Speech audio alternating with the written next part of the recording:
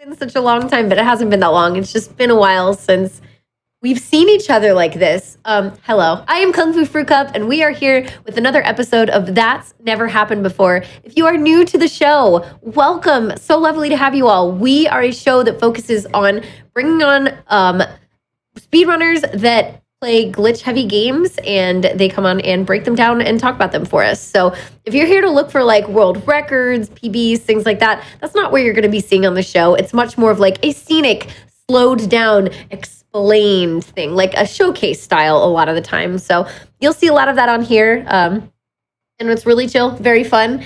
So today we are finally bringing on a Metroid game, which is awesome. So I am joined by a newer runner to the community, which is super cool. This is Satora. How you doing, Sat?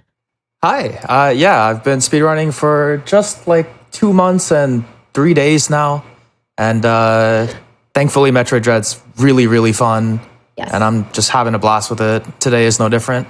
Yes. Hopefully we get the show off today. Yeah, it'll be great. And I think it's super cool that you are such a new speedrunner, because I was looking at leaderboards. Like, I do a lot of research for this show to be like, all right, who's doing what, and like, where are they at in the leaderboard, and what kind of runs are these, and like, would they be appropriate for the show, and all of that. And I saw this runner, and he's like, okay, you're like within the top 5. You're like number 4 right now. Super cool. So doing a great job with runs, and then hearing that you're so new to the speedrunning community, it's awesome. It's actually really cool to have somebody, because I've had people on who are like years and years and years of experience, which is also very cool on its own. But it's really great to kind of get this contrast of like, hey, you're new, you've like just joined. What's up? What do you think so far?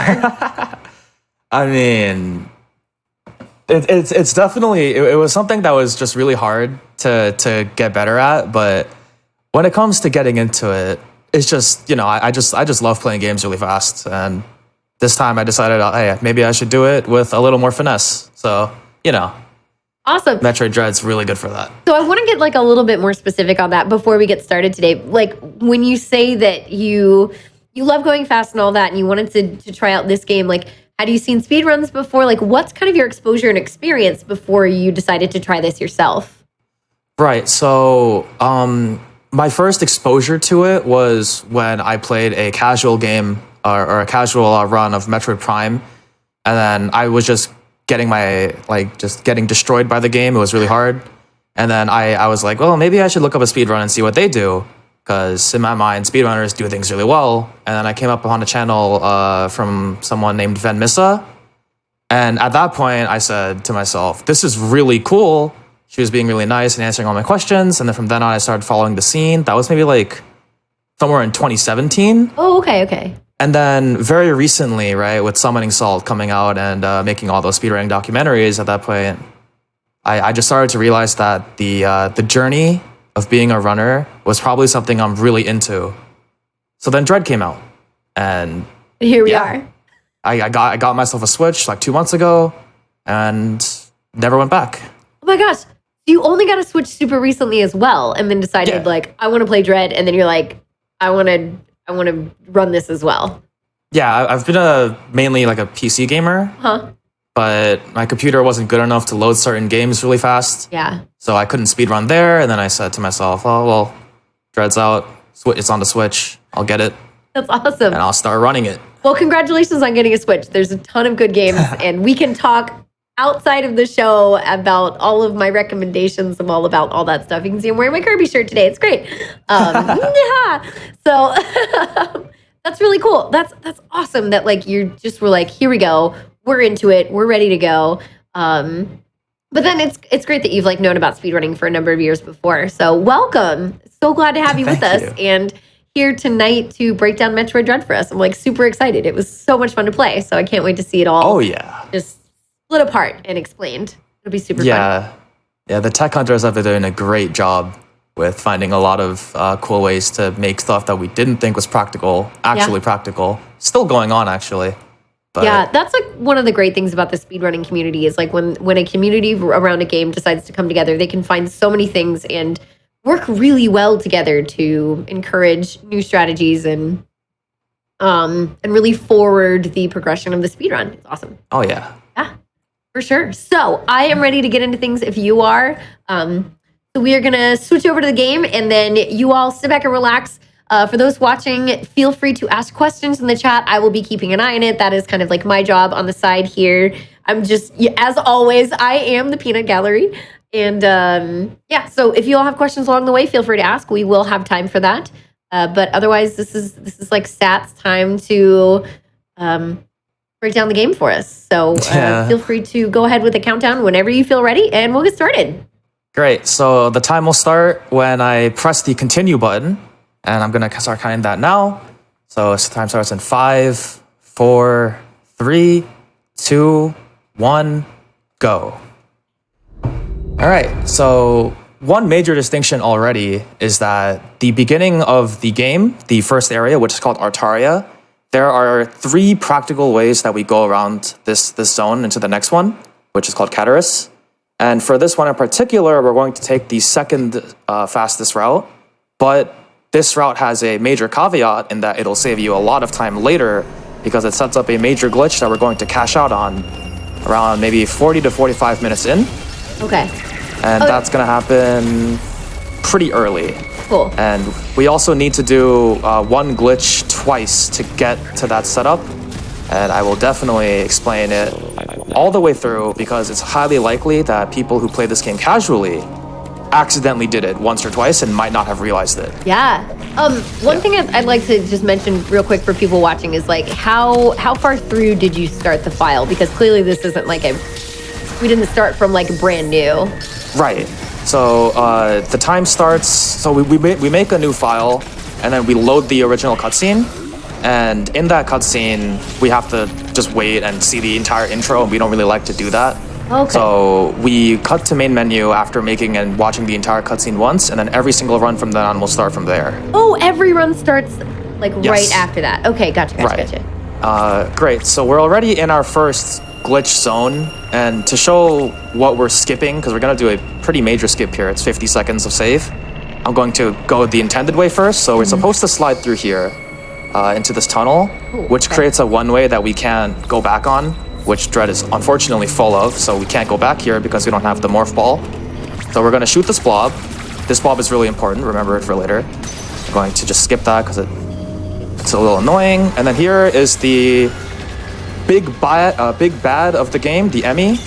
And this broken Emmy, watching it, parrying it, sliding under it, and then defeating the central unit that controls it, loses pretty much 50 seconds of total time.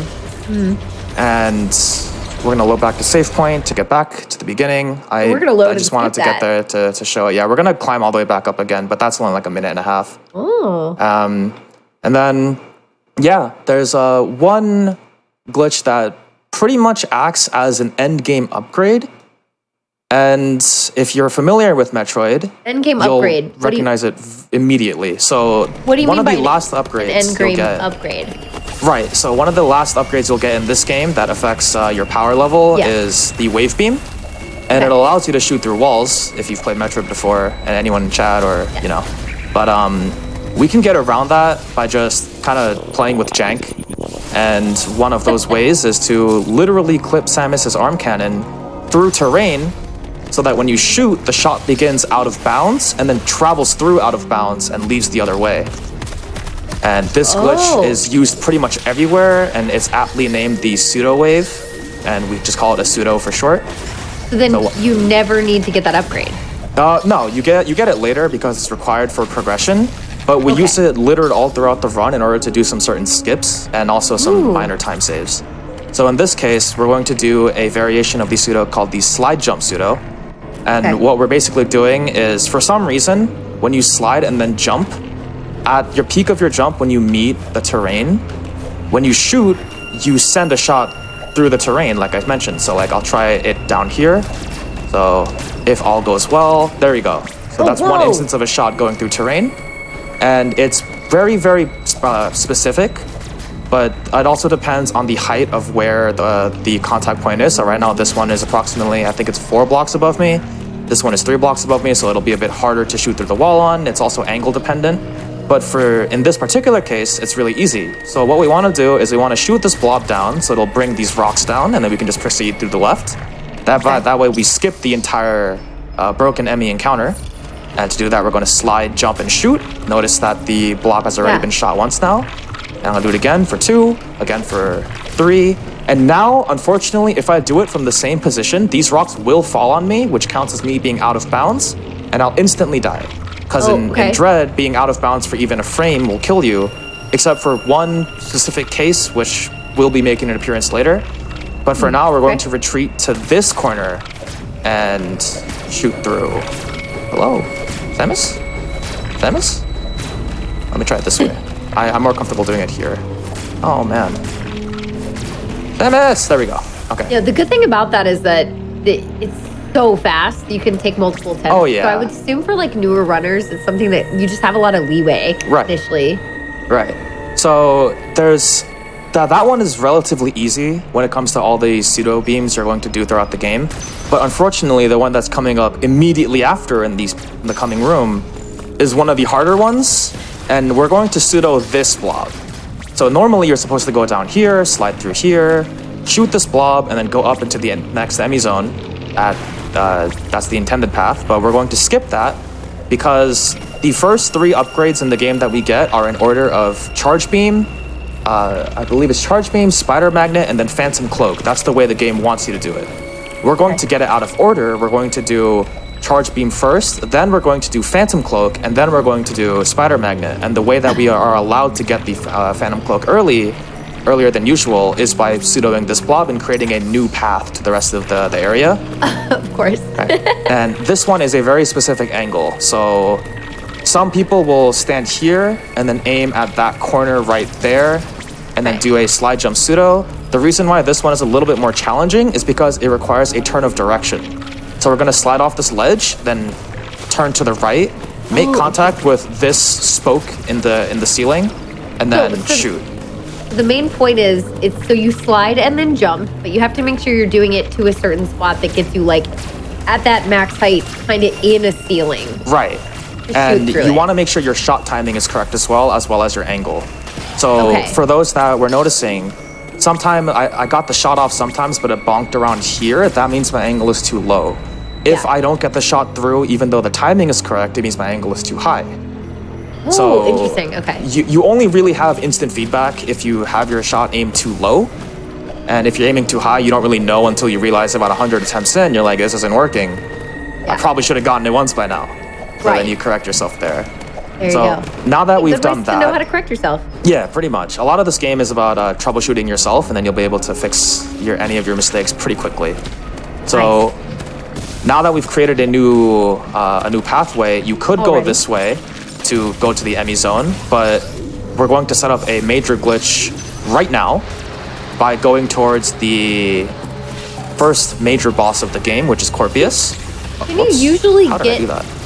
Can you usually get through, like get up that platform up on the left? It looked like it may have been too high for a normal jump, or was that normal? Yeah, so we can wall jump up there, but the door is a cloak door, so we need to be in Phantom Cloak in order to get past the detection. Right, that's right. Right. And funny thing about that is that, so right here, we're supposed to fight this boss and get the Phantom Cloak. And in fact, in the no major glitches category, we get the Phantom Cloak first for the rest of the route, because getting Phantom Cloak first enables the fastest version of Artaria. But obviously in this case, we're doing the second fastest, so we can have a faster route later. So we're going to reset the checkpoint here. And this is going to look really weird, because I just entered a boss, I didn't fight it or anything, I just left. And it's going to look really weird, but we get placed outside of the arena, so there's no harm, no foul. And the major effect of this will be seen later, and I'm going to try to point it out once I get there. And also, for those wondering how I was able to get through the store, even though I said, it's out of bounds. Yeah. Because, I should be spawning in the door, right? But since this room has never been loaded before, by the time I get past the door, that's when the door loads. Oh, weird. Okay, yeah. So you just did it fast enough. Were I to re-enter the room right now by leaving and coming back the same way, I would immediately die. So now we're going to... too late. You can't go back. Right. So now we have the first Emmy encounter. Fun fact, if you do nothing here, so will the Emmy. The Emmy only starts moving once you shoot this blob out, which I will do now. And then we just proceed forward. I love how fast the movement is in this game. Oh yeah, it's buttery smooth. so buttery. Yeah, that's a great way to put it. So we're going to just wait here. There is early somewhat Emmys. unintended strat where you can parry the Emmy on purpose by getting touched on purpose, but I don't want to be here doing that, and it only saves 3 seconds if completely perfect, and it's not worth it, because the door will open if you parry the Emmy and disable its detection. Gotcha. All right. Also, fun fact, I believe in randomizer situations, if you have the morph ball, you can morph ball through that tunnel that I slid under into the water, and it'll immediately turn off the detection. We don't know why that happens, as far as I understand. The water part will? Sliding through the tunnel in morph ball will turn off the detection, just in general. We don't know why. Weird. So right here, we're just gonna keep going. These blobs are in the way. These blobs are trolls. Sometimes they just refuse to die. Whoops. Emmy's gonna be right in front of us, no fear. I might look like I'm about to die, but I'm gonna go right over it. Whoa. Yeah, the dash melee in this game, which is unique to this game so far, thankfully, it gives us a huge burst of horizontal momentum. So we can get over gaps like that and reach places that we normally couldn't with a standard jump or something. But yeah, I love the dash melee mechanic in this game. Super cool, yeah. It's not just for combat either. Like, we can skip entire ledges with it and other such things. So, just a quick unintended strat that I'm going to point out, which I'm not going to do because it is triple frame dependent. Ooh. As in, one part of the trick will influence the rest of the trick. Okay. And basically what I'm going to do in this run is I'm going to go down these slopes, shoot a blob out in the water, which will drain the water since there's a new place for water to flow, and I can proceed onwards. But if you do a really precise trick here, you can get up to this slope, the slope platform here, and it's called the Artaria slope skip. And this allows you to pretty much go over the water and just skip having to go through all the water in the first place. Whoa. Water is slow, right? So that's it very, looks very hard to get. It's very hard to get. It looks something like this. I'm not going to do it right, but it looks something like this. And then what you're supposed to do is bonk your head on this corner and then respin to fall on the platform. And for those wondering how I jumped off of thin air like this, it's an intended mechanic called the coyote jump. In fact, I'm pretty sure Nintendo hyped it up in one of their dev reports. Okay. If you slide off a ledge, you have some jump window to jump off, even though you're jumping off of completely thin air. You're gonna see me doing that a lot as I move through the game. Gotcha. Right, I'm spamming jump through the water because airtime in water is just faster.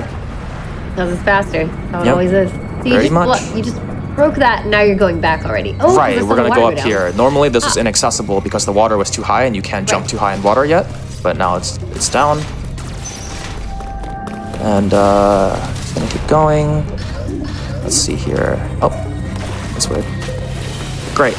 So this is one of the beginner level tricks that we have in the game. It's not really a glitch, but it looks really glitchy. You're supposed to go here, stand on the water like this, the platform. It'll raise the platform under us, and then we can slide into the next room. But we can also manipulate the ceiling slope right here and just go up here instead. Oh my gosh, what? And that skips the entire raising of the water, and it also skips having to worry about the Emmy being very mean. Yes. That was awkward. Yeah. It looks really glitchy. I wish it was like an actual glitch, then I can flex that I do a glitch like 2 minutes in, but... Right, but we're not quite there yet, but it is very cool. Yeah, like a movement glitch like that anyway. So we have the charge beam, and there's an immediate quirk with the charge beam that I'm sure a lot of people have also accidentally done before, and it has to do with actually charging the beam. So the normal charge beam cadence is like this, right? Yes. But there are 2 ways to charge the beam extremely quickly and release your shot like more than halfway before you've charged the beam. And you can do it by anytime you're in the charge animation like this. I'm letting go early here in the charge just to show that it's not charging. But if I turn around and then let go, I'll instantly let go of a shot. Whoa. Like this.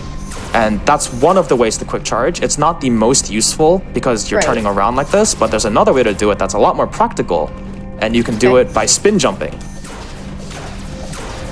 And this is insane for certain fights in the game because how are you getting the full charge is just with the spin jump? Right, so for some reason, whenever you're in spin jump and you're also charging, it'll just instantly let you release a charge shot if you let go of the shot button. That's awesome. I have no idea why this works. Not many people seem to do, because we don't have the code, but it just works like that, so you can charge really quickly.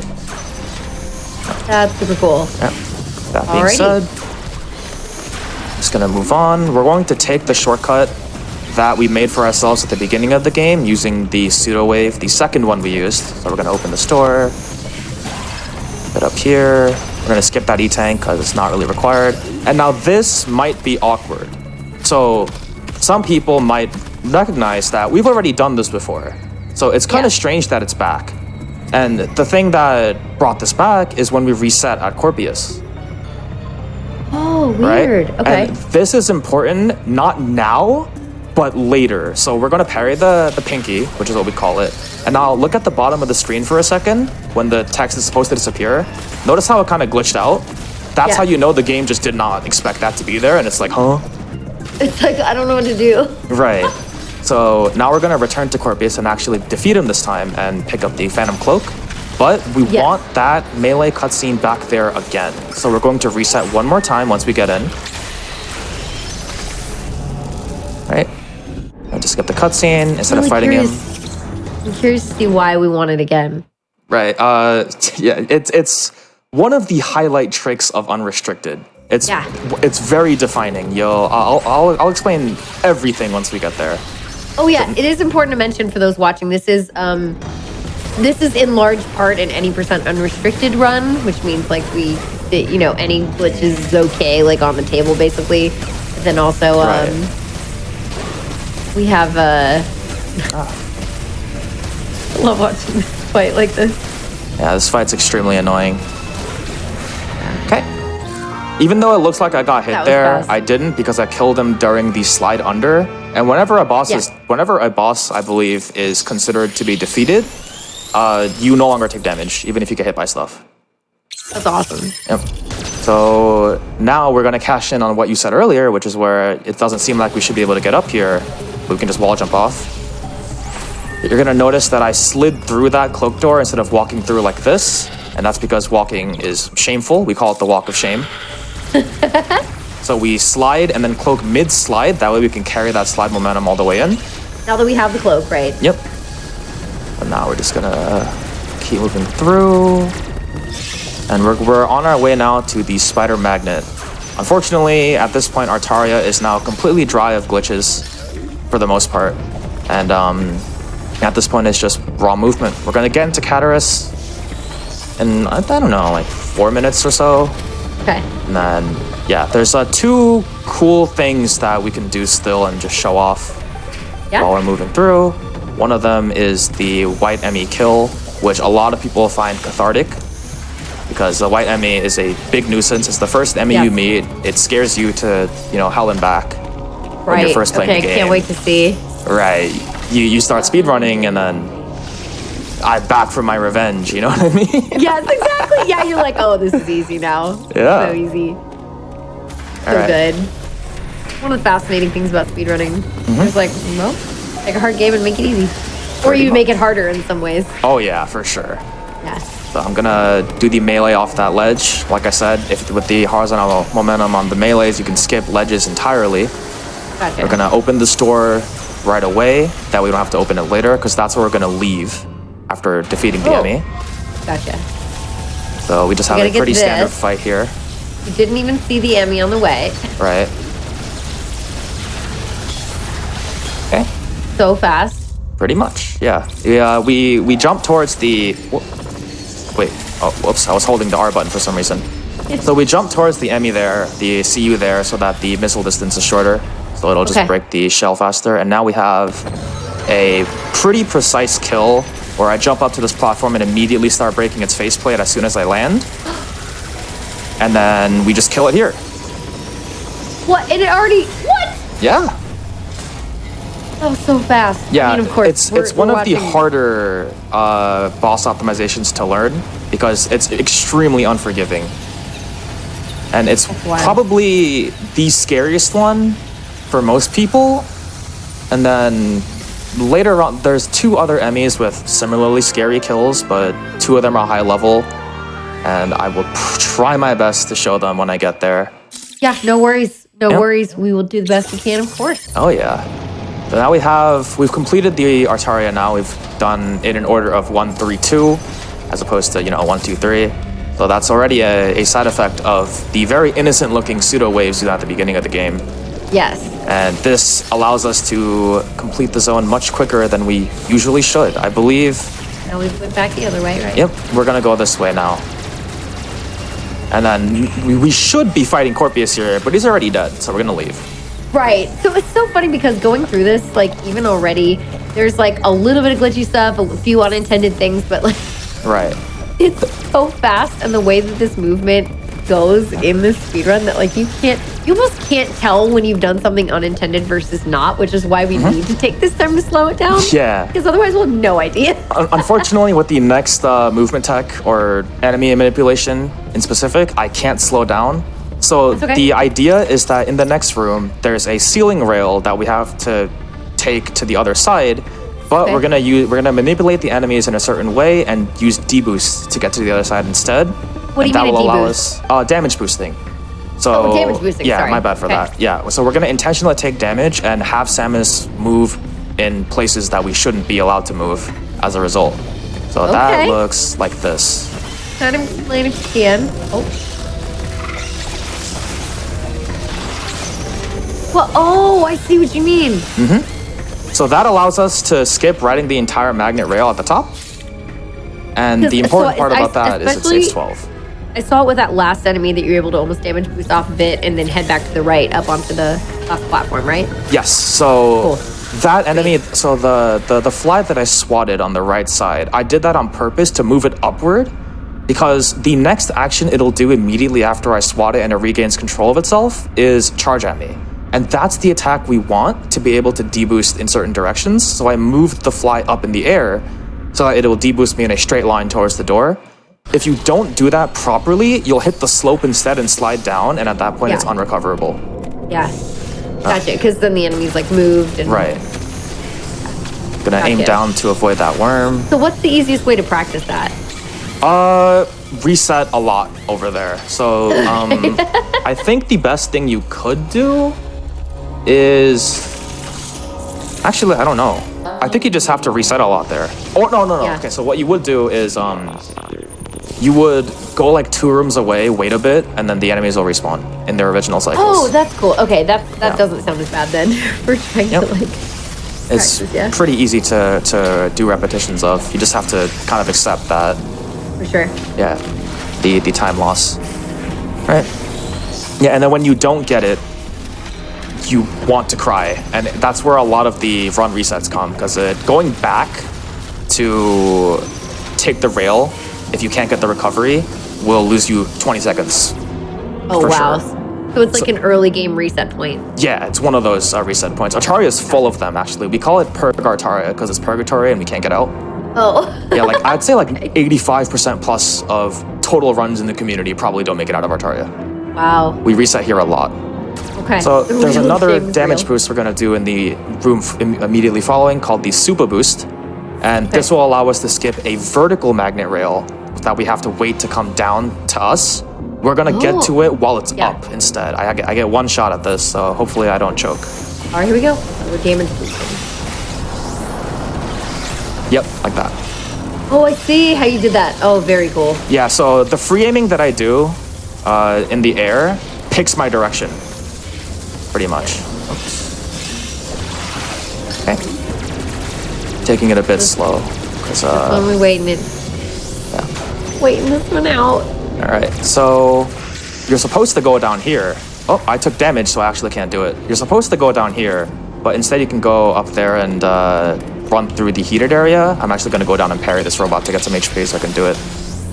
So we're going to take the rail back up. Okay, there we go. Yep, I'm full HP. This is really, really scary if you don't take the energy tank that's at the bottom of Artaria. You're supposed to have 1 right now if you go for everything, but it's not that bad. You know, just go through and ignore the fact that you're about to melt in a microwave. Oh my gosh. Yep. Oh, and you're able to make it through already. Yeah. Woo! But that's very close. Yep.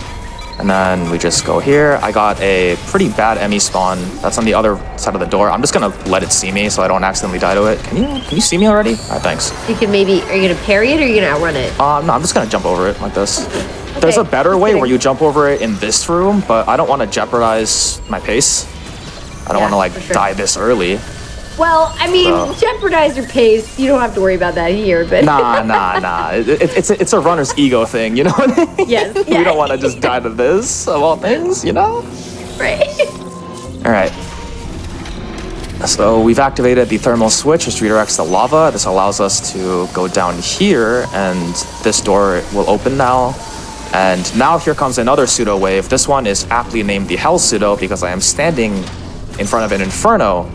And Okay. I'll go in just to show. I can only go in for a little bit because I have one E-Tank, but we're going to pseudo the button that's at the top right there, the glowing green button. And we're Okay. going to slide jump into the little nook that the ceiling slopes create and hope for the best. I'm gonna hop out and try again. All right, Oh, nice. You can recover each time. there it is.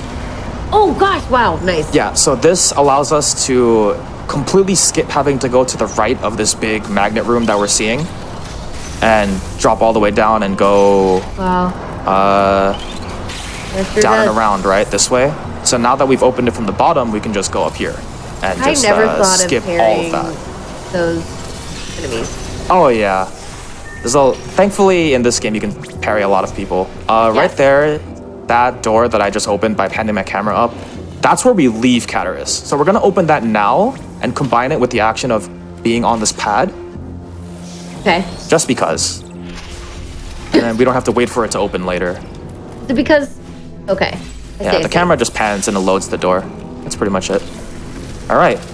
We've got possibly one of the biggest tricks ever discovered in Dread, and it's Oh, called here the we Atom go. Skip. Atom This skip? is yeah. So Okay. it's aptly named. So right about somewhere around here. So we're supposed to go down and around all the way to make Yeah. it to the other side right here because the magnets aren't powered since the power isn't turned on. Correct. Okay. In this quadrant. So right around here, there's an atom that kind of tells you to, like be scared of Emmy and stuff. I believe that's part of the dialogue. Okay. Something about the Phantom Cloak.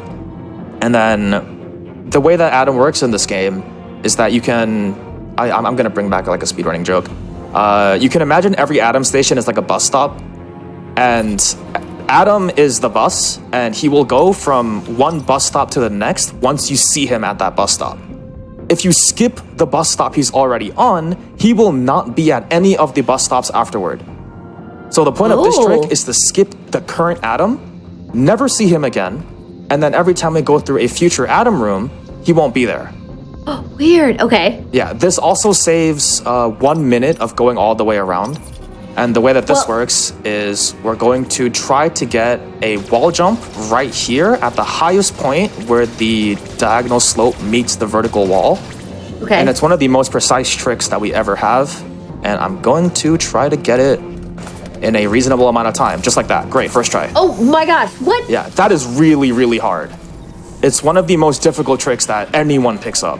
Well, I would never know. So it's just, I mean, but that's just specific movement. Like you just have Yes. to nail it on that Yeah. tiny bit of wall. You just have to get it. If you don't get it, that's another one of those reset points, pretty much. Not even like a glitch necessarily. It's Yeah. just, Thankfully, it's followed up by a glitch. It's another pseudo wave. Instead of sliding down here to shoot this button, we're gonna shoot it from here. okay. My gosh. This ghosting Right? Adam. Okay, so, but not only would that save you that 1 minute of running around, but how much time is that going to save you cumulatively through the run? Because you need to go into all these rooms and you usually have to like connect into the system and talk to Adam and stuff. Like, Right. So, you know how much extra time that might be saving? Yeah, so in No Major Glitches specifically, I'm not too sure about the other routes, but in No Major Glitches, it saves 3 minutes and 30 seconds in total. Oh my gosh, it's But huge. it's really massive. You could be there for 2+ minutes and still save time. Right, and what's the current world record for no major glitches and for unrestricted? So on speedrun.com, I currently hold the No Major Glitches world record at, I believe, 113.03. And Okay. I believe B-Dog owns the unrestricted record at 110.47. Cool, that's awesome. So So we're just gonna proceed through the rest of Cataris here. Skip that ledge. Put on this magnet. I feel like this is something I would typically ask later, but I'm just super curious since you're just moving around for a bit. As you're running through this game, especially as a newer runner, and it seems like you're having a ton of fun with it, does this make you want to run other Metroid games and or like just other games in general? Oh, yeah. So I'm thinking about dabbling in Super Metroid. Okay. But I also Fair. know that that game is probably 15 million times harder than this one. So I'm a little afraid, but once I reach some of my personal goals in Dread, I'll probably do some Super Metroid runs. Yeah. I'm also maybe thinking about just finding a game outside of Metroid to speedrun. Just Sure. if it clicks with me, probably another Metroidvania. But Yeah. yeah, that's I mean, pretty there's much. There's a lot out there for you, and again, like the great thing about speedrunning is you can try a game, and if you don't like it, you just stop. There's nothing Yeah. holding you to it if you don't enjoy it. Yeah, we just get out, pretty much. Yeah. I just don't want to. Like, if it doesn't click with me, I'll just not do it. So I'm gonna explore Yeah. a lot. Awesome. That's Pretty super much. cool. All right, so we're gonna head into Dairon, our first visit, and unfortunately, our first visit to Dairon is extremely dry. So I don't know. I mean, it's gonna pick up. Let me think. I don't know. Oh, well, I guess it'll pick up in like 15 or so minutes. I'll try to make it as quick as possible.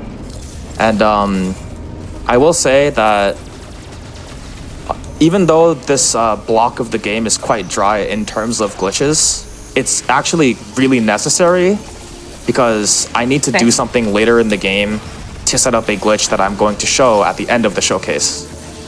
Oh, And, great. Okay, so yeah, part of that it's- is preparing it now. Right. So I need to get to a specific point in the game and make a save. Okay. All right, so that's what. Did you want to give like maybe like a hint or overview or something of like what we're going to be seeing later on as you're working toward so it? at the end of the game, the big one that I'm going to show at the end of the game with a very complicated process. I'm just gonna tell you to watch the time. Okay. That's Watch the time. Yeah, just take what you will about that. And also, I mean, I guess another thing I can say is, how powerful do you feel right now? Okay. Yeah, I'm Interesting. making it cryptic on purpose because I want Cool. it's gonna be a shock if I do it. I'm gonna try my best Okay. though. All right, so we got Alrighty, the wide beam. As we're moving along, Mm-hmm. you just got the wide beam. Okay. All right. Oh, oops. So the wide beam allows us to basically shoot 3 of the power beam that we had at the beginning of the game at once. It also allows us to push that wide beam block that I just pushed with a charge beam.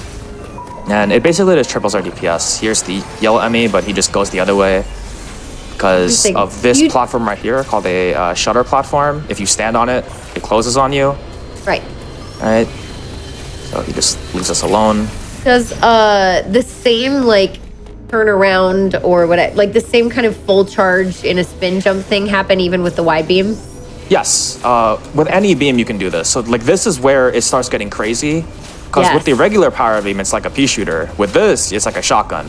Yes. Okay, cool. Okay. Yeah. I'm glad that still works. That's awesome. And it also is important because let's say, for argument's sake, you miss this, right? You can just do a quick charge turnaround and then just get wow. a really quick attempt one more time.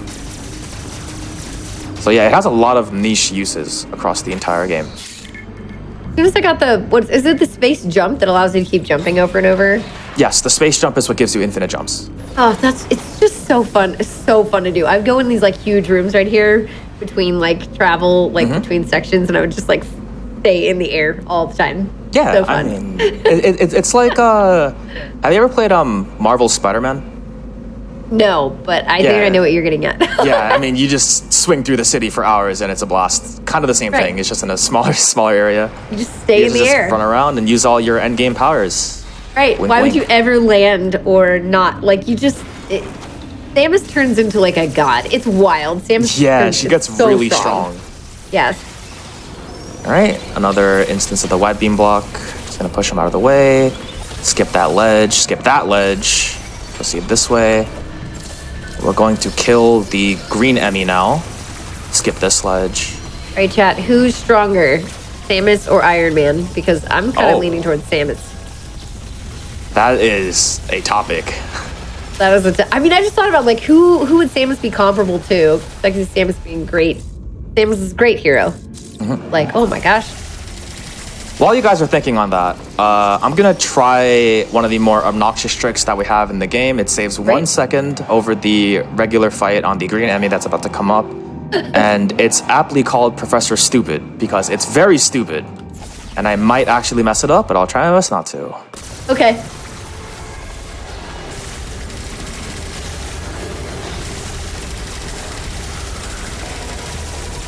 Oh, well. Recovery Did you mess it strats. up? I didn't break the faceplate in time, so I gotta back up. But you're supposed to be able to kill that on that platform. I'm not gonna try it again. Okay, so really because, close, you know, though. yeah, but it gets extremely close. Yes. Yeah. I had my jump down to the platform had some bad distance. I didn't create enough distance, so I had to jump earlier than usual, and then it messed up on my timing, but it is what But still, it is. I can tell what you were going for, and that was really, really close. Also, interesting, depends on the Iron Man. But yeah, it seems like most people are like, oh, Samus. Samus is a genetically modified super soldier. That's very true. Well, Iron Man has tanked a moon. Has Samus tanked a moon? I don't know. I mean, but let's say by the end of this game specifically, Samus literally runs through enemies and they just evaporate. That is true. But they're all organic. Iron Man evaporate. isn't organic. Yes. Maybe he has some like shield or something. I don't know. I don't know. Oops. I'm just gonna go up. So now we're going to get what I think is the best suit design in the entire game, and also in every Metroid game ever. It's the Varia suit. And for on Varia, and then in the next 4 upgrades, it's gonna be pretty dry, and then we're gonna pick up immediately.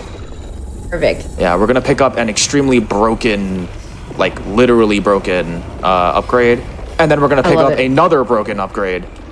And if you combine 2 brokens, you break the game in half. Yes. Yeah, you're like, so we discovered that this upgrade that you get suddenly can just open the entire game up, and here we go. Like, that's happened in one of the last shows we had. There's another kind of Metroidvania style game that was being shown off that had something very similar. It was like, oh, we got this one thing, and now the game is totally trivial. I wouldn't say it's trivial in this case. It more has to do with the route implications going forward. And we also have to remind ourselves that we are carrying a glitch that we set up at the beginning of the game.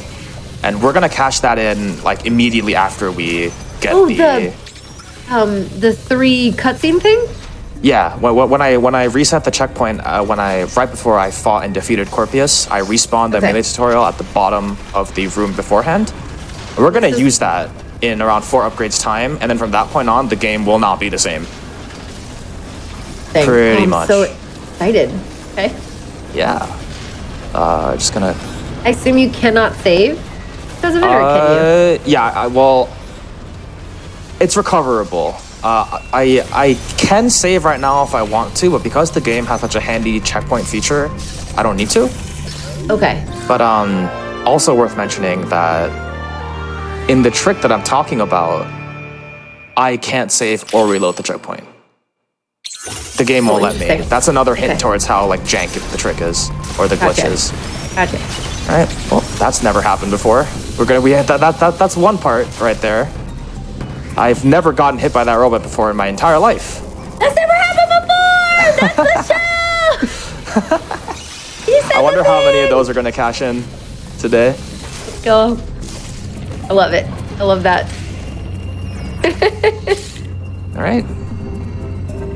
Going back to Cataris, this game is full of these teleporters. We use them all the time. In fact, the NMG category is often referred to as like some variant of teleporter insert word. Like I call it the teleporter maze.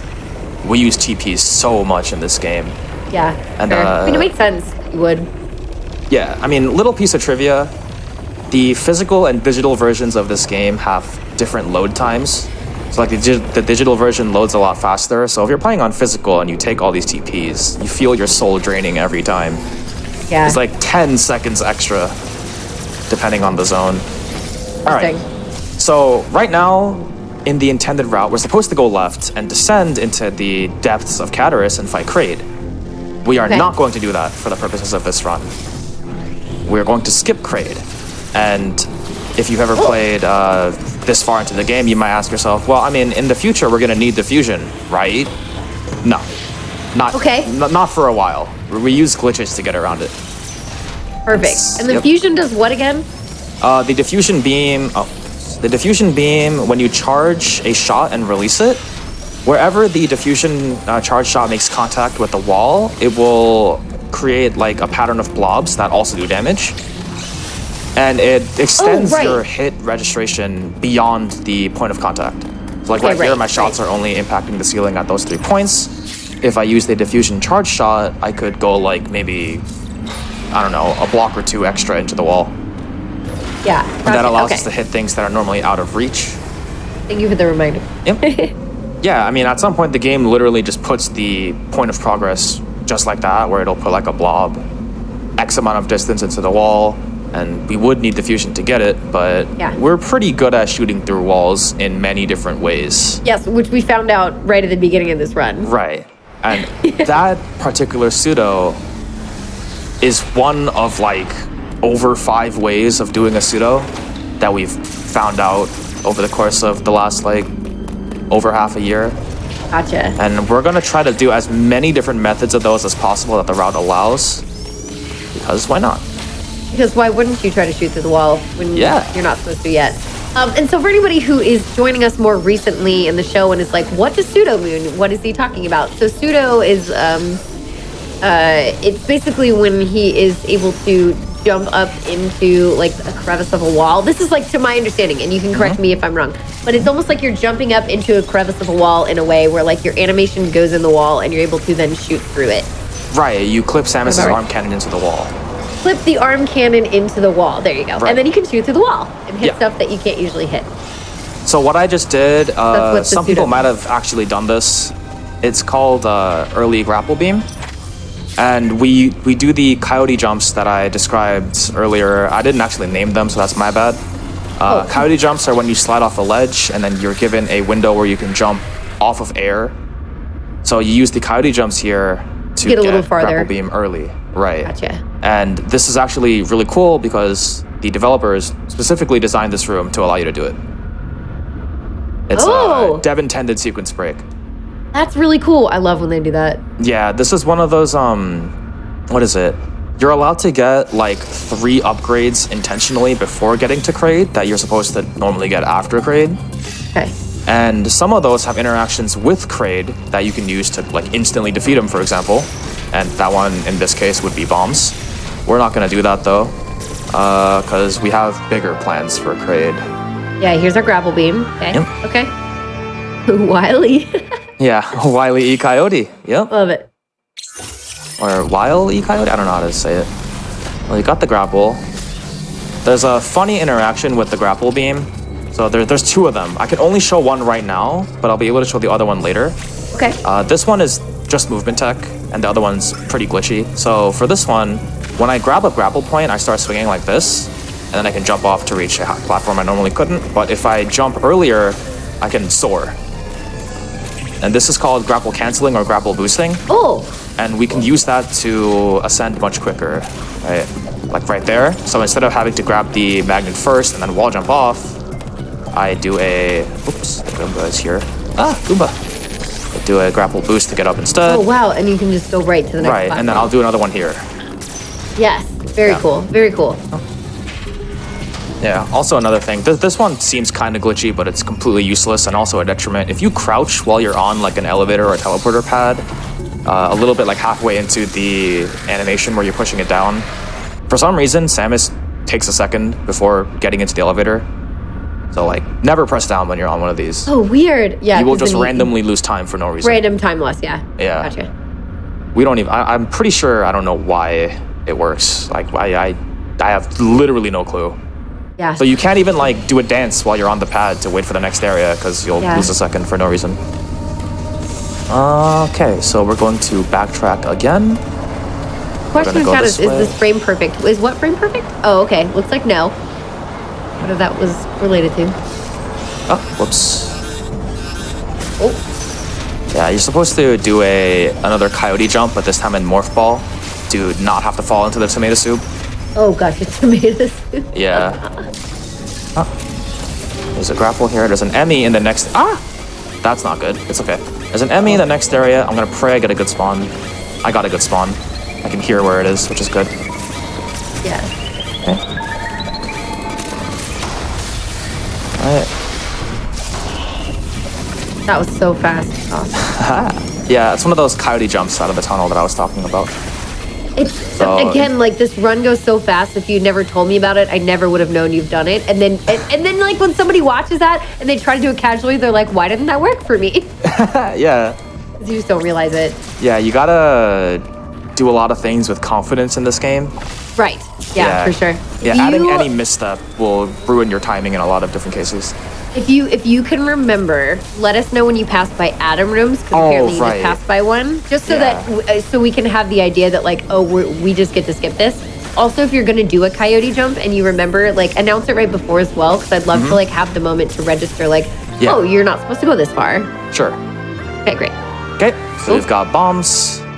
And some people get bombs now because they went on YouTube and saw that you can use bombs to kill Kraid extremely quickly, and they say, I'm gonna go get bombs now.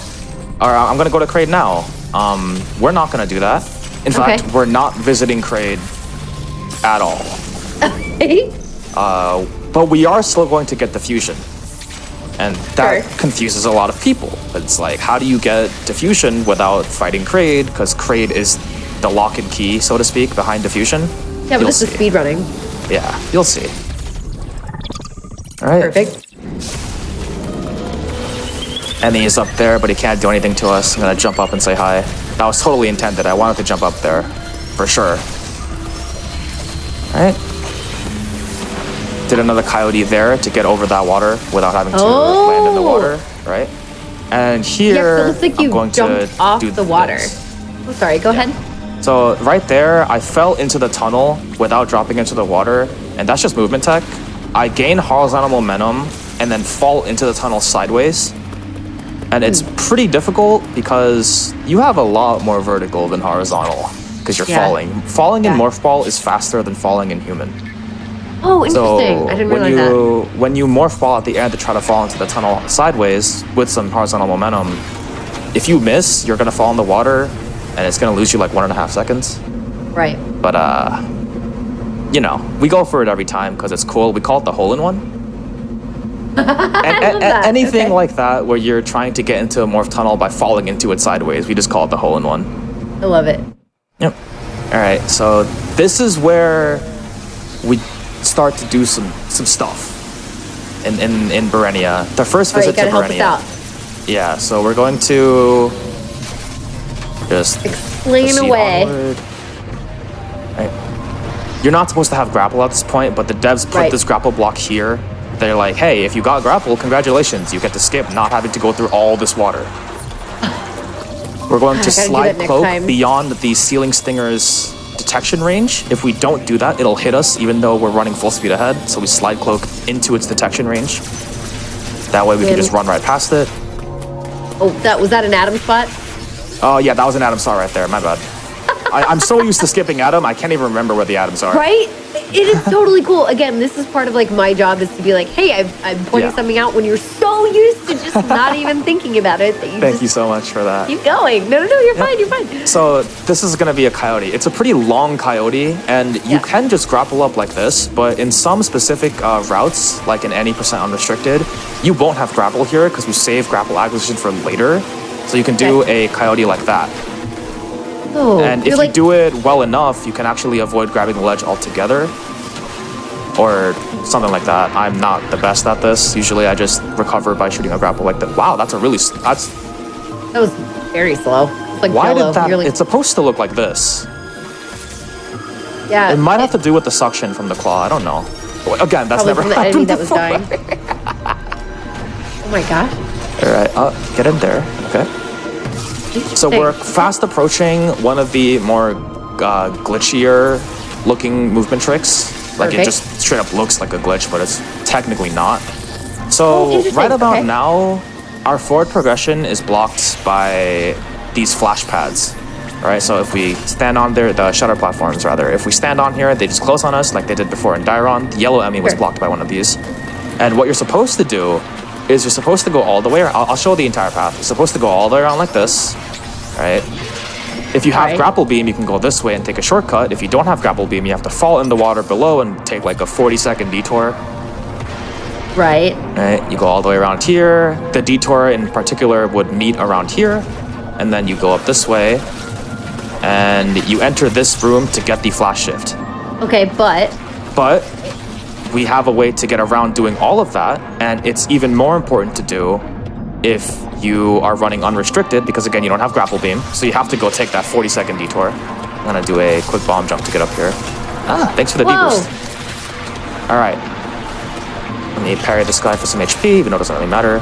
So the way this shutter platform works is around a morph ball sized zone above the bottom of the platform is a detection range. If you're in the detection range, the door will remain shut and it will act as if you're on the platform.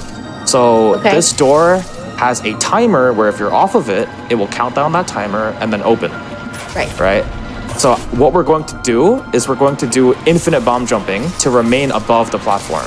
So infinite bomb jumping is just in every Metroid game pretty much where you can get infinite height and just keep jumping up and up with bombs. We're gonna do that here. As long as, Oh, well, I'm not gonna do that method anymore. I'll go back to mine. This might take a couple minutes. Not a minute, but like a couple seconds. Oh, so close. Oh, so close. That's really cool. So the BPM for the bombs that we're placing here, it's roughly 150 BPM. And we actually have some songs that we use as metronomes for this. Oh, come on.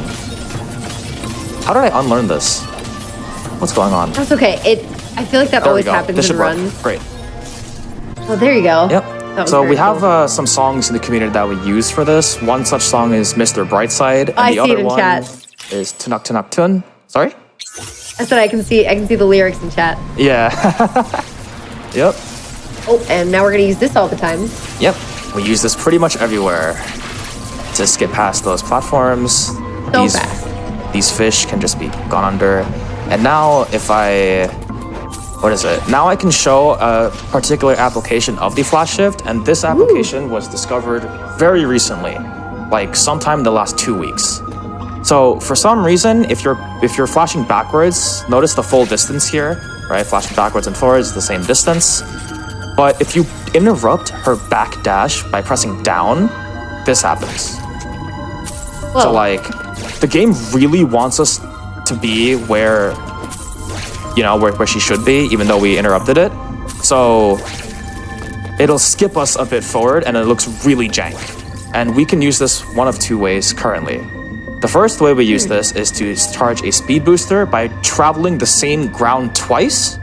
Because we're going, like, while it does the backslide at the end right there, we can technically run forward and charge a speed booster, and that'll allow us to go over that same ground 2 times, and it can get us a speed booster in a space that we normally couldn't get. I can't show that off reliably because I'm not good at it, but there is another application, and it's called ledge warping, and I'm going to try to get it off here. If I don't, then it's okay. There's another way to do it in the future.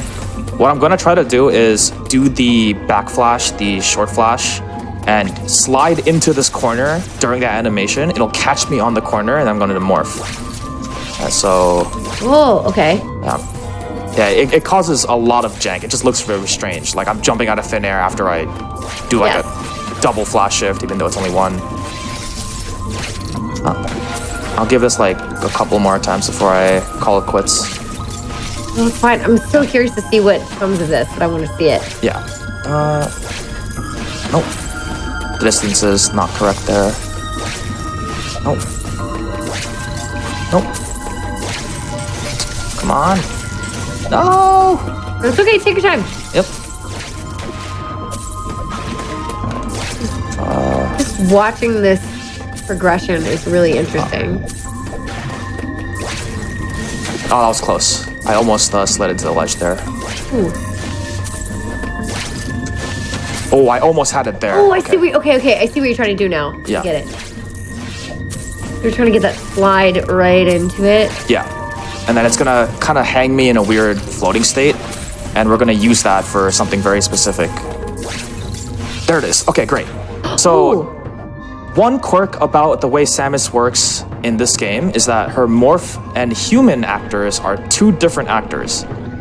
So what I just did there was I stored Samus's human position Yes. at the top, and her morph actor is where it is right now. So I'm gonna bomb these blobs up. There you go, there's one. And I'm gonna be very careful not to unmorph here. Very, very careful. I hope it worked at least. There's a chance that it didn't work, and I'll just show it again later, but... That's fine. All right, so now remember that Samus's state is technically mid-air on that ledge. So I'm going to unmorph facing left in the air. Whoa! So I've warped all the way back up here. This is called ledge warping. Because that's where it thought that the human version of her was. Exactly, that's where human Samus was. Oh, So then what you that skipped allows going us all the to way back do over. is not have to travel all the way up. Obviously, you want to do it more efficiently than I did, right? But Yeah, well- in this case, you don't have to wait for the water to go down. You don't have to climb up through the water. You don't have to deal with the fish in the water. You just kind of warp really back cool. up. We used this a couple times. This is another way to set it up. This is the one without the water, and it's actually frame perfect. So what you're going to do here is jump towards the ledge like this and neutral stick. So Samus does this mantle animation that you see, Yes. and we're going to morph ball 2 frames before that mantle animation would take place. And if you do it right, if you notice, I'm gonna do it too early a couple times. Samus just kind of flops down onto the floor, Sure. Okay. right? But But if you do it with the right correctly, timing. right? If you do it correctly, well, I kind of smashed it twice in a row, so I'm not sure what's going on here. There it is. So if you do it right, you know you did it right because Samus lands on the platform. Okay. And now I can go wherever I want. I'll go back down again for giggles. And then just come back up when you unmorph Aw, midair so facing that cool. same direction. So weird. Yeah, Very cool. there's one more piece of jank with this, and it has to do with the frame window. So if you do it 2 frames before you get the mental animation, you do a ledge warp. If you do Okay. it 1 frame before, you get spaceball. And it's exactly as it sounds. I'm gonna try to get it. Oh, I'm getting ledge warps instead. There it is. Oh, So this has literally no practical usage. it just throws you up. It just throws you into the sky. And Well, honestly, I don't know why this happens, but it happens. There's nowhere that you need that boost. Nowhere. I guess there's Not yet. not yet. Yeah, Okay, so because you have this now, I mean, is this why don't we use this in other areas? So the problem with ledge warp is actually just the setup. It can only warp you back to where you stored it, which means that you were there before. So the only practical way to use this is to get back to a position that you probably can't access as you progress. Then Like, you so- probably also, I mean, you're so much faster when you're not in morph ball form for the most part that it makes sense. I guess like you only want it for like the water because it's whatever, you're slower anyway or something. Exactly. So in Okay. this particular case, the water is so slow, we can just warp out of the water and progress this way. So theoretically, you could do this in other areas of the game. It just won't save you any time. Oh yeah, you can do it anywhere. Like I was doing it on this ledge. I'm pretty sure I could do it on this ledge. Can you?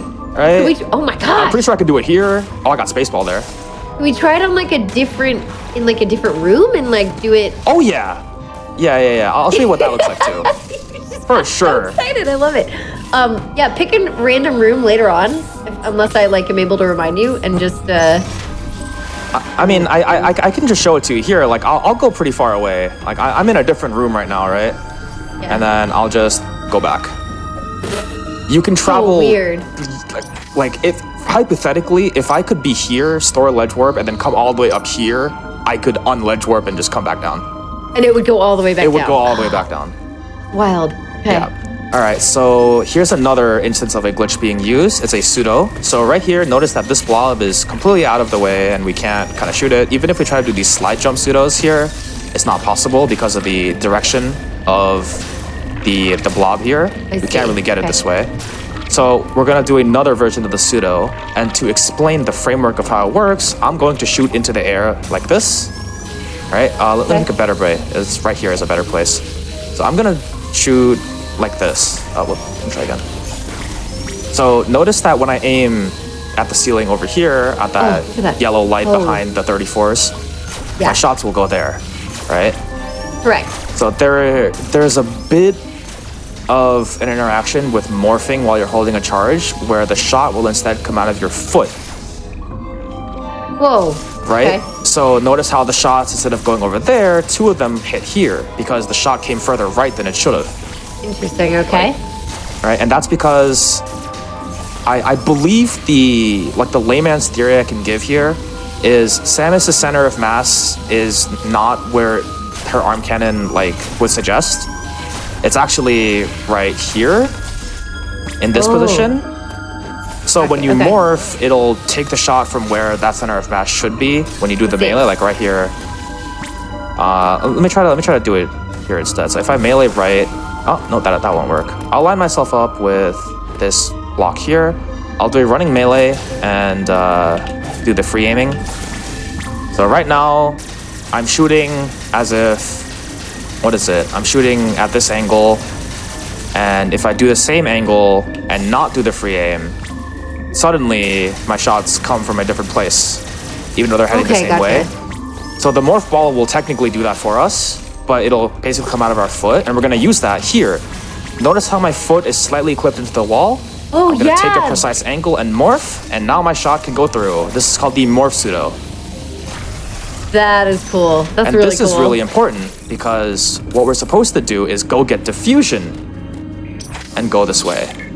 But we don't need that. We don't need that. We'll just skip diffusion and proceed anyway. Of course not. When you can shoot through walls, you don't need much. Yeah, we don't need much at all. Anywhere where we can shoot through walls, we just go for it. Also, the questions we had in chat were usually, well, the last couple was hey, what happens if you go through a door with a ledge warp? So, I mean, I prompted you to answer that before, we could even get to the questions. Yeah. We've already had that answered. Pretty great. All right. This is very cool.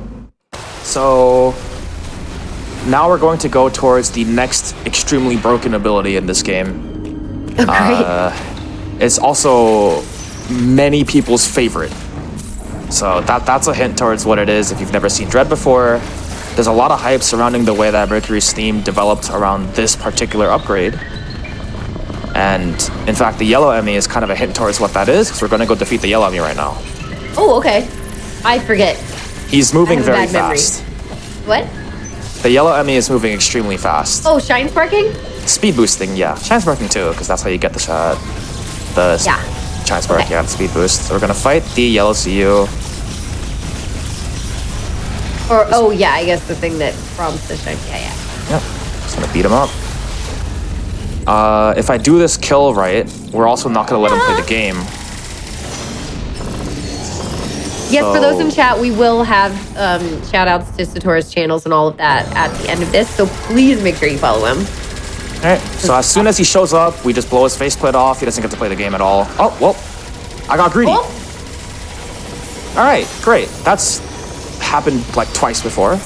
Okay. Honestly, I wanted to just not let him play the game, but I guess he was feeling really persistent, so he got to play the game. Alright, so now we've gotten the speed booster, my favorite upgrade, and a lot of people's. So the speed booster in this game is very broken. Yes. Especially combined with other upgrades. So there are a few bosses you can just walk in and they die, right? Oh yeah, you can. So shine sparking bosses, it'll either do 50% of their health or 100% of their health. I would love to see an example if you don't mind. I will. It's going to be one of the major implementations of a glitch I'm about to explain. So exciting. So this glitch is called shine spark clipping. So what happens usually is, out of bounds travel isn't technically possible, in traditional ways ever, like how it should be. But in certain places and with certain combinations of upgrades, you can actually travel through floors. And the way we're gonna do it is I'll show how it looks like first, and then I'll actually explain all of it. I need to figure out where I want to do this. I had a place in mind. Okay. I was practicing it before. Oh, I think it was back down here. Let me go back down. And there's so much tech in here that I'm just like, I never thought about adding these couple of things together. Right. I believe I was practicing this earlier here. Yeah, great. Wait, was it here? Or was it here? Oh, it doesn't really matter. I think it was here, actually, yeah. Let me find a different place to store this speed. Let's go here. Okay. Hello? Try that again. I'm gonna show what it looks like first, like I said. Oh, and I died. But yeah, that's a sneak peek of what this looks like. I picked the worst place to do it, probably. It's just a side effect of me forgetting where I practiced this. Wait, so how did you do that? So it's a combination of 3 particular upgrades that we have. And it's the flash shift and the grapple beam and then the speed booster. So essentially what's happening is we're going to do something called the flash slide, which looks like this. Which looks like that. Oh. So what we're doing is we're holding our flash shift button to glow blue, and then we're going to buffer a slide into it and get a flash slide. Weird. This animation is extremely weird. Like, already you can see, like, I'm going into a tunnel and then just, like, popping out. Coming back out. Right. Yes. That's probably just jank. And then there's, if I do it against a wall without a tunnel, up there, I guess it's good. Right. You kind of, like, go in and then pop out. Yes. So and then we're going to combine this by turning around at the same time, and then this happens, right? Where we kind of just go backwards a little bit into the wall, and there's one moment in that flash slide turnaround where Samus is out of bounds. She's in the floor. Okay. And then when we wind up a shine spark, like I'll show what the wind up looks like. It looks like this, where you store, you press B, this wind up right here. That's when she starts sinking into the ground. So thereby calling it the shine spark clip. Oh, right? When you're activating it. Right, because we press the B button to do the wind up while she's in the floor, and then you get that, where you sink a little bit. Yes, I see, okay. And then to proceed into the floor, we do a slide. But remember what I said earlier, if you're out of bounds, you die. So the way that, I'll show what that looks like. Right, come on. Nope. Timing is just a tiny bit precise. That's okay. So we're gonna have to go over this movement again, like right after. Yeah. So I sunk and slid and I died. Yes. And that's because out of bounds is an instant kill plane. But remember when I said about the grapple beam, there is one application of it that just kind of combines with what I'm doing right now, and it makes it completely feasible. When you're shooting the grapple beam, you are immune to out of bounds. What? Completely. If you're in the death plane, you will be alive still. Like, you won't just die. So will you just keep falling through it? Right. This is really, it might just be the tunnel being a little bit weird with my slide, but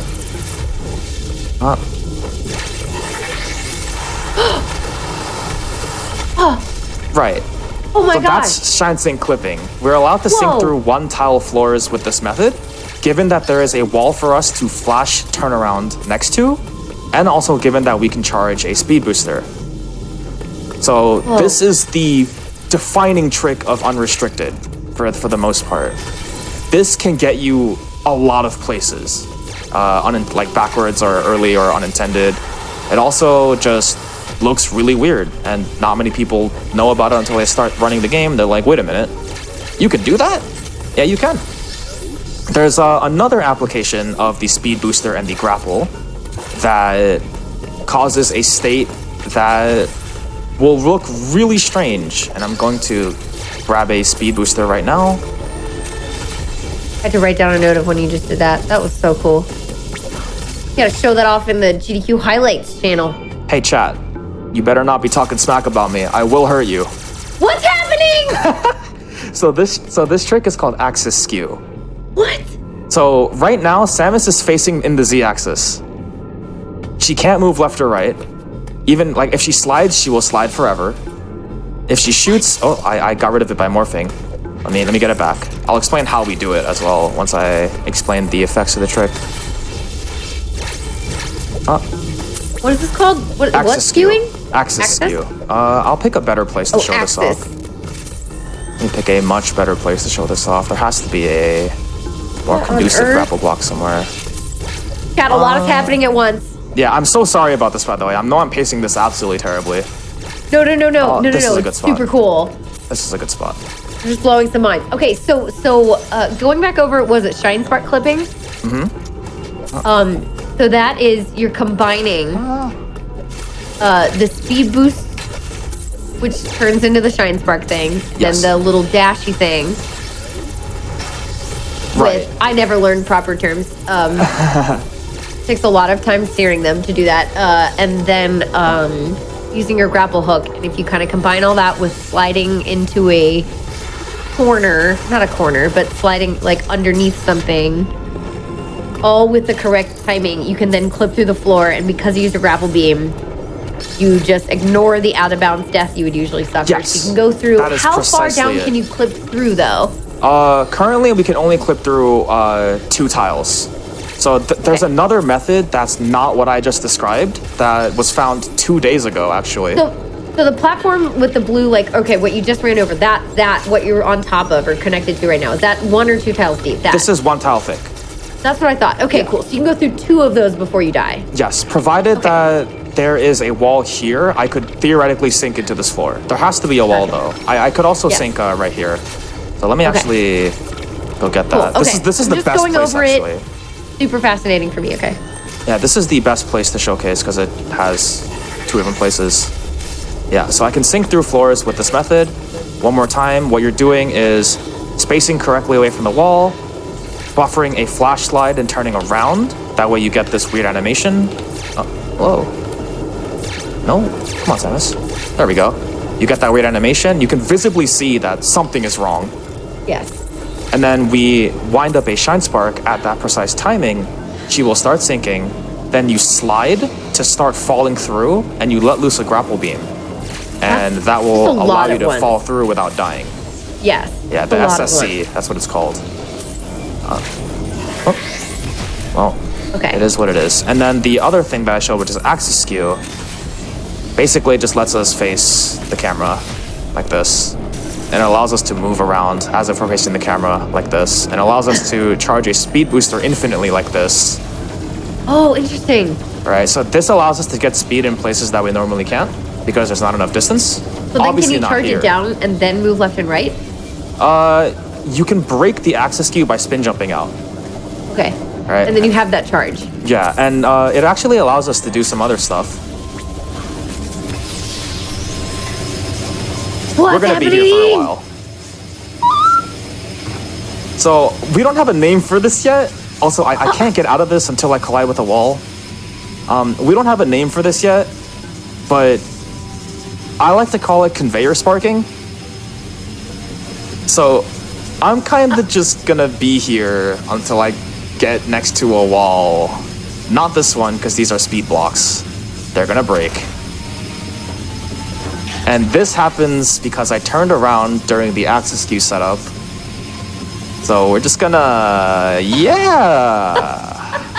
I can't stop this. I have to keep writing all this down because this is so visually cool. This is really cool. There we go. Now I'm, I've stopped. Once you run into a wall, it'll like cut it out. Yeah, that has no practical use at the moment. Yeah, okay. I didn't think so. It's really cool though. Yeah, so to explain the setup of the axis skew, what I'm doing here is I'm going to charge a speed booster, store it, aim straight up at the magnet, jump magnet, hold down, and then spark down. And that allows you to do this. If you turn around during that hold down, spark down, you get what I just showed you, which is conveyor sparking. I'm gonna call that from now on. That's gonna be the new name for it. If anyone disagrees, you're wrong. Conveyor sparking. Yeah. And we can also move around with this. So like I said before, you usually can't because if you spin jump, you break this state. But if you cloak, you can move around and keep the axis skew pretty much anywhere you want within the range. But until you then run out. Right, until you run out. So here, this platform is too small. I shouldn't be able to charge a speed booster. But I can here, and then I can jump out of it and do some stuff. Whoa. Yeah. This has one major use at the moment. Okay. And it's to get a item that, for 100%, that you aren't allowed to get because of your upgrade limitations. I'm going to show that later. Yeah, I'd love to see that. Yeah, but right now we're just trying to show everything that the speed booster with other stuff can possibly do. And the two major ones right now are Shine Spark Clipping and the Axis Skew. And this. We're going to be here again, but I'm going to load the checkpoint to get rid of it. Okay. It takes way too much time. Yeah. All right. That's very cool. Okay. So, where am I? Oh, right. I killed the Emmy here. Okay. Let's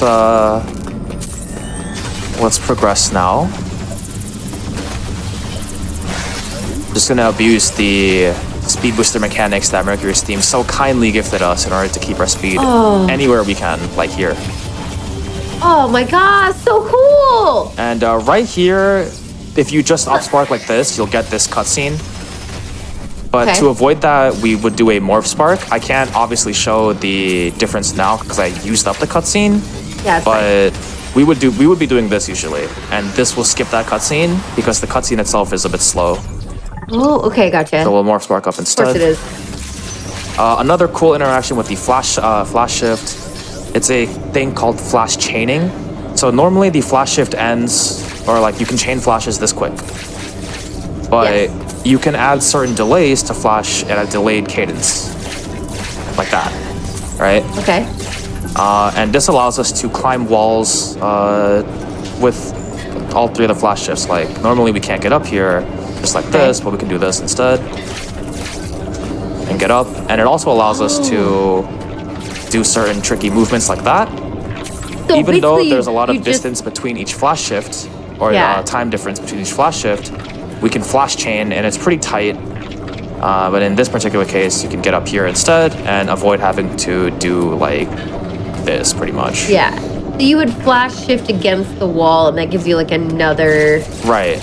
And then you would tap B twice, once to respin and again to wall jump. And then you can climb up walls like that. Another way to single wall jump is by using the morph ball. So the way that works is you wall kick off the wall, and as soon as you do, you let go of your left stick and you press morph and you get this state. Get this state right there. Yeah. Where you're kind of at an acute angle upward and you're floating. If you don't let go of the left stick, you're gonna get that instead because you're rolling forward technically. Okay. Like that. So you have to let go of the stick to do that, and then you could repeat this over and over to get as far up on the wall as you want. Gotcha. And yeah, that's one of the ways we get around here. We can do a coyote to get up to this ledge. We can do a morph ball single wall jump to get up to this ledge. We can do a flash single wall jump to get up to this ledge, and in this case also flash chain. I'm not sure if the devs wanted that, but we're gonna pretend they did. I'm gonna open these for later. Oh my gosh, because it was like on the way. That's very cool. Right now I wanna go here, and this is the start of the final trick in the game that I will show, or in the run that I will show. Just remember that I saved here. We're gonna use this much later. So, right, but this isn't, just because this is a final trick doesn't mean this is the last thing we're gonna see, because there's other stuff to show off, right? Yeah, pretty much. So we're just gonna proceed. This is not where you're supposed to go traditionally. Well, no, it is where you're supposed to go traditionally. It is not where you're supposed to go speedrun-wise. Yeah. But we're gonna go this way anyway because we're about to cash in on that trick I set up in Artaria. That reset the checkpoint. Are we... I'm just wondering. I'm just like looking at the time. So what do we have? So we have this big trick, and then what's that going to lead us into? And then what do we have after? Kind of just About the Okay, things so coming up. after this, I spent a lot more time than I thought I would. I'm so sorry. Oh no, totally. So we're gonna show this trick, and then it's gonna be another kind of big one, and then it's gonna be a pretty smooth ride for the rest. Okay. So there's two tricks coming up, and then those are the two biggest tricks of the run so far. And then yeah, that's pretty much where we're looking towards. So do you think? Is there any time you need like to take a quick break? Like when's a good time for a stretch break? What do you think? Yeah. So the time for a quick break would be after this trick. I think it's fine. After this trick, let's do it. Cool. Great. So we're going to go back to that room. Right here, right? Oh right. And what's funny about the state of the game right now is that right now, if we were like, you know how we skipped the broken Emmy? She's still here. And I'm gonna go in and say hi, because why not? Like, she's actually still here. And I have to be very careful to not slide under her, or else the game will crash. Oh, really? Yeah, if you morph ball slide into the broken Emmy, the game breaks. Interesting. Yeah, and it'll immediately crash you, and that would be really bad, because I don't have a safety save. Yes. Alright? Yeah, so you could technically come back here anytime you want after you skip the Emmy, and she will still be here. There is one trick in the game that allows you to leave this Emmy zone with her Omega Cannon, and it's called Elaine Steel. So, like, the Elaine is the community name for the broken Emmy. We just call her Elaine. And it allows us to go up here by shine sparking off of the Emmy, like using her head as like a slope to store and then spark up and go up here, because there's an invisible barrier here usually while she's active, and then we go up instead. It is probably the hardest trick in the game. Okay. And that's why I've decided not to show it, because I'll be here for 10 hours. Yeah. But it is possible. And actually, before I came on today with you, we had a runner who was doing a run with that trick as part of the route, and they were there for an actual hour. Oh my gosh. Just doing reps of that. Wow. All right. I was gonna say, is there like a video that you could like reference or like something to look up to like see that? Oh yeah. You could probably just go on YouTube and type Elaine Steel, and you'll find it. Elaine Steel? Yeah, Elaine. Elaine. Elaine Steel, and you'll probably find it. Gotcha. Okay, there you go. For those who want to see what that looks like. Yep. Okay, so right now the melee tutorial is active. You can see at the bottom of the screen. Yeah. Right?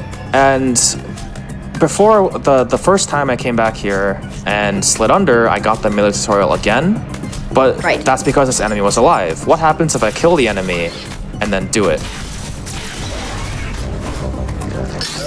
Actually, I should go somewhere else first before I say that. I kind of forgot that something's gonna happen, and it's gonna be really hard to explain. So, what happens is the camera locks. Okay. Camera's locking. Like this. So, I kind of didn't plan this far in advance. So right now I can't pause. Right now I can't press like start either. Like, I can't go to my menu, I can't look at anything. The camera is permanently locked in this room. Okay. And what makes this really important is that... things won't load, I'm guessing? Yes. No other room has any actor or interactable object Awesome, loaded. I got it. Okay. So, I could have showed the route going to where I'm going, but it's really hard to show because I can't go that way because there's actors in the way. That's okay. I'm gonna try my best to narrate where I am. When we get there, we will look back on the map later. Yeah. Right? Right, exactly. I'll show. Well, the map's gonna be dark, but I will retrace my steps. Okay. So Excited. We're going to the left of Artaria now. We're going to go all the way to the top left of Artaria, where there is a elevator going to Berenia. Okay. And that's gonna go backwards to Berenia, where we shouldn't. We're supposed to usually get to Artaria from that tram, but we're gonna go to Berenia from Artaria instead. And there are some nuances to the cam lock. This is what the trick is called, cam lock, that should be known. So the first one is that if you charge a speed booster, like this, if you morph ball spark up, you will not break the camera. You will not like bring the camera back. Okay. But if you do a human spark, you will bring the camera back like this. Oh. Right. I can reset checkpoint and just try again, because thankfully the camlock state is still here. So you just have to make sure if you're going to use it, you stay in morph. Yeah, you want to make sure that you're staying in morph when you do a shine spark. But that's the main thing that what's going to allow us to get to places where we shouldn't be able to get. Right. So that's what's going to bring the camera back to normal is shine sparking as a human. In human form. Got it. Right. Actually, I can just show this now and just reset the checkpoint, I think. So we're gonna go this way. Let me start from the top. Let me go here. Okay. So we're gonna, well, I can't slide back in because it'll activate the melee tutorial. No worries. But what we're gonna do is we're gonna slide in through this way. We're going to do 1, 2, 3 flashes and hold left all the way. Then we're gonna flash 1, 2, 3 again, and the third one will get us through this door. We're gonna drop, slide through here, hold left all the way. These enemies won't be alive. We're gonna stop here, jump, fall into this room. Again, the enemies won't be here. Then we're going to charge a speed booster, going into this room, right? And do a ball spark like this. So this block right here leads to a tunnel, and it's currently blocked by power bombs. But that which will we don't not have. be blocked. Right, it won't be here. Oh, okay. Right, so I'll show where this goes. I'm gonna take a dip in the cold room real quick. So it comes out this way. Okay. And it's essentially what's gonna happen. I'll show it by just reproducing a ball spark here. This is what's essentially going to happen. Where we end up here. Okay. And now we're going to do another ball spark setup. Oh, whoops, that's supposed to be ball. Just ignore it. And then we get up here. So now, in the next room, I'm gonna pause now because right here, there is a tunnel going up. You can see the tunnel here, actually. Yes. Tunnel going up here.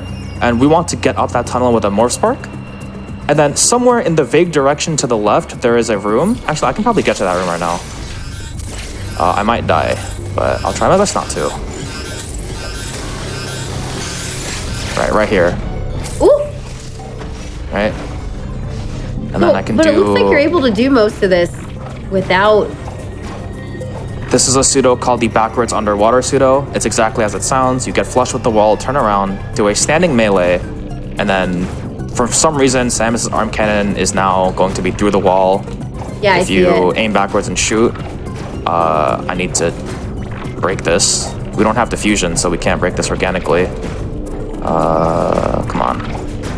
So why do you need to do the whole camera break thing for all this if you can technically see? It's just because it's faster or what? You'll see. Once I get through this, you'll see. I must be doing something wrong. It doesn't really matter because I can just show. But there is a point where you will get stuck. Yes, there is a point where you can no longer progress. This is actually a mid to late game item that we're going to pick up, but we're picking up now. Okay, gotcha. Why can't I get this pseudo? Yeah, so this would be happening There it is. while the camera's stuck in that first room, correct? He's just kind of showing off the... Yeah, not this pseudo though. I can only go this way, so I have to show pseudos to get up. And then, yeah, this is not the route we're going to take. I can't actually show the route we're going to take because it's blocked, right? Right. But I'm going to try to get to the end result. To get up here, we can't normally get up here. Even if I try a bomb jump like this, I can't get up. But there is a trick called water bomb jumping that you can do to essentially store the Samus is okay to bomb jump in the water flag in her morph ball. Because remember, there are two different actors, right? There's Samus and there's Morph Samus. So normally you can bomb jump like this in the water. So even though I was in midair when I got the bomb jump, it still worked because you're allowed to do a 3 bomb jump here, like that. Okay. I'm gonna bomb jump once, then unmorph while I'm in the air. So now Samus is carrying that flag with her anywhere, so I can do this now. Oh, nice. Okay. Right, so it lets us do that extra height, so now I'm actually allowed to do this. Nice. We're gonna use that later as well. So the goal is to get. Let me try. Let me get up. The goal is to get there. Okay. All right, that's where we want to go. Yes, to the right. And That's yeah. it. So now I'm gonna reach the checkpoint and go all the way back. Now we're gonna do the whole glitched camera thing. Yeah, we're gonna do cam walk.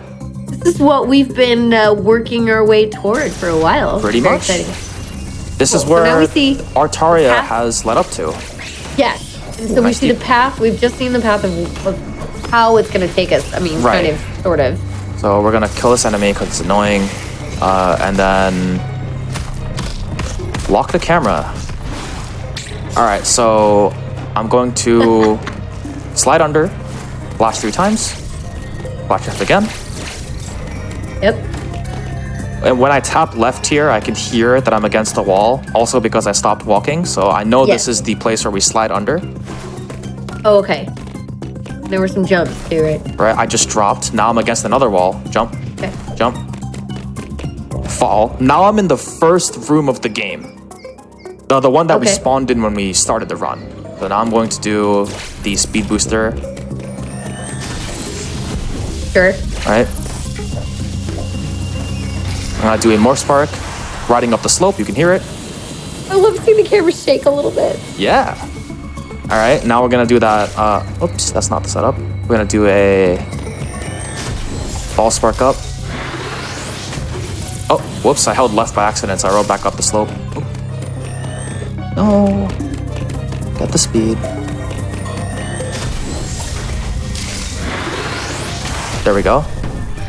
Okay, so right now I'm to the right of that cold room with the giant vertical morph tunnel at the top. Okay. And I'm going to do a normalized setup in order to get up there. And I can't explain the setup because you can't see it.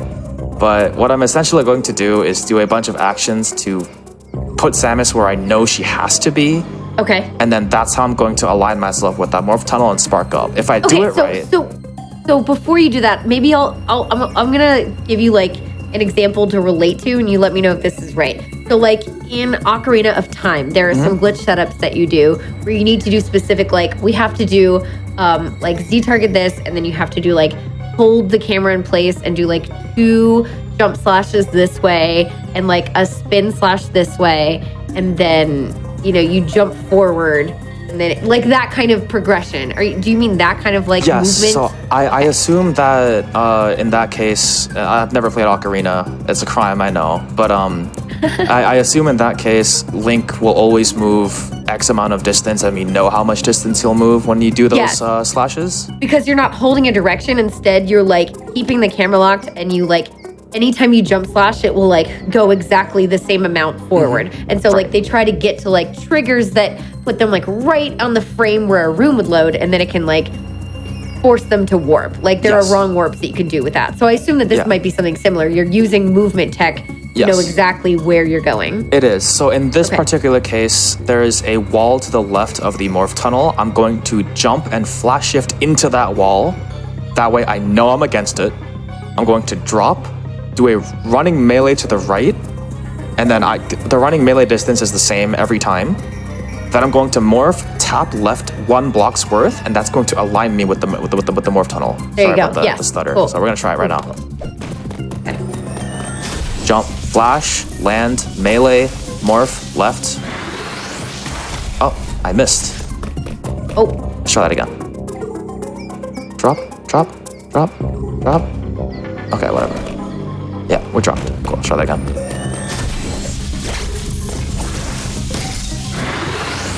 There we go. So compared to that first spark that I missed on, that spark took like 3 times the time, and that's how we know we made it up the tunnel. oh, gotcha. Okay. Oh my gosh. Wild. So now we're going to do another ball spark. So right now we are to the top right of the goal room. And now we're going to go under the Screw Attack upgrade while keeping a speed booster or keeping a shine spark, and we're going to spark above it. Still in Morph Ball. Okay. Yeah, Sure. it's really hard to explain. I couldn't show this area because it literally wasn't accessible. Yeah. But I'm trying my best out here, so we're gonna charge the speed. I might need a little bit of focus for this because I need to gauge the distance properly. Oh, stay quiet. Got it.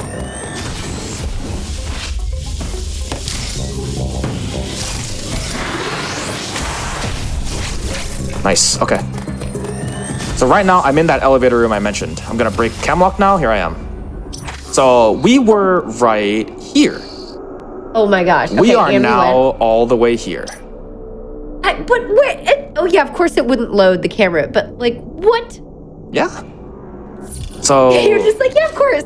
yeah. Now I'm here, and So we have the general idea of like how this is gonna work, but seeing the end result is very, very cool. right. And now I'm going to cash in on this by doing a shine sink. The SSC that I mentioned before. Oh, Yes. now I get one shot at this. Okay. Oh, I messed it up. Great.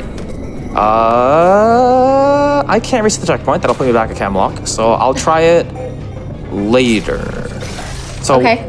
basically, you're supposed to shine sink up here to get into the screw attack. And Well, that's what we needed. yeah, so I missed the shine sink and I triggered the flipper. Now there's no distance for me to charge a shine sink or charge the speed booster in order to get the store so I can shine sink with the shine spark. Uh-oh. So now I have to take the long detour, Ah. which is this way. And then we go this way. And then we charge a water bomb jump here. And then we go up this way. It's still not intended, but it is. Oh, yeah, it's definitely not. And then we go this way. And now we're under it. And now we do another water bomb jump to go up this way. And now we can get it. Now you got it. Okay. Yeah, if I got the shine sink, this would have been over 40 seconds faster. Wow. Yeah, so screw attack, you might even notice from the item screen that there's a gap. You're Yes. supposed to get something else before you get this. What are we missing? What are we missing? That's a good question. I don't actually know. I think it's space jump. Wait, do Yeah, we never it's- get space jump? I think it's spin boost and space jump. You No, can but space technically jump is beat so the game good. without any of those upgrades, yeah. Alright, so now I have screw attack. And which because is the this is best. a late game item, it's incredibly strong, but we have it this early, and we're gonna use that a lot. But for now, I'm going to show another side effect of the camlock glitch. And then we can take a quick break, I think. Cool. So Okay. this door normally doesn't open because there is a missile cover blocking it from this side, but I ended the camlock in this room, so I was able to open it from this side, and now it's free access. All right. So one more thing about the way that this tram works. So in the intended routing of the game, you're supposed to come here from Berenia near the end of the game after you've gotten a bunch of different upgrades. I believe including space jump, right? Uh-huh. Your favorite. Yes. And then the entirety of Artaria would be frozen. And basically, Oh, right. it's a story thing, right? Yes. I believe the X sabotaged or clogged the big thermal reactor in Cataris, Yeah. so the station lost heat and it's all cold now. That's supposed to happen when you enter Artaria through Berenia, but now I'm going to enter Berenia through Artaria, and something strange is going to happen. Remember how Berenia was like full of water? Yeah, so I'm gonna ask you and the rest of the chat to pay attention to the bottom left of the screen as I come into this area. Okay. There's gonna be some water here. Free real estate. Yeah, free real estate. You're gonna see something change. There's water on the Bottom bottom left. left of the screen right now, and now it's frozen. Oh my gosh, yeah, I saw that. Yeah. You all see that, since we entered this backwards, the game is like, hey, you're supposed to go to Artaria, we're gonna freeze the water, but we did it backwards instead, so now it's like, hey, are we in Artaria? I'm not sure, let's freeze the water anyway. Weird. Okay. Now the water is frozen completely. We've already moved ahead, basically. Unfortunately, there is nothing we can do with this. There's like this stage is this state of Berenia is pretty useless. It does absolutely nothing. Yeah. But it's just a quirk of entering the tram backwards. Interesting. Okay. Yeah, it's just a bunch of ice. So then what? So is there no reason to come up here this way? Or are you just showing it off? There is one reason to come up here, and it's actually just to go back in to load Frozen Artaria. Oh, But gotcha. yeah, And then once we get in here, I'm gonna show off one interaction, and then we can go on break. Great. Okay, cool. Hey, look, we just want to make sure that everybody gets up, stretches, gets water. That's what we do. And then you all have to listen to me for like a minute because I want to tell you all the cool stuff we have going on. We gotta do that. What we do. We have cool stuff coming up. It's like, I don't know if it's as cool as Metroid Dread. Personally, I think it's great. We'll also see Dread, but you know. Anyway. Can I look at chat and like respond to questions too, or? Absolutely. Great. Yeah. So Implicit Robin asks, to clarify, the water is never supposed to freeze in Berenia, right? The answer is yes. That water is not supposed to freeze, but it does. So weird. So like right. the game is just flagging it to do that even though we're never supposed to be there in that instance. Yeah, pretty much. Gotcha. So now we're in Frozen Artaria. If you know about how the suits work in this game, you're supposed to take damage from cold rooms in Varia suit. You gain immunity to that in Gravity suit. But for some reason, Frozen Artaria does not obey this rule. And the most likely reason is because the game does not expect you to be here with Varia suit. Yeah, so it's like, well, you're supposed to, it's frozen, so at this point in the game, like, you would already have this, so it doesn't matter if we put on the queue or not. It's just not cold at all. Yeah, pretty much. And there is one thing about where I am right now, which makes it impossible to progress. Okay. So this right here is a plasma shield door. You need the plasma beam to get through it. We can't get through that, so hey, let's try this place. Nope, there's another one here. I feel kind of stuck right now, but there's enough space to charge a speed booster. So we're gonna shine sync. Go through the floor. Yeah, so now we're here. Notice how we couldn't go here before, even though this is the way that I came to show, you know, this area. It's lower than the map because I came this way, right? Right. And the ice is frozen, so we can't go that way. But we can sync through here, and now we can keep going. And there is one problem with Artaria in this instance, and it's actually the subject for a meme category that we have in the community. Also, these enemies are X enemies, where they're possessed or taken over by the X parasites. If you kill them right now, when we didn't go to Elon to release the X, they kind of just chill. It won't turn into the X things. Right, they're just here like kind of dead looking. Weird. Weird. Okay. There's a meme category where the objective is to do what I'm about to show you, and it's called hypothermia percent. So we're gonna do a speed keep here just to get up for convenience. That guy down there is in a state of perpetual agony. Right. And now we're in this room. So remember how at the beginning of the game I did the pseudo wave to get up this way? Yes. That allowed us to not go this way. And right here, notice how on the map there's water? Yes. The game thinks that we moved the water here because we shot the diffusion blob that's right here, or the shot blob that's right here, and the water should not be here, but it should be here. Oh, okay. Frozen Artaria assumes that you've done that. So there should, in theory, be a block of ice on this floor. Oh, but there's... But we didn't move the water. But the game thinks the ice is there. So are you gonna fall in it? Yeah, and this is the objective of hypothermia percent. Oh, what? It's an invisible death. Yeah, the ice cube's death plane is still there, even though you can move through it because there is no ice, because the game thinks that there should be ice there. What? So strange. Yeah, and people found this out by accident because they fell in it and died, and they're like, what?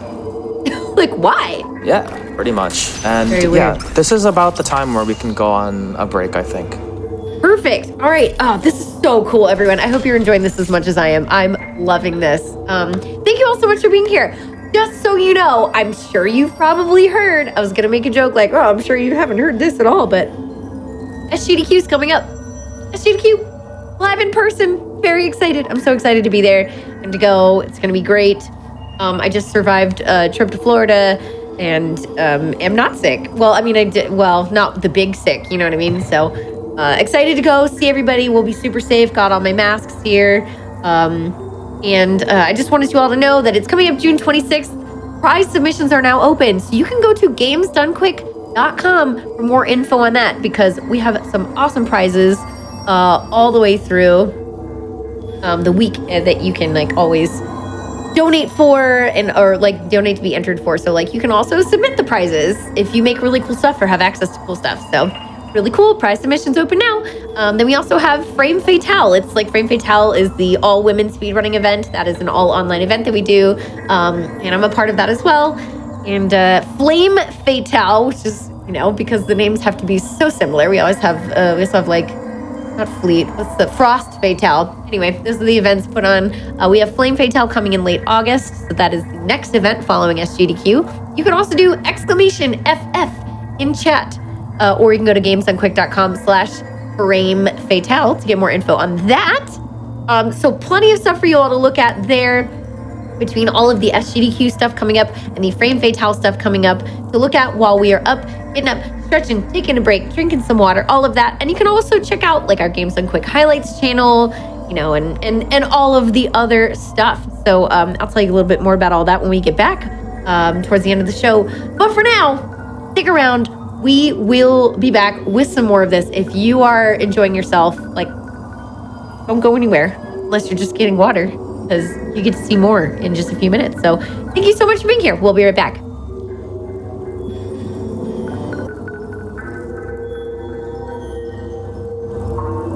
Hello, we are back. Usually we go straight back to the runner, but I wanted to show off a very sleepy cat because everybody on the internet likes cats, apparently. So Momo is here to help watch the Metroid runs. I don't think he's really going to explain it, but having fun. Very sleepy and cute. Anyway, that's a cat for you. So now we can get back to the game. Thanks everybody for watching that. But hi, welcome back to That's Never Happened Before. I'm Kungfufruitcup. What's up? We are joined by Satora, who has been showing off, or Satora, who's been showing off Metroid Dread. It's been awesome, and so excited to see some more of this. It's been really, really, really cool. Love seeing all these like unintended things happening, like all the kind of wonderful bits and pieces you can do with some of the upgrades that we've gotten recently in the game. And again, this is like an any % unrestricted run, but then also we're sprinkling in some cool extra stuff on the side. To show off, and we have quite a bit left to go because you know how this show runs, everybody. It always takes longer than you think because there's so much to do and talk about. Seeing the speed runs, like all the glitches in these runs, it's really cool to like slow down and learn and, you know, break them down, explain them, show off the community experience of like finding everything. I don't know how I'm not phrasing this very well, but regardless, it's really cool. So glad you're here with us, joining us, even if you're just joining. We are going to get back into things. So whenever you are ready, Sat, you can go ahead and count down and we will get back to it. Right, let me go back up. I forgot the timer was paused. Let me go right back up to where I'm supposed to be. I'll count us down. 5, 4, 3, 2, 1, start. All right, so we just died to the hypo death plane, which is what we call it, the hypothermia death plane, or hypo death plane for short. And that was just to show that, you know, there's a death plane there because we didn't lower the water. So we're gonna go back now by doing a shine sink. Oh, I messed it up. We're gonna try that again. It's a bit awkward because I charged the wrong way. There we go. All right. So cool. The 2-tile one is cooler. I wish I could do it consistently. It's only been 2 days. I tried learning it for like 10 hours and it didn't really stick. Gotta do a speed keep. The term speed keep is pretty much just like keeping your speed booster as far as you can throughout a bunch of rooms, using all the mechanics that the devs gave you, such as wall jumping and being allowed to keep your speed and so on. Oops, I just got touched. Let me remove you. Okay, we're gonna do another speed keep to get up. We use just enough. Bum, bum, bum, boom. And this time we're going to ignore the death plane. We're gonna try our best to not fall into it. Right. Okay, I'm gonna be very specific about jumping over that. Yes. All right, another example of the enemy just kind of being there. Freezing. Alright. Oops. I bonked. That's fine. Alright. Fun fact, at this point in the game right here, if you're good about it, you can do a diagonal ball spark to get up to that tunnel. And that will allow you to get early screw attack before the next boss that's coming up. And that's dev intended. You're supposed to find out that you can do a diagonal ball spark from here and go up. I'll try to get it done. Whoa. We can charge our speed booster in this long tube, fall down here, and then do a diagonal ball spark to get up. If you do it correctly, you'll actually land in there, but I don't do this very often. I can't believe that's dev intended. Yeah, the devs definitely intended you to do this. Otherwise, they wouldn't put this here. Right. Most likely, really cool. anyway. I'm willing to bet some money on that, pretty much. What is it? And that would happen very late into the game, like I said, after you get gravity, after you get some other upgrades in different areas. But there's no point in doing that here because we already have screw. We used Camlock to get screw attack. So now we're going to head right towards the next boss. And there is something very particular about this boss in the current state of the game that we have right now. Oh, I messed something up. We'll try it again. Okay. There is a very particular quirk about this boss, and it has to do with the order in which the boss is supposed to be here. Does it have to also do with like the X organisms? Not necessarily, no. It is an X boss, but it'll still like be able to be fought right now. I guess the main problem is that in order to unfreeze Cataris and Artaria, we must fight this boss. Okay, gotcha. And the problem with that is that you're supposed to have an assortment of upgrades before you fight this boss. And the ones that are combat oriented are the important ones. You're supposed to have diffusion, you're supposed to have plasma, you're supposed to have ice missiles, super missiles, which are obsoleted by ice missiles, and then storm missiles. Oh my God, ice missiles, right. Right, you're supposed to have a lot of different combat upgrades that massively increase your DPS. But I don't have them. So I have regular wide beam, no diffusion, and I have regular missiles. Right. I believe, what is it? You're a lot weaker. Yeah, I'm a lot weaker, and fighting the boss with this like stat line would be pain, misery, and take forever. Okay. So thankfully we do have a way to quick kill it, and it requires 3 shine sinks, or 2 shine sinks, and then 1 glitchy movement. But for now, the boss is supposed to be beyond this door is where the boss door is. This is an Adam, by the way. Say hi to Adam. We talked to this one, so he's actually active. We talked to him in the beginning of the game.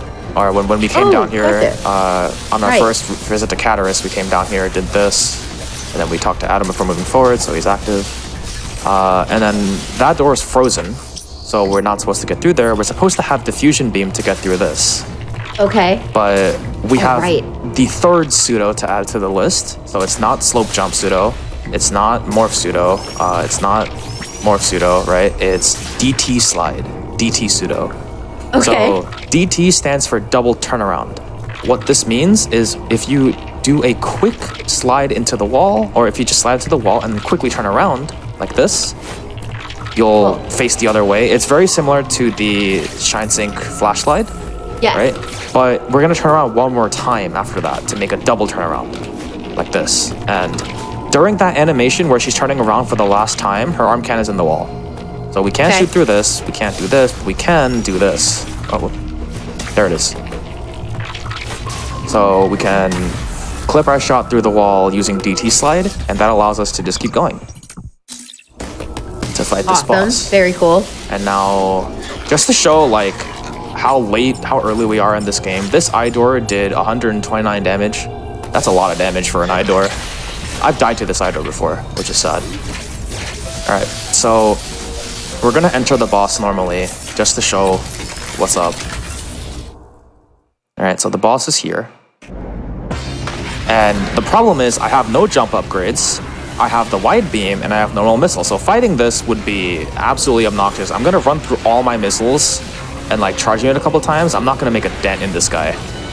Uh-oh, okay, so... And notice how much damage I take. Oh gosh, a So lot. I am severely under-equipped right now. Yes. I'm gonna die on purpose here to get out of the arena. Okay. So with that being said, thankfully there is a way to kill this guy very quickly. The bad part is that it's really hard and you can die very easy. But I will try my best to show it. So what we're going to do is shine sync into the boss arena by shine syncing through this thermal door, right? So we're going to charge a speed here by grabbing this ledge and then doing a speed booster as we mantle the ledge. What this allows us to do is start the speed booster partway into the mantling animation, and that will allow us to cut out some of the distance that we would need to walk.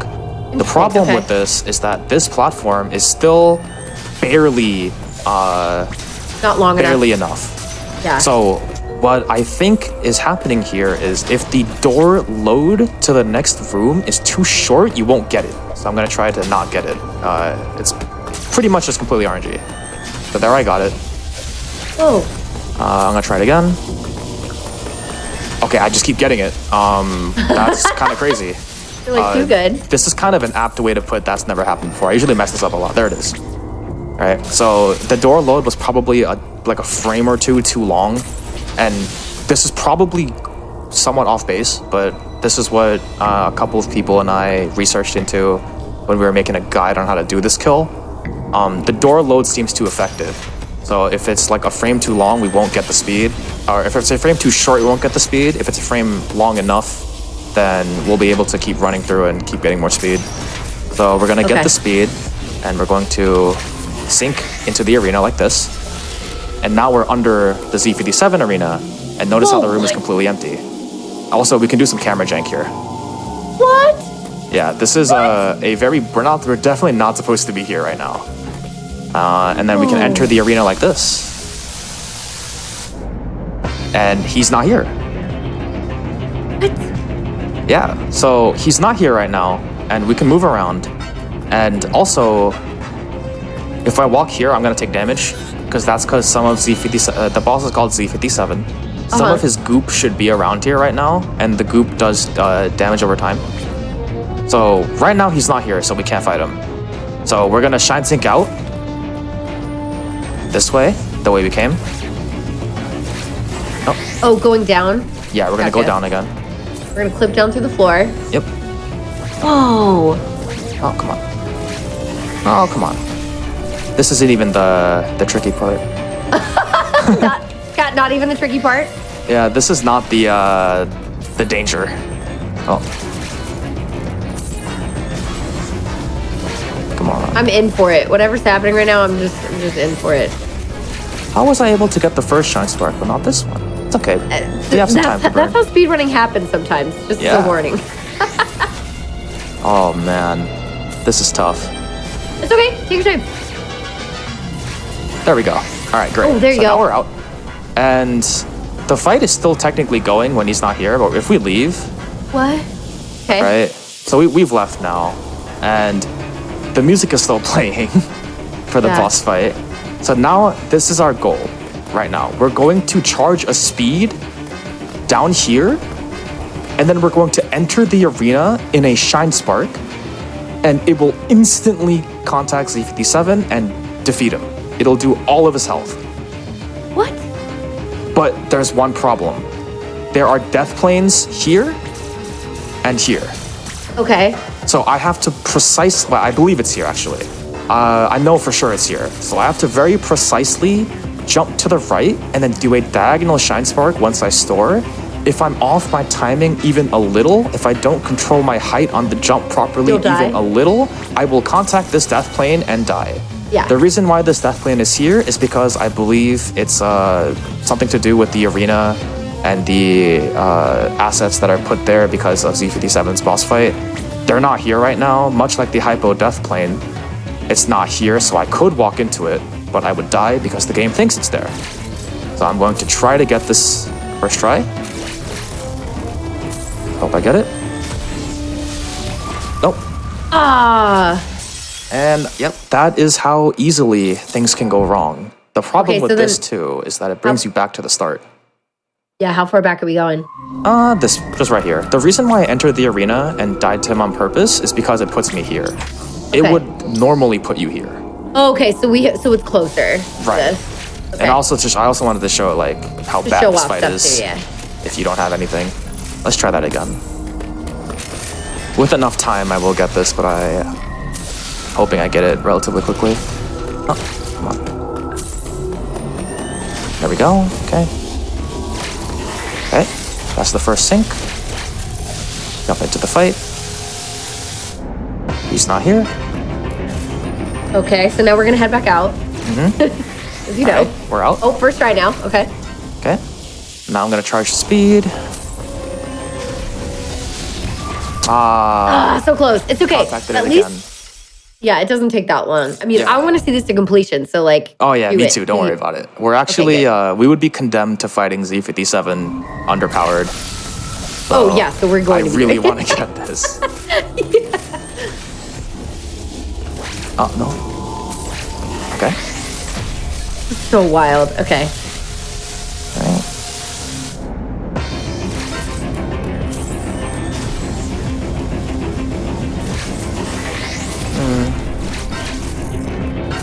What, chat, if you have any questions in the meantime, chat, while this is being worked on, feel free to ask now. It's a good time for it. Yes, please.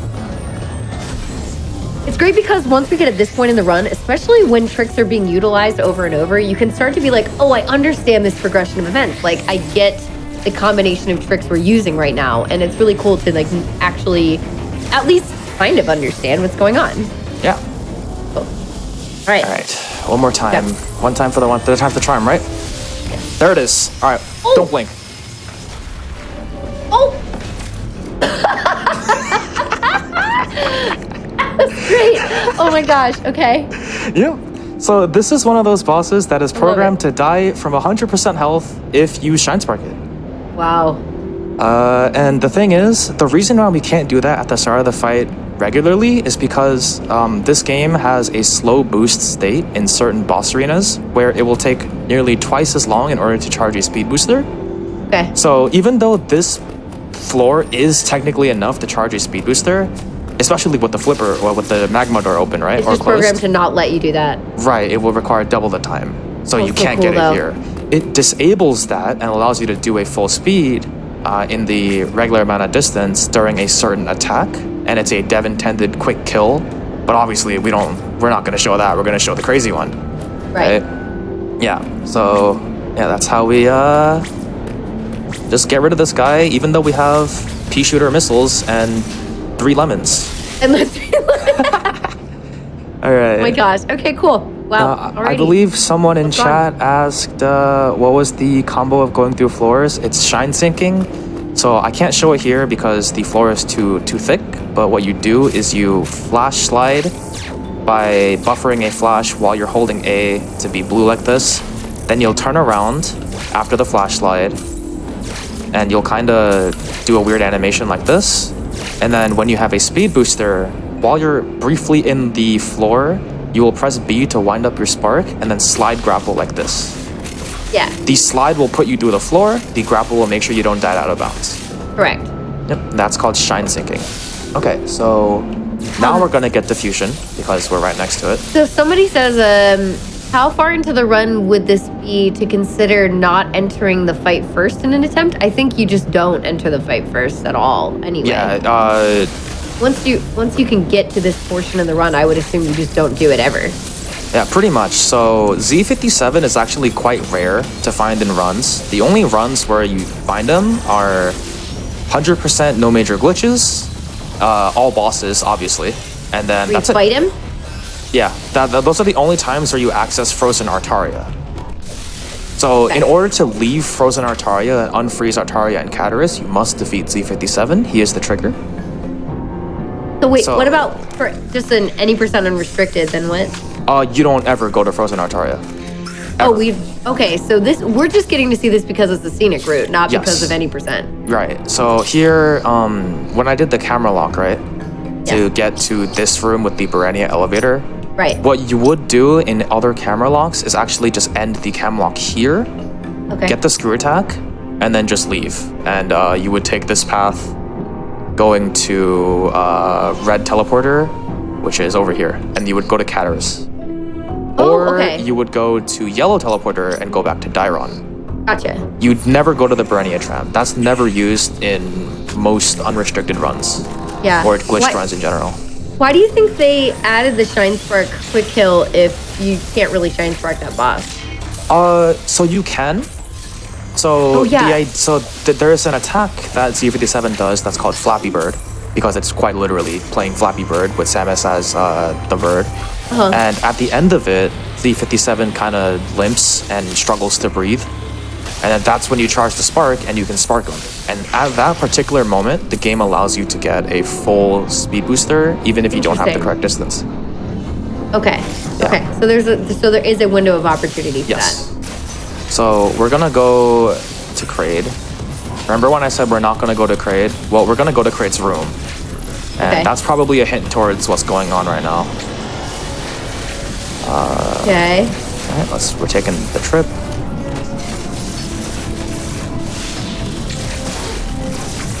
Yeah, this is the part of the game where we're supposed to access way earlier. So notice how I'm just flash shifting through these rooms, I'm screw attacking the enemies and stuff. Did I miss us getting the gravity suit? No, we didn't get the gravity suit. Okay, why We're not getting that until much later. Wouldn't these be rooms where you take damage? When you have the Varia suit, you're immune to heat damage, but not cold damage. The gravity suit is what makes you. The gravity suit lets you swim in lava unimpeded by water physics, and also you don't take damage from lava, and it also grants you immunity to cold rooms.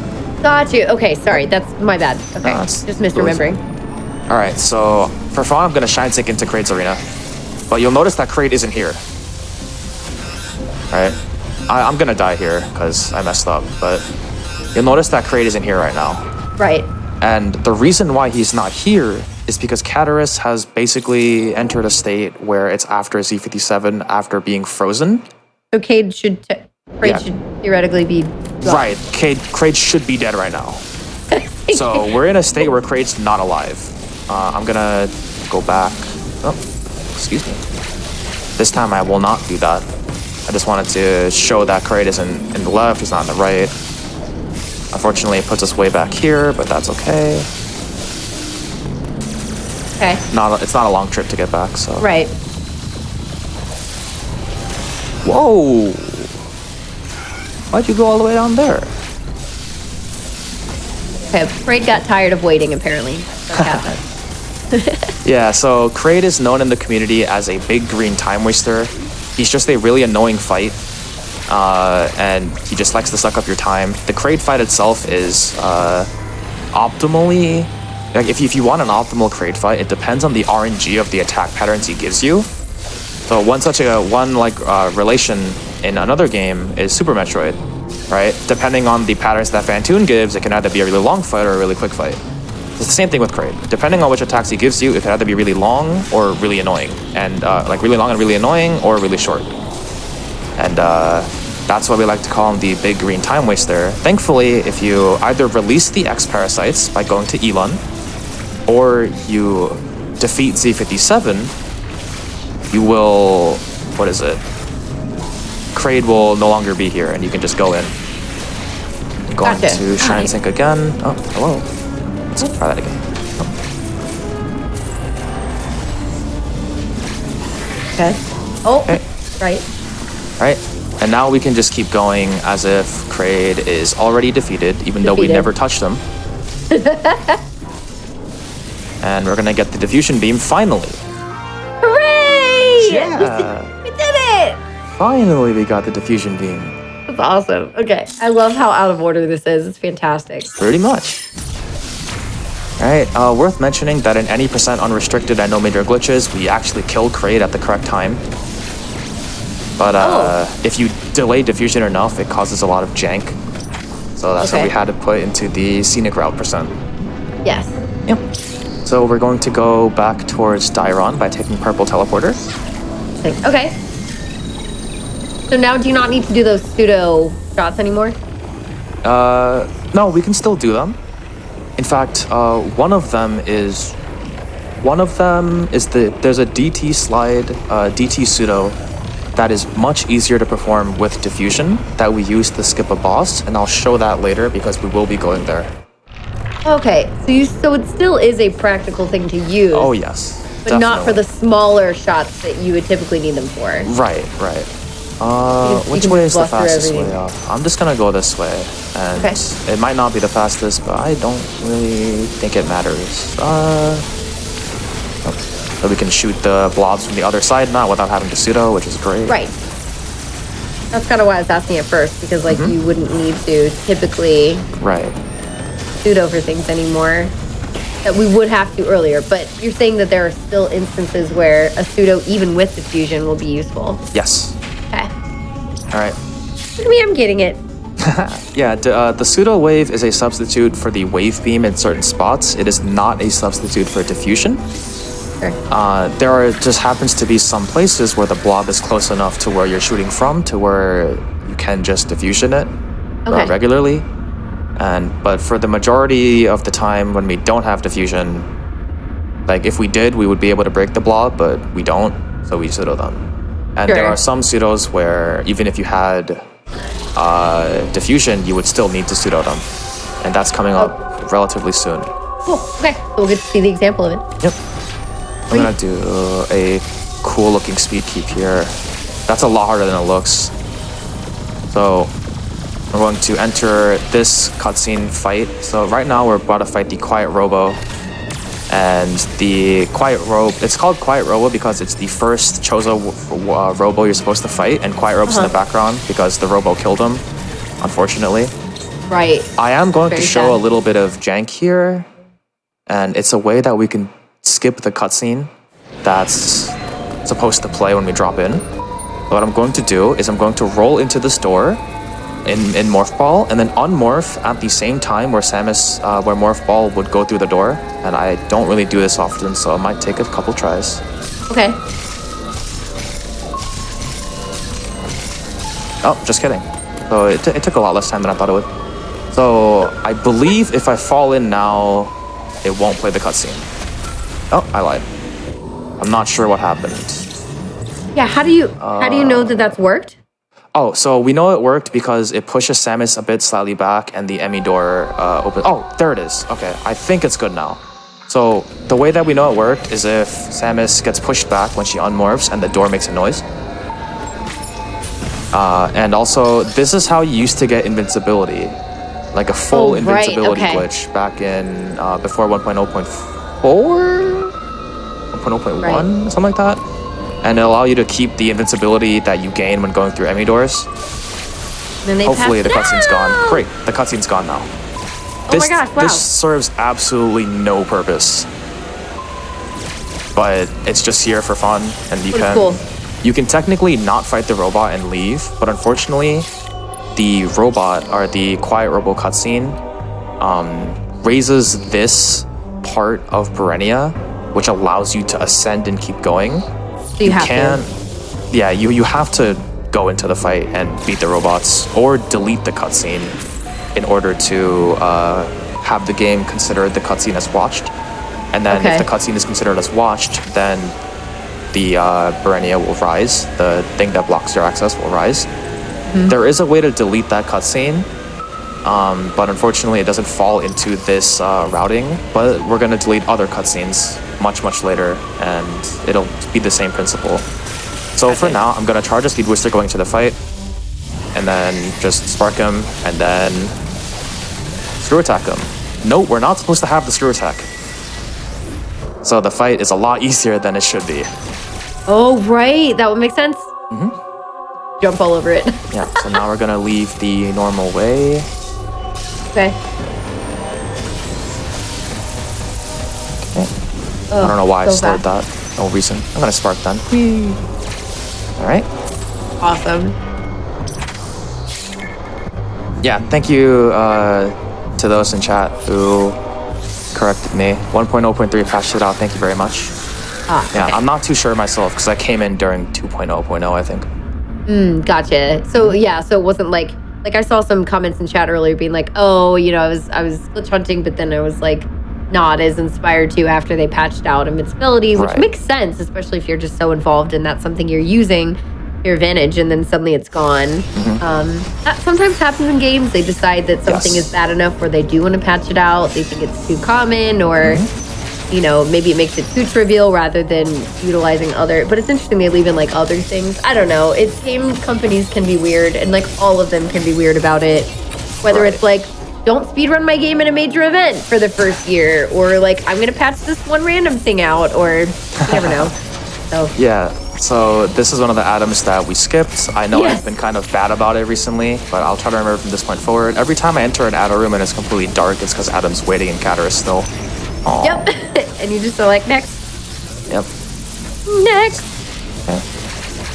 So we're gonna go back to Berenia now. We're basically back on the intended path now after our surprisingly long detour. Yes.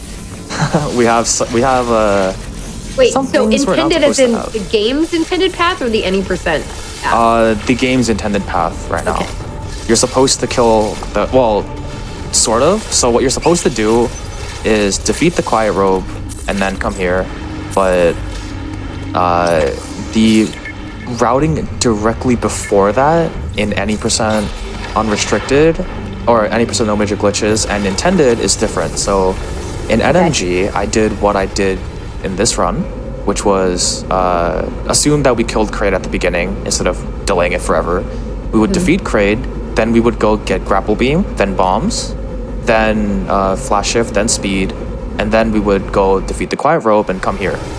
The intended route is to defeat Kraid, not get grapple because that's a sequence break, get Bombs, get Flash, get Speed, defeat the Quiet Robo, and then get Grapple Beam by going through the yellow teleporter, which is right over here. And this takes you to Artaria So long. right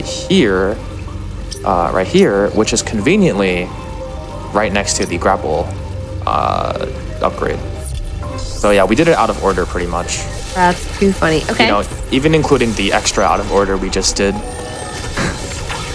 And Even I usually so, never get that. So now we're gonna ascend. This only rose because we watched the Quiet Robo cutscene. I'll do a fancy little which we had to do. Okay.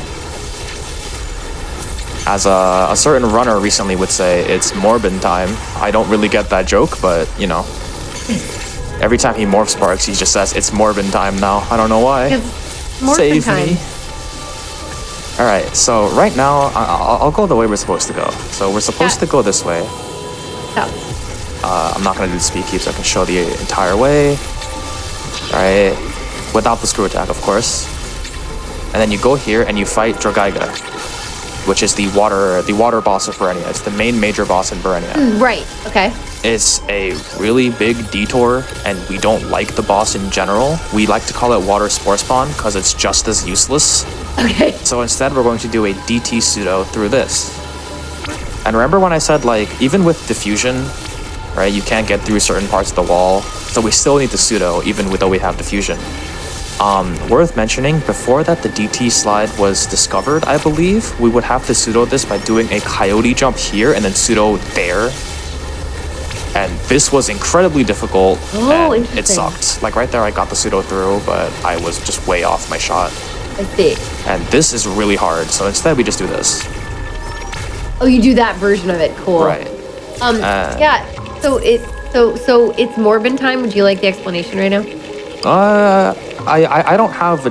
But does anyone else have an explanation? I know it's from what's it called? Morbius? The Marvel movie? No, it's Morbin time. I mean, it's like Morphin. It's a play on it's Morphin time, like it's in Power Rangers.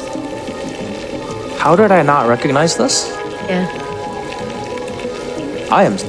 Okay. Well, There you go. It's okay. We caught him up. That was the main important thing. All right. So we're supposed to go up here. I'm gonna destroy these enemies because they're annoying.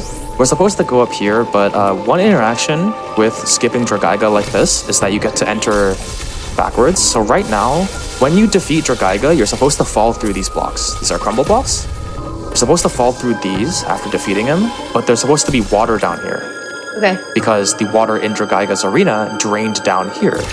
But because it didn't, right, this allows you to get this missile right now because of, what is it? If you're like doing 100%, you would get the missile now. It also allows you to do a speed keep when you're leaving it because there's no water here. You can keep a speed and just get up like this. And the alternate way of getting up is by doing a series of grapple boosts like this. Whoa. But that is slower than doing the speed keep here that we were able to get because there's no water, because we did the pseudos to skip Drog entirely. So it's a result of a glitch that results in a more optimal routing, pretty much. A whole a whole train of stuff. Dread is full of that. Little glitches that just affect the route to a point where it's extremely convenient for all of us. Yeah, super cool. Yeah. I mean, one of those is that a lot of the bosses are trivialized since now we have Screw Attack like 50 minutes earlier than we should have. But it's just amazing. I just wish that actually, do I? Yeah, I wish I was stronger. Why not? Just roll into a boss and electrocute it to death. Why not? Like all the way, one hit. You can do that. Yeah, if anyone from Mercury's Theme is in the chat, please buff Screw Attack. It needs the help, for sure. Not really. All right, so right now, I'll show where we're supposed to go. So we're supposed to go this way and fight the robot right now. And then we're supposed to loop around all the way above Goverin. The area is called Goverin. We're supposed to loop all the way up and around. And then we would eventually come out the backside this way and get the Screw Attack, the super missile, which is right under us right now. But something about this room seems oddly convenient, don't you think? Oh, you can probably slide through the floor? Yeah, you can shine sink here. Yeah! Yeah, I got it! So now we can get super missiles first. Oh, perfect. So you're way stronger. Oh, yeah. Super missiles do 300 damage, I believe. Regular missiles do 100? I think that's correct. But I know that super missiles are triple the damage of regular missiles. Oh, cool. So they're more ammo efficient. Now, there's one problem with this. I can't leave because item rooms are closed by missile doors. And since there's a missile door covering the other side, I just can't go the other way. But thankfully, and I don't know how this works, but it does, there is a way to shoot this missile door from the other side. It's called reverse missile door, and it only works here. Okay, how? What I'm gonna do is I'm gonna plant myself into the door like this. I'm holding right now. Now I'm going to go and hold my left stick as low as possible before Samus does this. So I'm gonna try to get as low as possible here with the left stick. Aim down as far as you can before you actually crouch. Yes. And then... And now, Samus, you see how she has a breathing animation? Yes. We're gonna try to shoot a missile when her shoulders are fully hunched back. Oh, when she's like on the inhale, essentially. Yes.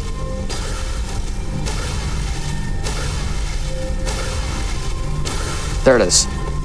Oh, no, I guess not. I thought I heard it. Come on.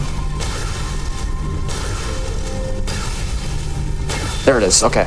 Oh, okay. So I'm not sure why this works, but it does. No idea. And they've tried every room, and this is the only one it works on. Yes. Every room where you can go behind it. And now, just for a little bit of community trivia, there's a player in the community that got really annoyed at this one day, and we now call it his name is Hobbit. We now call it the Hobbit method, where you just don't care about the breathing animation and you just do this until you get it. Now, this method doesn't really work, right? I timed that one and I got it first try. But, you know, why not? Yeah, we just call it the Hobbit method. Someone in chat said he wants to see the Hobbit method, or they want to see the Hobbit method, so yeah, that's what I'm gonna do. All right, now we're gonna fight the robot, and unlike last time, I'm gonna charge a speed booster going in, and do half of its health immediately, and then flash shift into it and screw attack it until it dies. Oh my gosh. Yeah, that's supposed to take a lot more time. Oh, that was so fast. Yeah. That was so cool. I'm gonna go up. I'm gonna do a grapple boost to get around that. We're gonna do a flash chain here to get up. We're gonna grapple boost downwards this time. All right. Man, so much fun tech in here, everybody. This is so much fun tech. All right, now this room is really important. This is the final room of the game, not the game, oh my god. This is the final room of Goverin technically, because beyond that super door is the train to Elam. right? Now, the thing is, if you flip this flipper, then the flipper will go vertical. You'll be on the other side to the bottom left, but you can't come back this way. Right. So we can't backtrack this way. Now, where have I heard a trick like that before, where it allow you to backtrack without being, the one that you had to go around. Right. So Yeah. I was able to warp back to my current position that I stored here, which is called ledge warping, like I said before. Oh, ledge warping, yeah. Yeah, so I'm going to store my position here. Work, please? Nope, that's spaceball. Spaceball means I was 1 frame before the mantle, and I want to be 2 frames before the mantle. Come on. There we go. So I'm going to flip the flipper. Now I'm going to jump while facing right and unmorph. Oh my god, then you can go straight down there to the next area. Yep, you can leave now. Oh. This cuts out a lot of the room access that you're supposed to go through in Goblin. And Very that's cool. why this route where you shine sync into super missiles, reverse missile order to get out, and then ledge warp after fighting the Gavrin warrior to get here. That route is called fast Gavrin because that's what it is. It makes sense. Yep. We're not very original with this one. I don't really know what to call it other than fast Gavrin. I guess I call it fast Gavrin sometimes because some people aren't very comfortable with ledge warping, but somehow they're comfortable with shine sinking, so they'll do like they'll just go around and not ledge warp, and I'm out here like, learn ledge warp, it's my favorite trick in the game, please. It's so cool, like I can just store my position anywhere, like how sick is that? Let's keep going. This part of the game is pretty dry, unfortunately, at least this area. Pretty vanilla. Yep. We're just gonna go here. I guess there is one interaction that I can show with enemies. So when you get hit by an enemy, you're stuck in that recoil animation like this, right? Yes. But you can actually do this. And the way that works is you slide into the enemy, and when you slide into an enemy to create the recoil, you can actually act out of it with a flash shift. If you don't slide into the enemy and just get hit, you can't flash. Okay. So what I'll do to get through here quicker is I'll do this. Now, I don't want to die, so I'm going to refill my health. But we do it here as well to get through him and just keep going. That's cool. But you do take the damage. Yeah, we still take the damage, but we ignore all the effects of taking damage, besides losing health. Alright. Plasma beam. There it is. There it is. Alright. Let's see. Alright, we're just gonna proceed through Elon as usual. So it looks like we're pretty far along through though. Yeah, we're pretty far into the game now. Let's go. I'm gonna try a shine sync here. It's almost at the end. It's okay. I just do not have a good memory. I'm sorry? I do not have a good memory. I'm like, are we close to the end? Not Technically. We did a lot of stuff that we were supposed to do backwards. Yeah. Also, for those in chat who might be wondering about the, what is it? Like the fire rate, I am using a turbo controller to just be more convenient on my hands. And it makes a lot of fights faster, but this isn't some, like, run, so we're chilling. It's just for convenience. I remember someone asked about it earlier in the run. I got very. Oh, they did? Okay, I must have missed that. I think I just glossed over it by accident. This is the way that our show goes as well. Is like I consider that stuff okay for the purposes of showing off what we want to show off in these kinds of showcases, runs, exhibitions, whatever. Because again, it's not about like world records. It's more about showing off the tech for you all. So. You know, if you need something to make sure your fingers aren't dying, like, do it. Just looking at chat. Oh, looks like everyone is concerned about what platform I'm playing this game on. Yeah. Getting a lot of like phones, different kinds of phones. Refrigerator. I'm actually I'm playing on my what is it? The car dashboard right now. I have a car in my room right now. You can't see it, and I'm playing it on that dashboard. Really good FPS and performance. I definitely recommend it. Alright, we're gonna do a speed keep here just to go fast. We're gonna go past an atom room that's supposed to be active, but it's not. Full speed keep. Oh, I'm gonna stop moving here because he's right in my way. Oh, I'm frozen. I'm gonna get hit. Let's see if I get parried. Nice. That's Loved being able to difficult. parry in this game. All right, and now I'm gonna show a trick called. Well, no, we already know the trick. I'm gonna do an axis skew, where I face the camera. You're supposed to go up here and fight the central unit, but there is an item. I'll show where the item is first. There's an item right here that is very inconvenient to get. Right there. Okay. It's very inconvenient to get in 100% unrestricted. Okay. And because it basically changes the entire way you do cleanup later in the game. So we want to get it now if possible. And it also allows us to do a trick that I'm going to do immediately after this, which is called Omega Steel. So the plan of action is to get a speed booster right here, which we normally can't do because there's not enough distance or there's not enough space. So we're going to do an axis skew to get that speed. Then we're going to do a downward speed keep through the store, and then shine spark up into the item. Whoa. Okay. And there was actually the best thing about this is that the best thing about this is that there was a axis skew method that involved shine sinking that was pretty difficult and had a relatively high chance of death. I'll try to do it here. Let me just give it a couple attempts. Sure.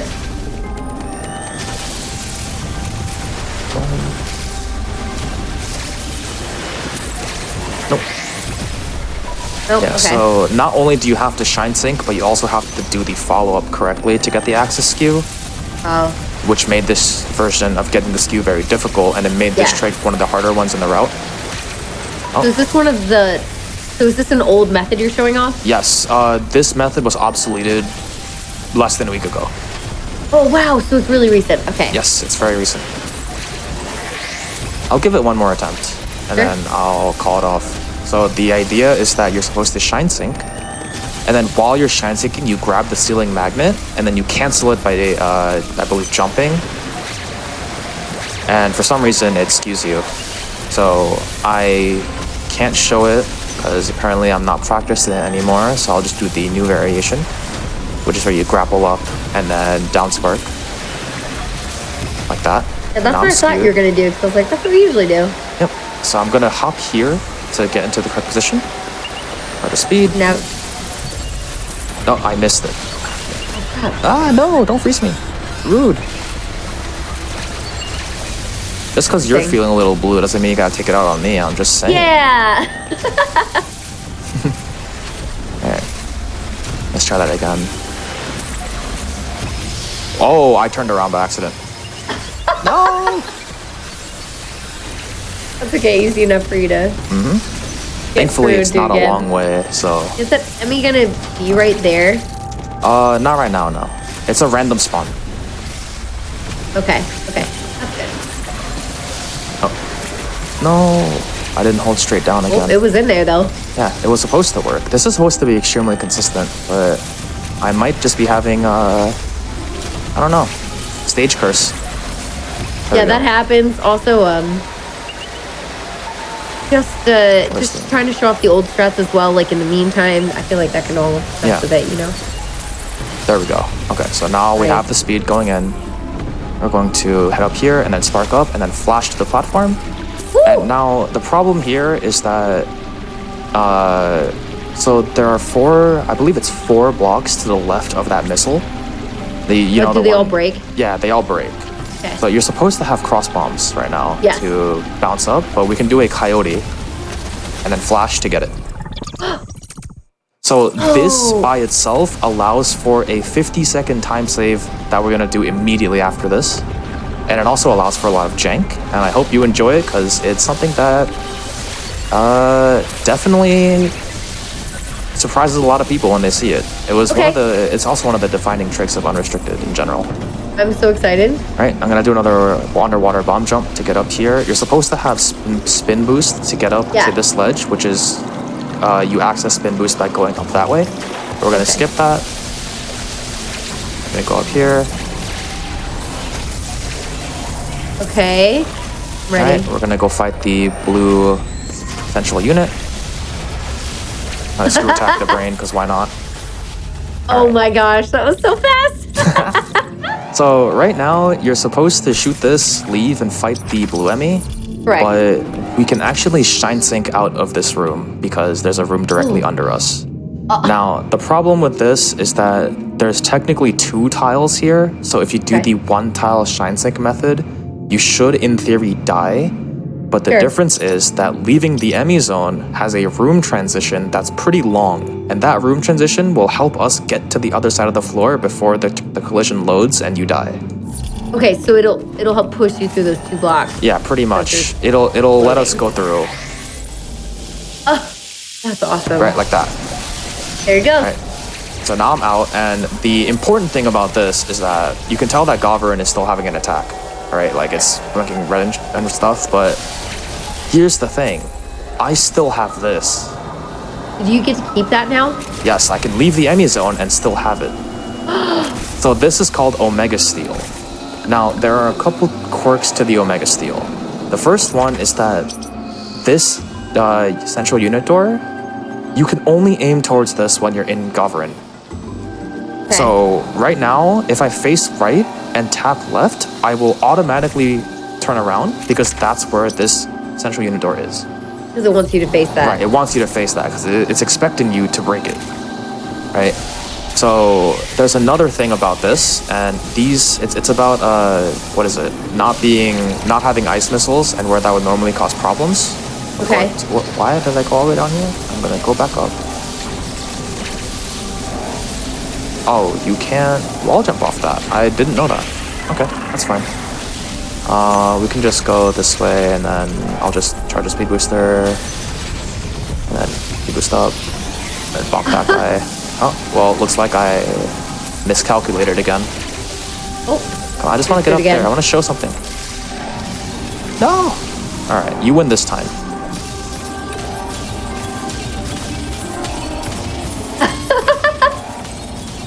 Doing it the manual way. Pretty much. Okay, great.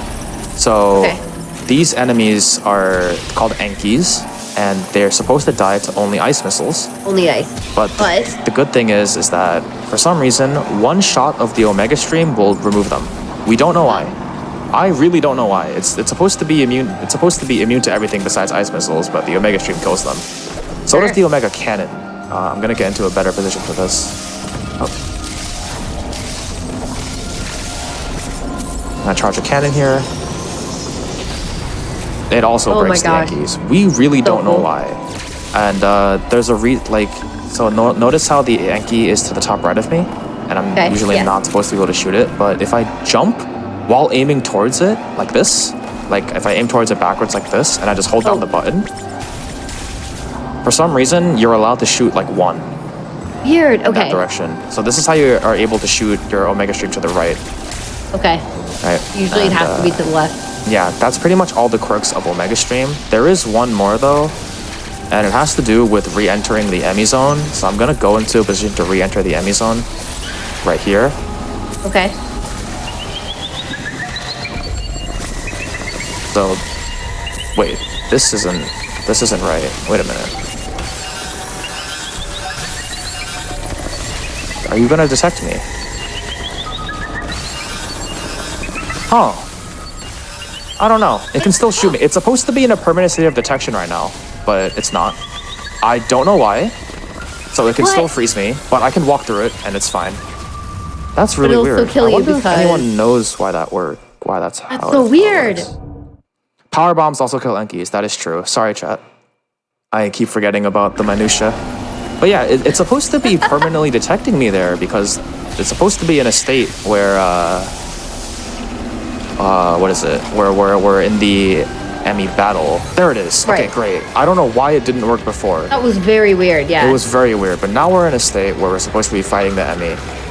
Not that I would have known what to expect. Yeah, so I'm immune to this guy, and he just is confused and will go here and sit in the corner and look at me strangely. You shoot him? Yeah, we can defeat him right now if we wanted. We also can't leave the Emmy zone without defeating him. Oh, now that you're in there. Yeah, there's another quirk with the blue Emmy. If it looks like it's taking a long time to kill his faceplate, it's because it is. For some reason, when he's not in this room, I believe, he just takes longer to get the faceplate. Weird.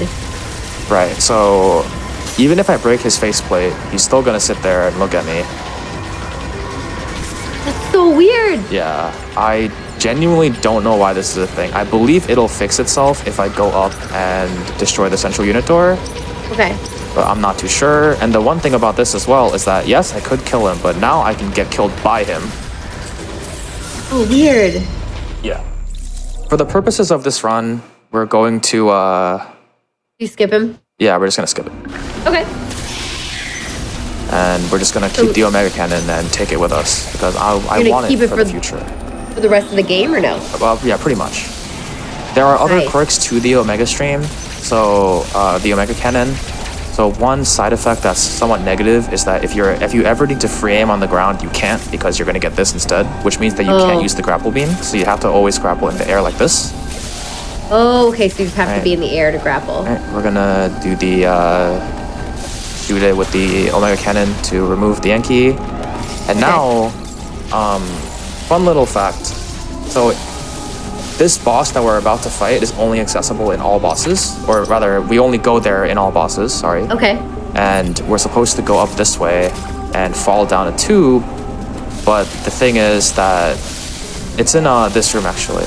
Sorry, it's in the room that we just passed by, this one. So this becomes a boss arena for a Chozo warrior once we enter the spin boost room, which is where I'm going to go next. If you don't ever go to spin boost, this room will not be a Gav warrior room, and also I believe you have to fall down a chute that I can't get to right now because I don't have spin boost. Well, I could. That will make it jump, into but I that. won't. Yeah, so they want you to get the spin boost and then come down this way and then fight the Gav warrior. There is another application for ledge warping here that we can use to skip that backtracking. So we'll ledge warp right here. Oh.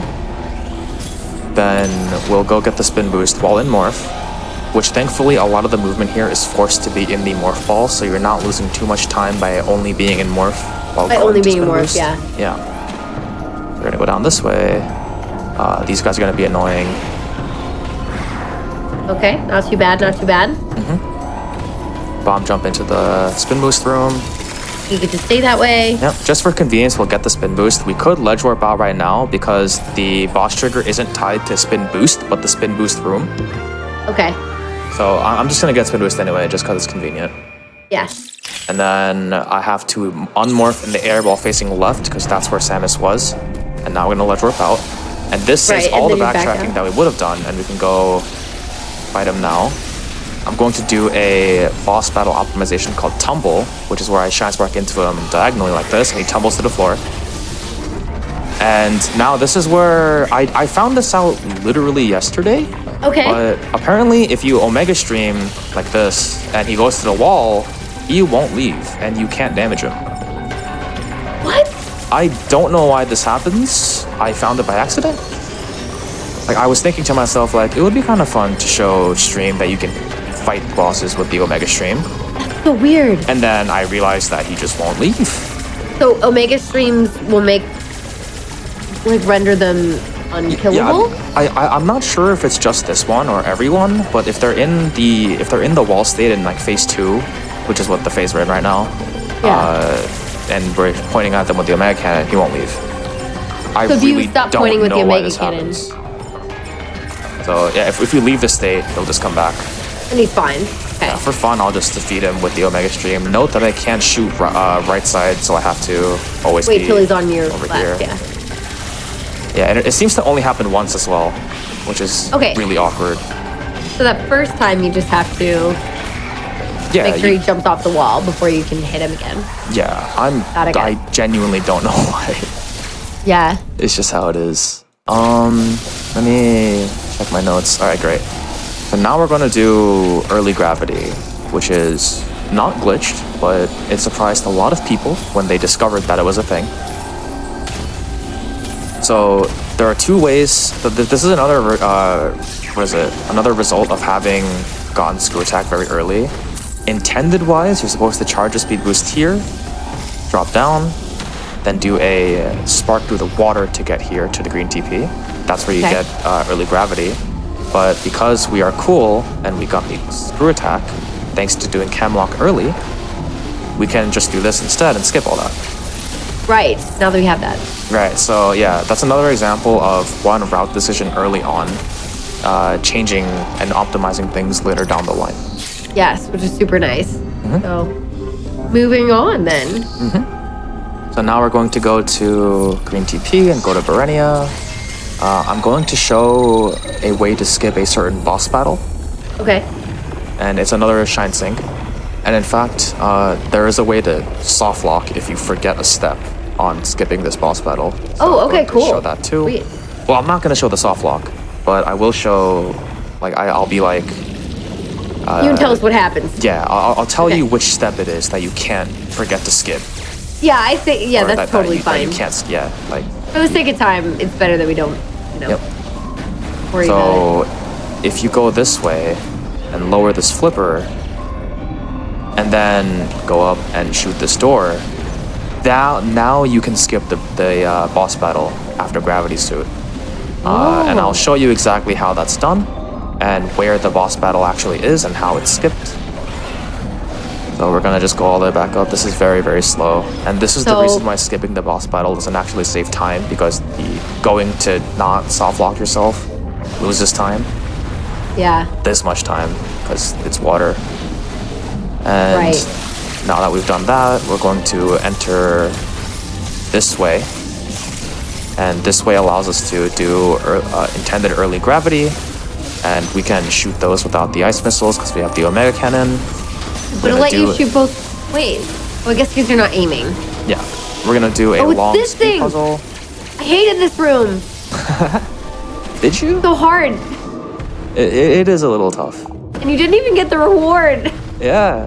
The reward is getting here. Oh my god. Oh, that just trivialized like an hour of work for me. I'm sorry. It's okay. That's what speedrunning's all about. You did good. You're very good. Okay, so we're gonna fall in Morph because it's faster than falling in Human. And now we're going to go reap our reward and get the Gravity Suit. But we're not gonna leave the traditional way. And I'll show you the way we're supposed to go first, and then the way that you can go to skip a boss battle. Okay. Gravity suits. Great. Yep. I love not being affected by water now.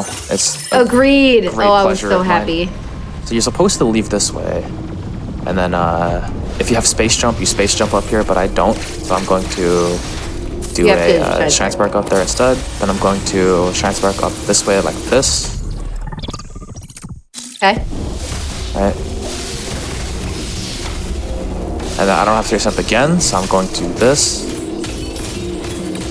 Oh, right. And now if I pass this barrier, the Berenia Robles will spawn. Okay. And this is the boss battle. Now, There it is. there are certain categories like minimal bosses where you don't want to fight all the bosses that you can, Sure. right? So we skip this by going back to the gravity room, or not going back. I'm gonna go back, but most people don't do it. They just leave this way. So what we do is we RJ Speed Booster, and then we're gonna Shine Sync here. Oh, nice. And now Of we've course. entered backwards. And with that said, we're going to go up like this. Nope, I missed it. So I'll just bomb jump up, it's fine. So right now what I'm doing is I'm going backwards through the way that you're supposed to go get gravity. Perfect. Yeah, I'm So basically that kind of going skips the boss backwards. on the way back. Right, this is another soft lock moment. You're supposed to pull this grapple. I completely forgot, and now I'm actually soft locked for real. But I Oh. can just reset the checkpoint and we're fine. You're supposed to pull that grapple as well, and then come up. Okay. But it's also different if you have screw attack. There are screw blocks that I just forgot again.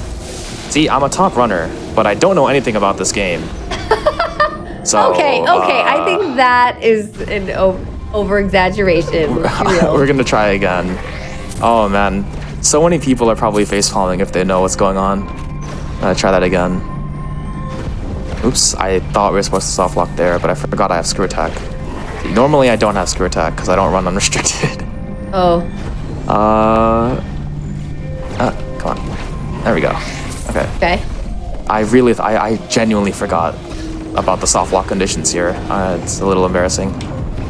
Okay, No, there are screw it's attacks all here. good. Great. Oh, So now we're there. actually not soft locked. I'm a little bit foolish for that. That's all right. Okay. We're all good. Go this way. Alright, we're supposed to go this way, and then remember Yes. this door? We opened this before, but if we didn't open this, after We that wouldn't be able shine to go sink, back it out would be through it. locked. Right. Yeah. And now this is how we skip the Berenia bots. Now we can just go back. Thankfully this time without being impeded by water, which feels great. Yes. Through this door, and now we can just take the green TP back to Govern and not have to worry about the Berenia bots. We skipped them entirely. Awesome. That's awesome. Sweet.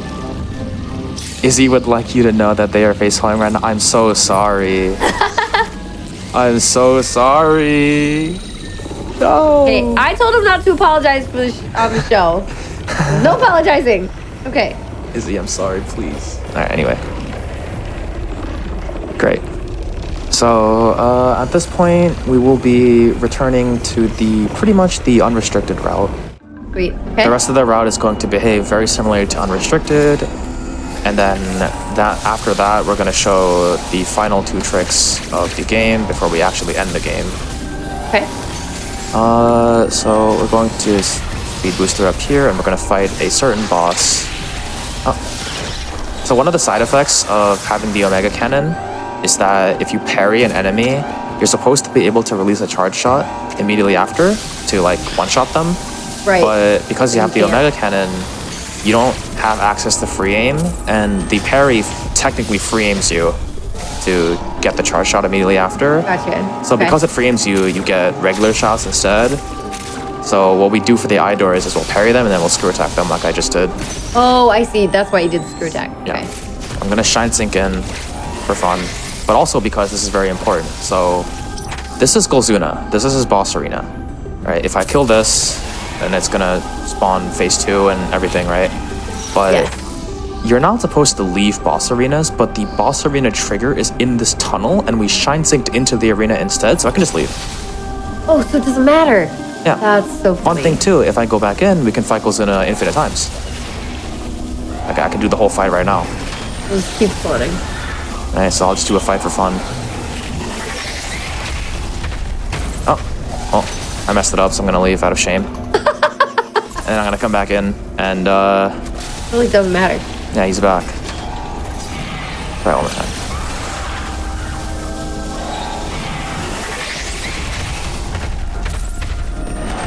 No.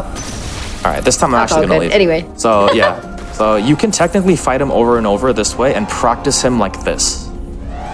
Normally we would reset the checkpoint, get out, and then practice him that way. But Yeah. you can practice him over and over like this, but now here's a problem. Golzuna gives you cross bombs. We technically just skipped Golzuna, Okay. and the problem with that is that these are crumbles. This one. Oh, sure. And you just have to cross them to get around them. And also, this is a chain of bombs that's annoying.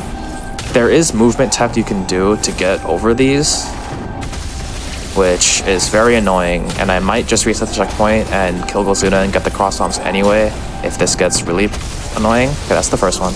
Oh, wow. Oh, nice. Never mind, I'm the best. Oh, wow. Okay. Alright, great. So this is how you skip cross bombs. This is another min boss's route. So if you do this, then you never have to fight Golzuna ever, which is to some a blessing and to others a curse. Wow. Yeah. Because of the thing you have to do immediately after, which is Okay. cross bomb skip. Do those crumbles. Okay. Right. Yep. And Interesting. yeah, I mean, this is one of those places in the game where if you really don't know what you're doing, you can be stuck in that cross bomb puzzle room for a very long time. Okay. Or So, yeah, you might yeah. just want to fight the boss. Yeah, what I did there was you have to roll off into the crumbles, break 2 of them with your rolling momentum, grab the ledge, then do a jump flash before the crumble blocks respawn. Right. But it's very tight timing. Yes. Yeah, and you have to do it twice. If you fail a the really good first job. one, you have to go back in, and if you fail the second one, you have to do the first one again, Oh my gosh. or and You did a more. good job. Bye, Adam. Yeah, hi Adam. Here's a useless shine sink, almost useless anyway. It saves time if you skip cross bombs because there's 4 bomb blocks right there. So I guess if you have If you don't have cross bombs like I do, then if you get this first try, it is a time save. Oh, gotcha. Right? And then you can pull this grapple. Nice. Okay. Right?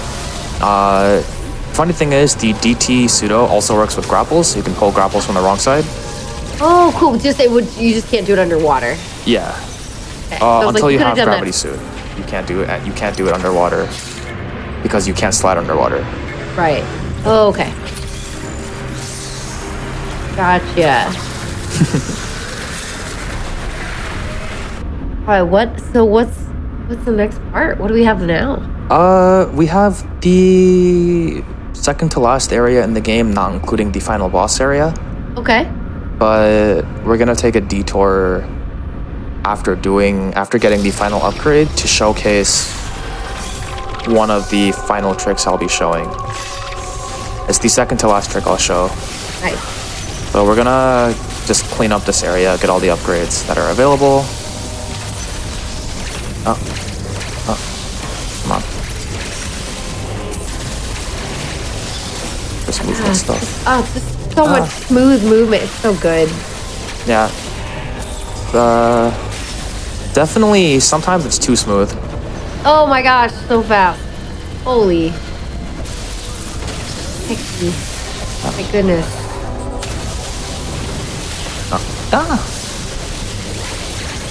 Hey. You don't even We're heading have over space to jump. storm missiles at the moment. Because I want the storm missiles very badly. Yeah, but you never get space jump? So unrestricted actually doesn't get space jump, or it doesn't get spin boost. It depends on what people care about. I believe the optimal route skips spin boost and gets space jump. Okay. All bosses unrestricted get spin boost and doesn't get space jump. It's so cool watching you beat this That's the thing without that I having space mentioned. jump at all. Yep. Wow. Yeah, you can technically also beat the game without a jump upgrade. Oh, I messed that up. Here's one more jank with the Omega Stream. You know these core X's that you're supposed to like hit with missiles or with screw attack? You can actually do this. Oh. It dies because you're continuously doing damage to it and it doesn't get a chance to go to iframes. Oh my gosh. So you just That's kill it. amazing. So that's pretty super much. easy. Yep. Now we got the storm missiles. We're gonna get out. Yeah, I'm not gonna show infinite room load because it's a little dangerous. Do you take the Omega gun like into the final fight? Yeah.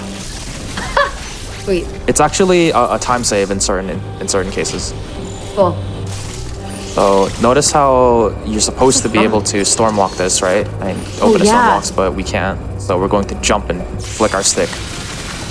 That way we can actually do it without entering free aim on the ground. Only way you can, yeah. All right.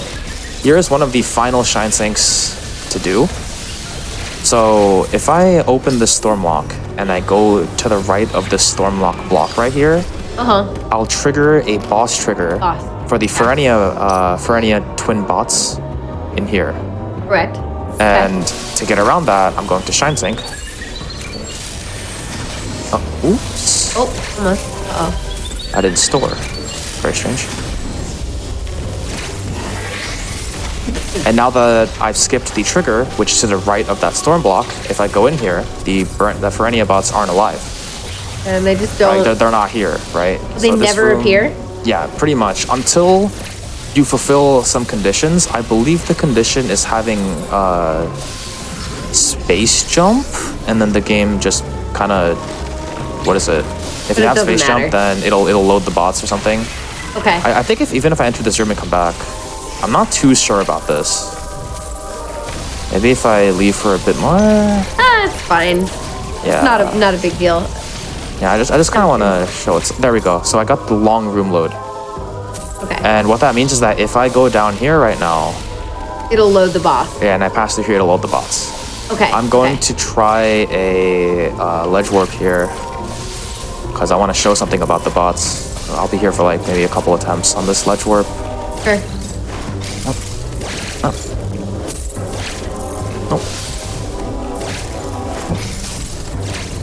Nope. Oh, you got it. You got it. There we go. Okay, great. So now I have the ledge warp. I'm going to enter the arena. Hi, bots. bots. Buy bots. Start, and then So you're now gonna the go bots back just. out. If you notice, the bots kind of instantly disappeared. They're gone. Are the doors still yeah. closed? Yeah. So the arena is still locked, but the bots just kind of instantly disappeared, Okay. and they'll appear again if I try and sync back in. Oh, they'll appear again. Okay. Yeah, but I gotta That's do not it. a big deal. That's the thing. No, I'll give it one more attempt. If not, I'll come back later. You'll and I'll have to show fight them, something right? cool. If you warp in back now. Yeah, I have to fight them, but that's no big deal. All right, so they come back, and then just fight them. It is what it is. Die. Oh, you're being annoying. Oh, We're so I didn't know you could free. dodge it like that. That's interesting. Hey, There you go. and normally you would skip that by doing the shine sync, and it would save you having to fight the boss. Right. I just wanted to show how they kind of just instantly disappear. Like if Yeah. you check the VOD later, or if anyone wants to go back and check now, when I ledge warped out, the bots were still on the screen, but they just kind of left. Like they just instantly disappear. Wait, they seriously disappeared. Yeah, they just straight up disappear. Wild. I'm gonna shine sync here. I'm gonna try to.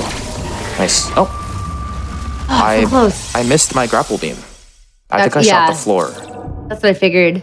Yeah, so You were falling through the floor, but then you died, so you must Right. not have grappled. Thankfully, I understood though. yeah, thankfully I checkpointed at the boss defeat. Yeah, that's actually really perfect. This shine sync saves a couple seconds because it avoids having to go. I mean, what is it?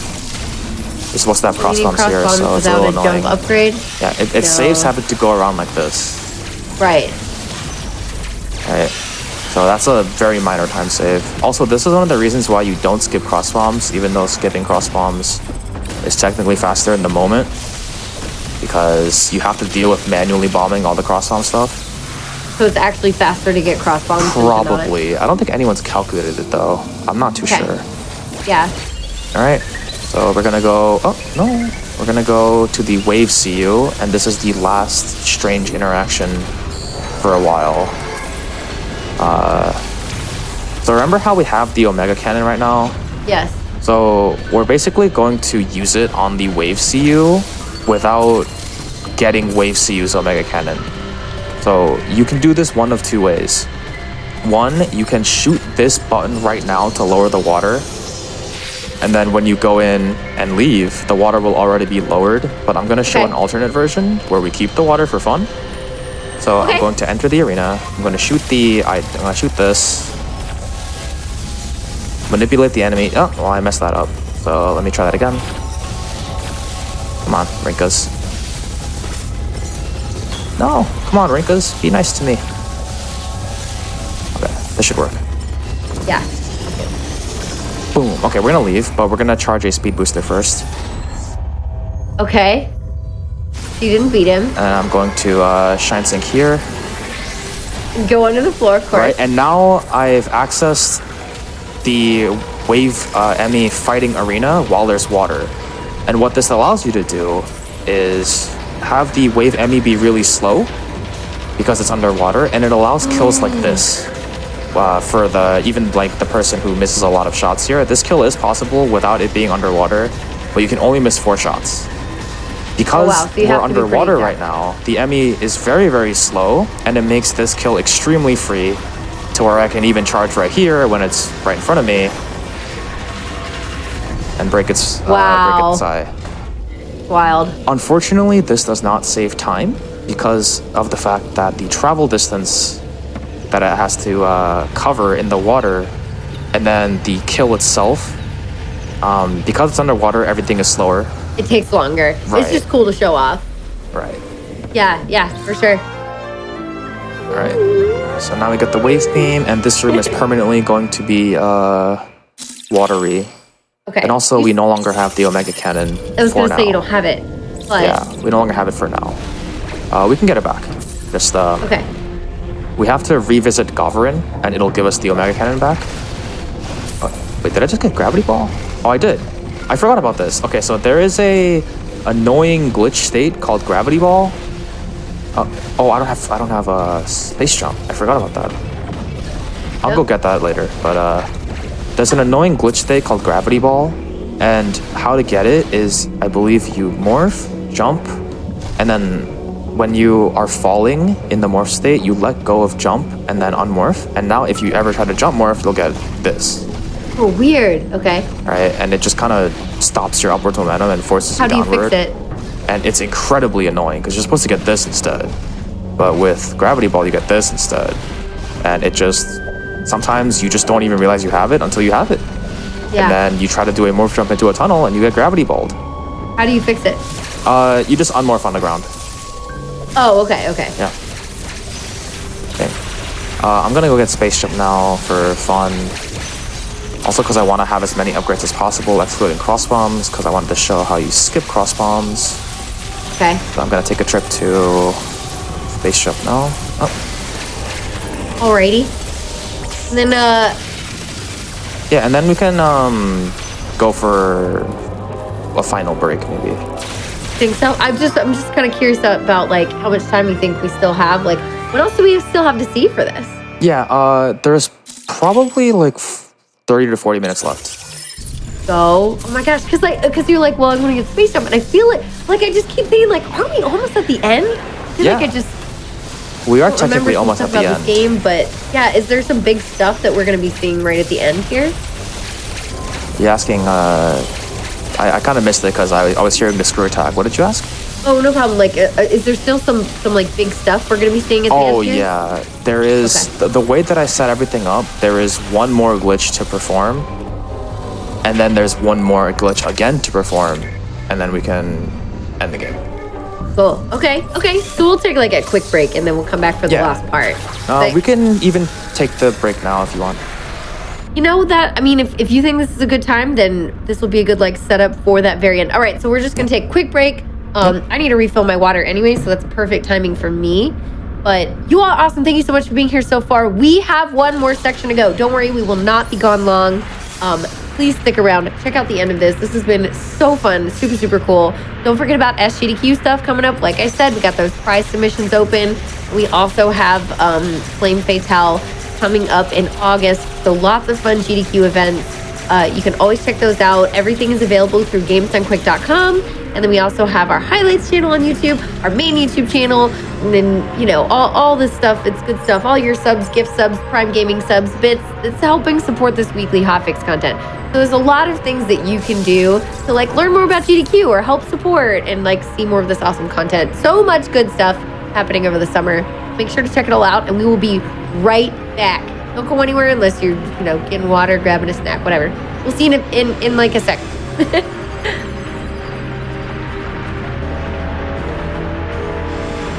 Alrighty, and we are back for the last part of this episode of That's Never Happened Before. Hi everyone, Kungfufruitcup here, joined by Satora. If you were just joining us, Sat has been doing Metroid Dread, breaking down the glitches in this, well, I would say any percent unrestricted run, plus scenic extra cool stuff.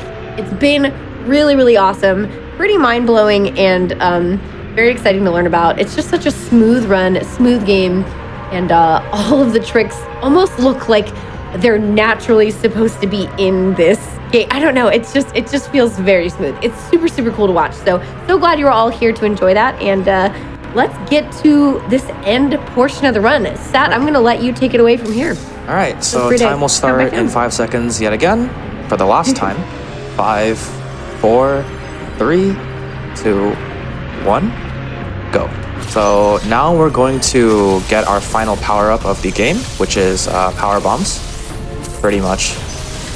So right here, there's a cutscene, and then you just skip past. And here, you're supposed to encounter the red Emmy or the orange Emmy. Oh, right, it's orange. Yeah, the orange I was Emmy really to mad get that the it power just bombs, but you fight the robot instead. So we're just gonna make quick Are you gonna work get of the this guy. space Sorry? jump? Yeah, I got the space jump, did I? Yeah, I did. I got the space jump. I You got already your got favorite it. upgrade. Oh. No worries.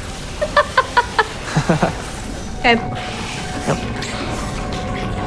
Also, fair warning, we are now actually in unexplored territory. During the break, a fellow runner has informed me that I made an action while displaying the consequence of a glitch. that might ruin all the preparation we've been doing so far. So now we're no longer in the process of showing it. We're now in the process of testing if it still works. Okay. So we're all in this together now. Great. Not one single person has tried this glitch with these conditions. I'm going to explain the process once I get there. Yeah, we have no idea if it's going to work. If it doesn't work, then unfortunately, it is what it is. But we will know for next time, right? That's what's the important. Yeah, no, I'm very curious to see like what that means. Yep. So we're just gonna leave. Oh my, indeed. Yeah. All right. So, let me just get some power bombs because I like power bombs. So right around this point in the game, you're supposed to finish the game and go up here. You break this glass tube with the power bombs. Then you either screw attack up, or you can shine spark up like this.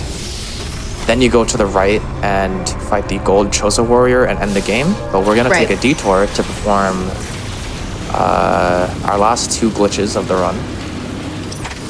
And we're going to be going towards Berenia here. And to do that, we're going to cut through Gavarin and take the green TP to Berenia. There's also another way we can go. We could have gone to Ferenia and taken the cyan TP to Berenia.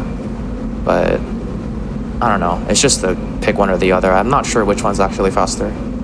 You're not sure which one is faster in this case? Yeah, it doesn't really matter. What matters is getting there and getting this research done. Yeah, I was going to say, like, with your kind of movement at this point, I'm sure it's pretty equidistant. Yeah, we'll be fine. I hope. That's the motto for the rest of this run, is, we'll be fine. Yep. We'll be fine. I don't know why I did this. I can't go this way. Just go this way. Oops. Kind of forgot.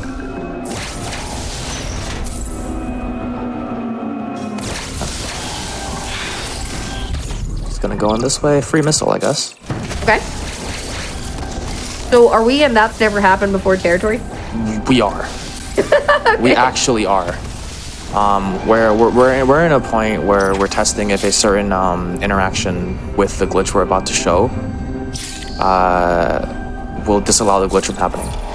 So just to I'm gonna cash in on the hints that I gave you when we were going to wide beam, where I said watch the time and something about powers, I think, or something like that. So the glitch right now, what we're going to do is take our current state of Samus and bring it back to the past. So essentially, we're going to time travel. We're going to bring Samus, powers and all, gravity suit, everything on this screen, we're going to take to the past, to a past state. Now, the problem is, I'm not sure if it's gonna work. Okay.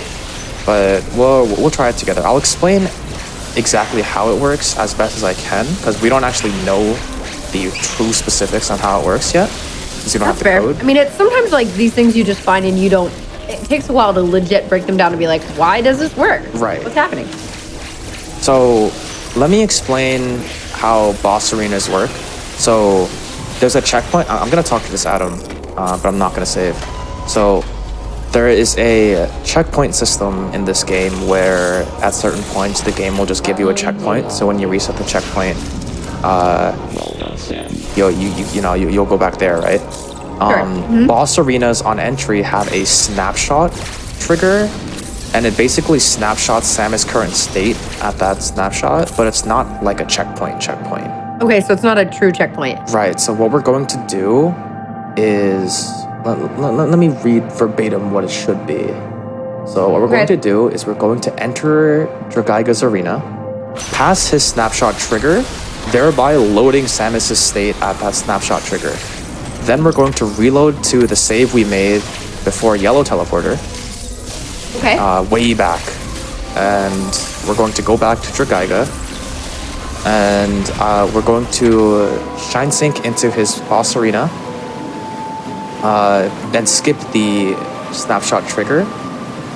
Then we're going to reset the checkpoint there, because in theory, if we shine sync into Dragaiga's arena, we've actually set a checkpoint in the arena, But when I reset the checkpoint, it's going to read the state of Samus that we stored at the snapshot trigger. Okay. So it's going to move our future state into the saved like area, I guess. I don't know how to explain it too clearly. But if that explanation is kind of wonky, just know that it's essentially just time travel. So why are we doing this? Why not? It's basically just like a new game. It's like New Game Plus. So like this game doesn't have an organic New Game Plus, so we can make it. And now the question is if this will give us the glitch. Now we're in true unexplored territory. Okay. I am going to reload to save. And it's going to bring us all the way back to 2 hours ago. What? So are you losing your abilities? Like, I am.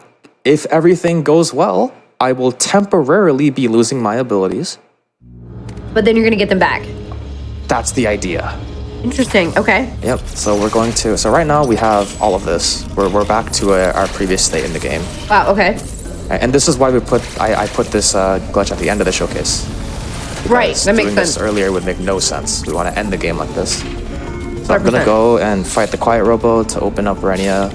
But this part is like a 7-minute setup. Oh wow. Yeah. Yep. The entire map is dark. We're back in the past. I still don't. Okay, I didn't quite get how you did that. I kind of. This part sort of get isn't a glitch. This part is just reloading to save because we saved here earlier in the run very intentionally. The glitch is hopefully that Samus's future state before I loaded to save is stored at Dragaiga's snapshot trigger. Oh right. Right. So Sorry. we want to fetch that when we reset the checkpoint. But the concern is that when I was showing the effects of the DT slide to skip Dragaiga, I went under his crumble blocks to exit his arena. And the problem there is that according to the runner I consulted immediately during the break, that sets a checkpoint. So we're not sure if we're not sure if the process will function. But if it does, I hope it does. So we're just gonna take the trip back all the way in. Right.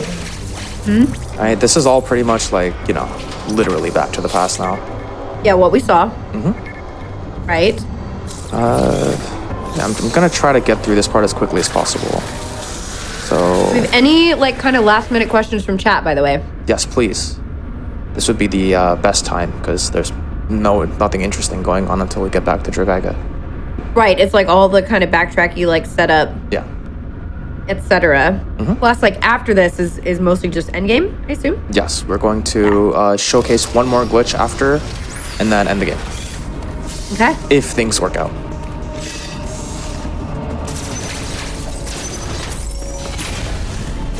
Yep, that wide block was pushed before, but we loaded the save, so it's no longer pushed. Okay. Alright, we're basically just playing backwards here. Going to go to Renia 2. I really hope this works. If it does work, though, I mean, great. We discovered something. Well, not discovered something, I guess, but we removed a failure condition. Yeah.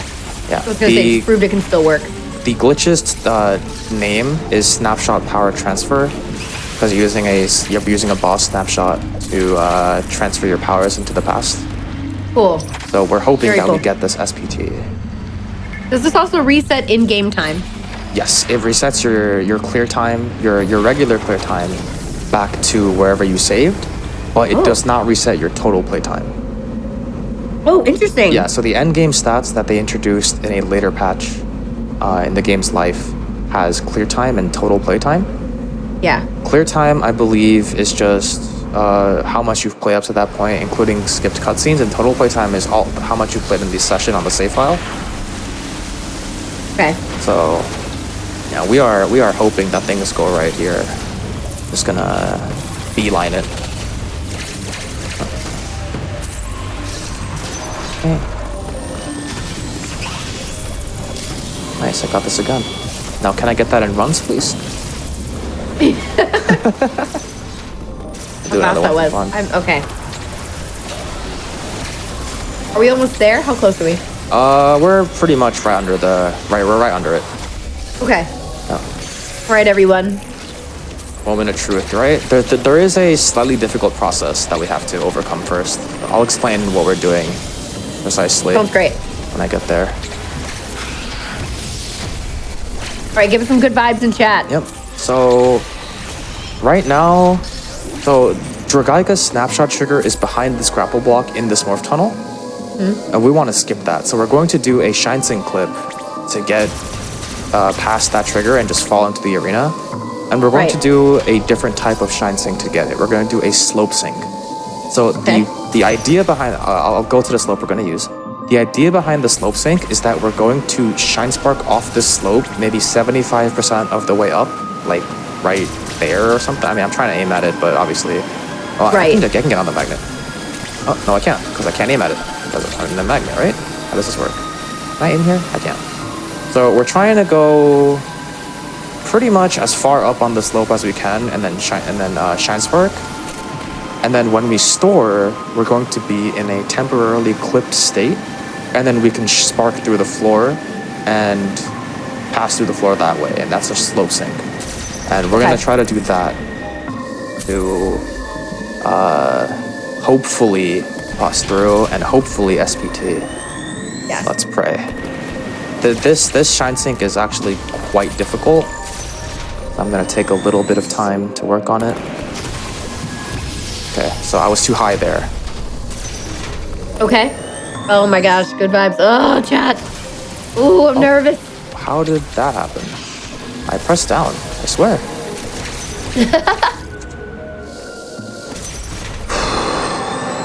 Shanaz, give me power. Shanaz is the runner that brought this concern to me. Shanaz, give me power. Nope, I didn't get the sync. Whoa!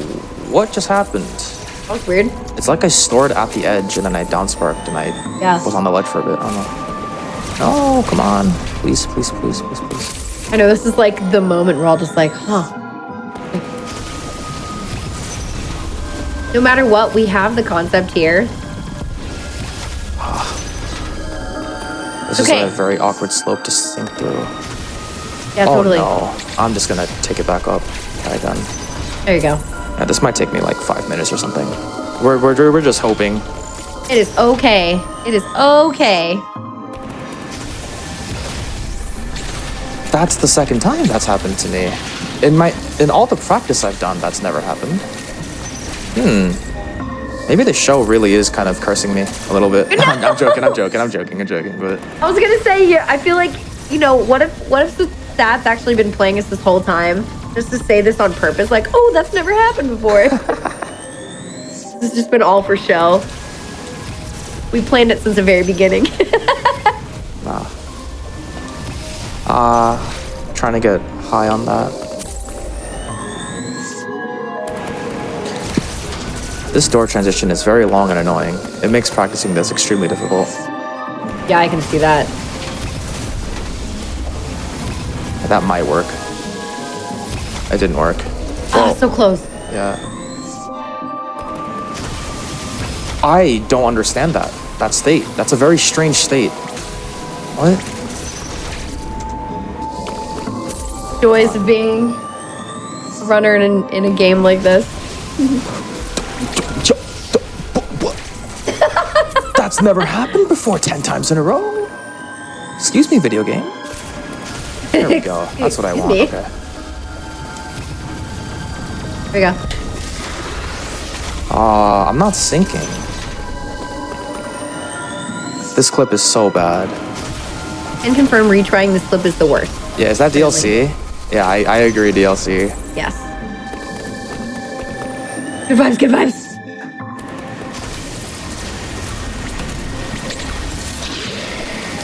Just let me in. Let me in, Drog. We just need to check if this works.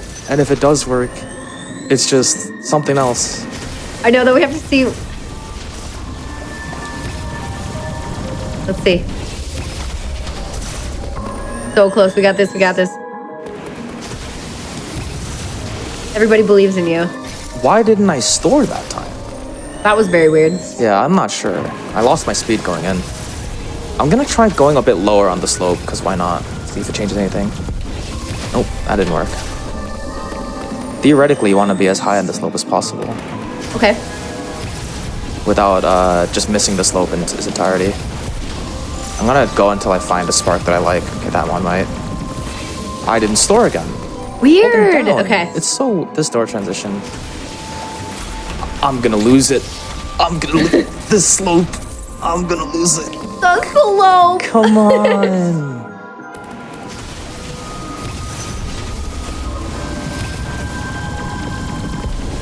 Oh, I sunk. That was so sunk, close. but I pressed the shine spark too quickly.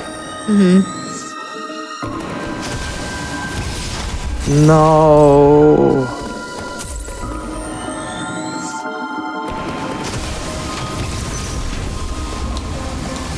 Nope, that doesn't seem good. That might work. Oh, I saw. Okay, but I'm getting it now. Okay, we're good. Get up. Come on, I have the feeling. I've done it once. I can reproduce it now. Come on. One more time. One time for the one time.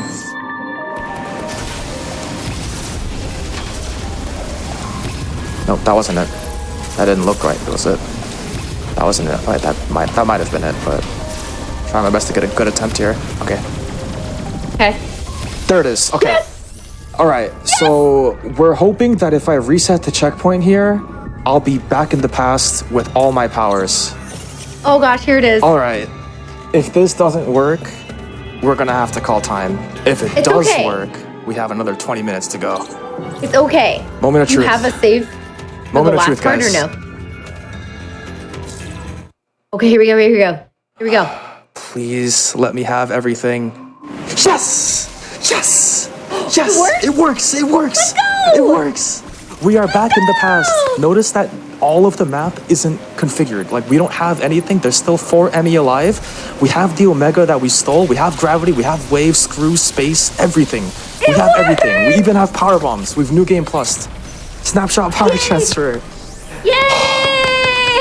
Yes! That's awesome. Great. Okay, Great. let's do it. Great. Let's All right. do it. Now, That's so now we're cool. gonna go finish the showcase. Oh my god, that's happened Wrap before. this up. Let's go. All right. Yatta! Okay. That you did great. Now I need to figure out the fastest way to Cataris, which I believe we're going to go this way. We're going to go to. We're gonna go actually visit Kraid now. Like for real visit Kraid now. For real. Yeah, we're not just gonna like delete him.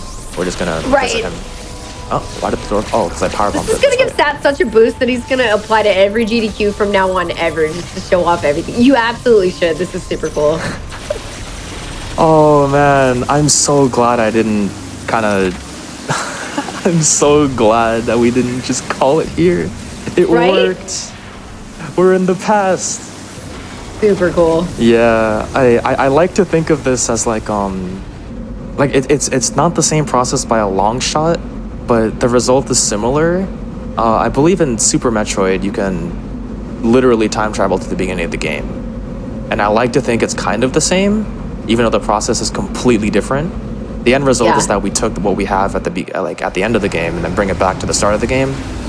I guess in this case, the start of the game would be like 30 minutes in, but Gotcha. you know, it's the same thing. But still, Pretty it's much. still early on. That's super cool. Oh, So you're man, just gonna- I'm so glad. All right, we're gonna You're gonna speed through fly this. through the game now. Yep. The Emmy is not here because we defeated it before on the same save, but okay. The Emmy, I believe, are technically alive in every other zone that we haven't visited yet. I'm not too certain on the specifics, but for example, the Emmy is definitely alive in Goverin because we took the Omega Cannon from there, and also we haven't been to Goverin yet technically. So weird. Okay, cool. Alright. Yep, we're gonna go take. Wait, is it this way? Am I crazy? This is going to Artaria, right? Oh, Cat. We're going to Kraid? Okay. Sure.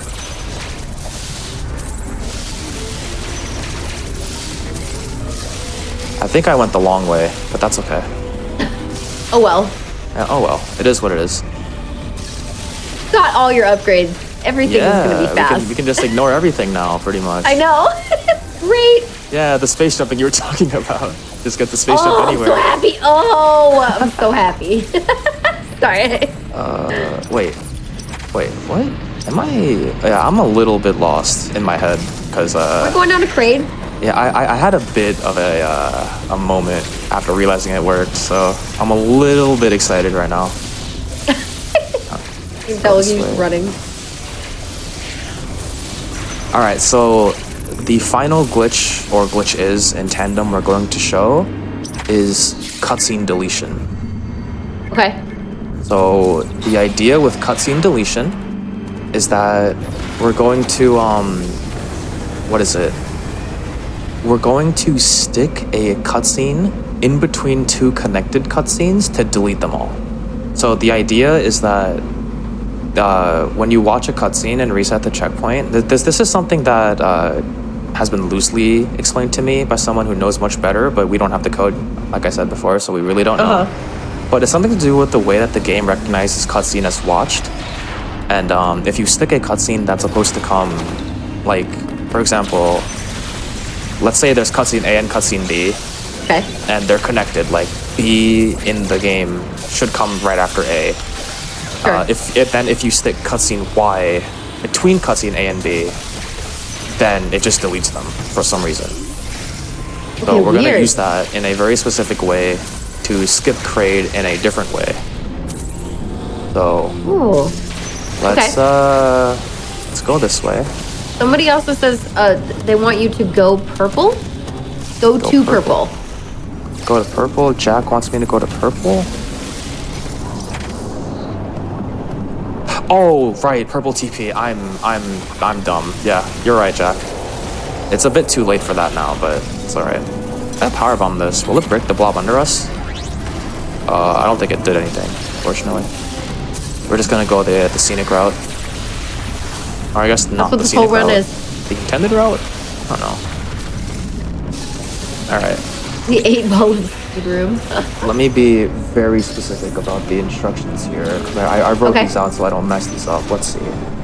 So we're going to go to Kraid, but we're gonna shine stick into Kraid, like I did before. Oh. Try it again. This time without messing up, yeah? Oh, I took that a bit farther than I would like. There we go. Alright, so even though I shine sunk into Kraid, it still forces us to watch this cutscene. Okay. So now we're going to leave. Alright, so now it considers cutscene, Kraid cutscene 1 as being watched. So now we're gonna go grab a different cutscene.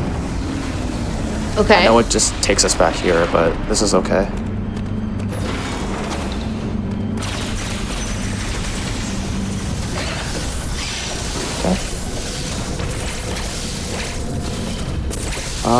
Where is where I want to go? Let me think.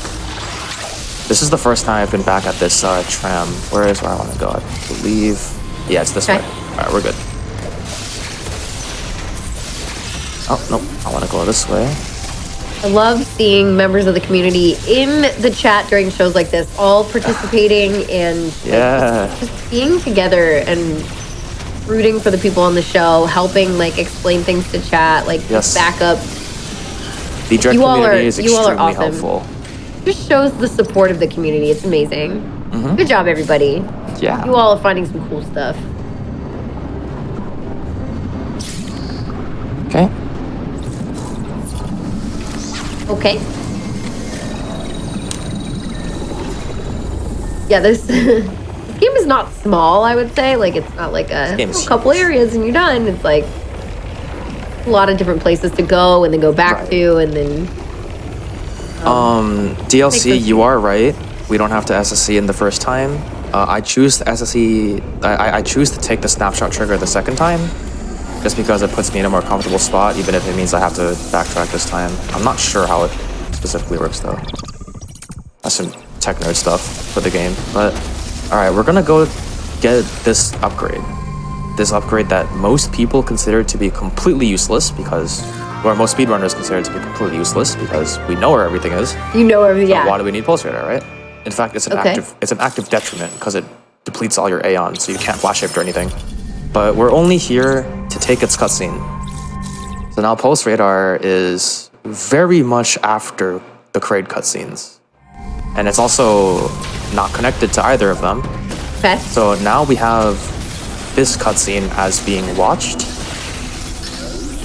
And we're going to stick it between 2 other cutscenes coming up. Ow. And it should delete everything. We're gonna reset the checkpoint a bunch of times. Oh. Yep. Okay. So we're gonna take the orange TP back to Kraid.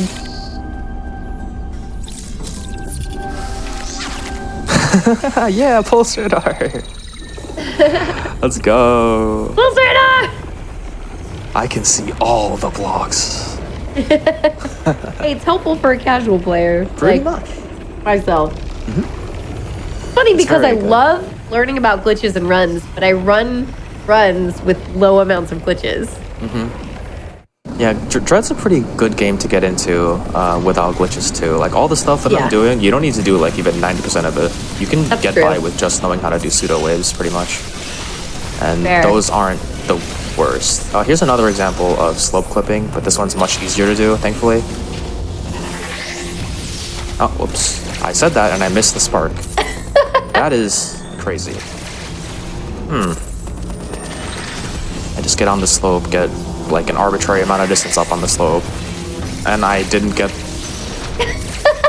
Dude, This is how it works. This is the curse, isn't it?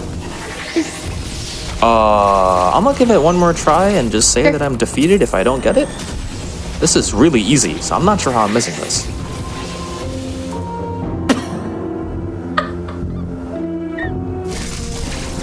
I will not good, be do it again. defeated by that. It's got okay. it. One more.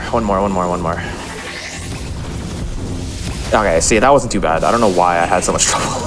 Yeah, totally cool. Oops. Very funny. Okay.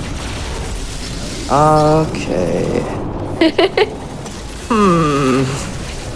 That was interesting. That's a sat moment.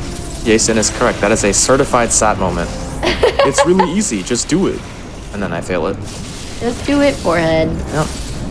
All good. Alright, so now we're So- gonna enter Kraid the normal way, which we probably should have done before. So now I'm also gonna show you how strong we are compared to Kraid. Also, these animations or these cutscenes aren't actually like videos or anything. They just use whatever's in game. So we get to watch Samus stare down Kraid with the wave beam and the gravity suit and every other all of upgrade. that. And it's even better because she's not scared because she knows she's 10 times stronger than him. Yeah, absolutely. I mean, the other thing is like there are fights where you have to act during cutscenes, so it makes sense that all these are just. Yeah, I mean, I just Omega streamed Kraid's mouth and he died was- phase 1. So we watched phase 1 as we went in. That was Then really we fast. watched phase 2 because we went to phase 2. Okay. Now I'm going to reset the checkpoint. You're gonna put that pulse radar thing in between them. Yes, I'm going to reset the checkpoint twice. And Got we're going it. to stick Pulse Radar in between phase 1 and phase 2. I just think And- Kraid is really gross. The game is going to be extremely confused now and just remove Kraid phase 1's cutscene. So we're going to shine sync into him. And this is going to look really weird. Once I... Excuse me. Video game? You want to give me what I want? Nope, I got a roll. I still don't know how the roll works, I'll be honest. I was too far. Yeah, I neglected to mention that shine syncing also has a space limit. You need to be away from whatever you're flashlighting into. Alright, this should work. Great. So now we deleted Kraid's phase 1 cutscene. So now we're behind Kraid. Kraid is still alive. He's doing all the stuff he would be doing right now. Right now, I believe he's spitting. He's gargling right now. Yeah, so he's fighting his demons on the other side He's right just got now. some polygons in the back. Yeah, and there's just a lot of jank here, pretty Can you much. space jump over? Yep, we're behind Kraid, and we're gonna leave Kraid. We can't, if we space jump over him, we won't be able to get back above, I think. Get back here, we wanna be here. So this is where you would, like this is how we skipped Kraid in min bosses before, I believe. So we would skip Kraid by doing this process of deleting his cutscene, and then we can get the fusion without fighting Kraid, and Kraid's boss defeated wouldn't appear at the end of the game, right? But there is one more glitch that I want to show here, which is where we re-enter. And now I'm here. I'm in his arena right now. But it didn't bring us back into the fight. And now I'm going to do one full jump into 2 slightly delayed flashes. It will load me into the Kraid fight, but it will load me under Kraid, and it'll cause jank. Oh. Great, like that. So now we've technically loaded, I think we've technically loaded the Kraid fight, or we've unloaded the Kraid fight. And now we're under here like this, and I'm gonna jump up to get here. Now, this is the bomb tunnel that you would use if you did early bombs to kill Kraid by going into his belly and bombing him on phase 2. This is one of the dev-intended secret kills that they put in, so that if you got early bombs as a sequence break, you could kill Kraid instantly on phase 2. But we're gonna do this now. Now, what happens in this state? How do you even get over? So, we're now in a state called Moonball or Master Ball. So, what's happening here is Samus is, I believe, perpetually in the Morph Ball launcher state. And what that means is that she no longer obeys the rules of gravity. She has 0 gravity. She is perpetually immune to out of bounds. And I believe she's also fully invulnerable. So, like, every time I'd use a bomb, I'll soar in the air. If I contact the downslope, I'll start floating downward. And I can carry this state everywhere in Cataris. So I'm going to do something with this to show just some fun. Notice how I can't fall here in Morph because I have 0 gravity. Whoa. Alright. Oh, whoops.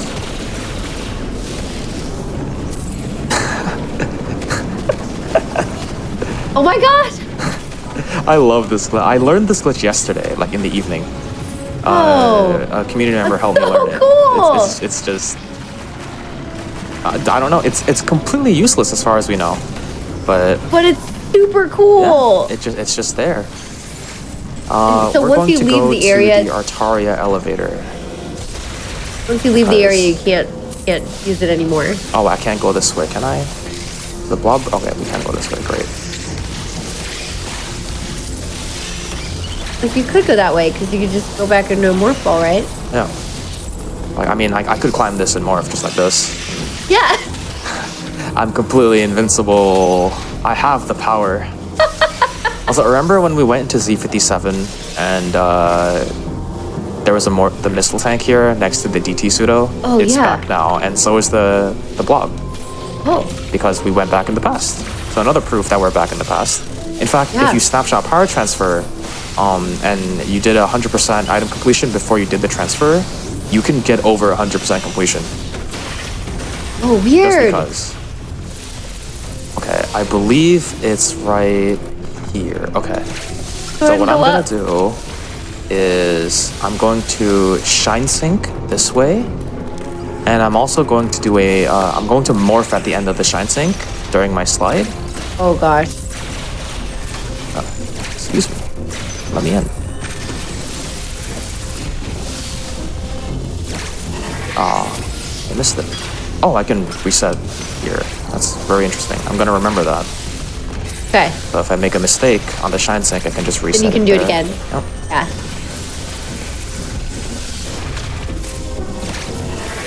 Oh, I didn't press fast enough. So close. There's probably a Okay. better way to do it. Oh, there is a better way to do this. I'm losing my mind right now. You can do the slope clip here. That is my B. Wait, where am I? Oh, no! Did I lose Moonball? I lost Moonball. We'll get it back. It's not that hard. Okay. Keep in mind, we are getting closer to that 4-hour mark. Yes, we are very nearly done. After Okay. this showcase, we're going to end the game and call time. Cool. Sweet. And we're going to re-enter the fight like this, and then 1, Is there anything glitchy that you do for Ravenbeak or the M sequence, or is that pretty vanilla? Escape sequence glitch. That's only Yeah. possible in earlier versions of the game when you had invincibility. Oh, Gotcha. Oh. that's never happened to me before. Oh, that's never happened before! I fell through the ground under the arena, and I didn't realize. How did I do that? Very weird. Does anyone know? Has anyone gotten that before? What? Oh, that would have actually accomplished the goal of what I wanted to show. Oh, would it? Yeah, it would have. I'm gonna try getting that again. I don't know what I did to get that, but I'm gonna try getting that again. Oh, I missed the trigger. That should work. Okay. What's happening right now? I don't even know what I just did. I'm just gonna hold down. Nope, it didn't work this time. That was so weird. Yeah. That was so weird. Okay, I have Moonball again. We're gonna go back. Okay. Okay. Alrighty. Alright. If this Involving doesn't work, Omega Beams? we're just gonna finish the game. And there is a slightly glitchy state that the game is in right now at the end. That's gonna... It shook me the first time I saw it. And I first saw it 3 days ago. We're gonna... Oh, I forgot I can't morph fall here because I have Moonball. So I'm gonna fall really slowly. You fall slow, yeah. Yeah, it's like we're playing Pong, you know? That's awesome. So funny. Certified sat moment number 2. He somehow forgot to slope clip here. And then what was the other one? The other sat moment? I am not too sure I remember. I think I blocked it out of my mind because I was embarrassed. Oh, it was when I thought I was soft locked when I was leaving gravity. Right, okay. Nope. Okay. Whoa. So right now, so remember how I said that Moonball gives you permanent out of bounds invincibility? Oh, yeah. So you can technically leave the bounds of the map and just keep going. And oh my gosh. It'll scroll you further and further and further and further away from the main screen and the main map. Is there an end? No. It never ends. Nope. I believe the researchers tried to find if something happens if you went there for a really long time, so they left this state on for hours. And all it does is push you further and further and further away from the map and does absolutely nothing. That's amazing. Yeah. At some point, I'm pretty sure you can go so far to where you can just hold up left for a really long time and just not get back to the main map. But, I mean, this is pretty much what it looks like. And you can't reset your momentum upward because you're perpetually sinking. So when you do the bombs to hopefully push yourself up, it won't let you. Can you get out of morph form and then you die or what? Yes, you will instantly die if you leave morph form. So I'm going to do that right now. Oh, wow. Okay. And now we're going to end the game probably under 4 hours, which is good. Nice. Let's go. We're fast approaching the end. I'm gonna backtrack all the way. Trying to figure out the fastest path. I'm really bad at routing. So, yeah, I just play. I don't route, I just play. Let's see. There's a lot of good chat theories right now. I'm gonna drop a power bomb for fun. I don't like these guys. Oh, right. I can just take orange TP. To try to get up? Yep.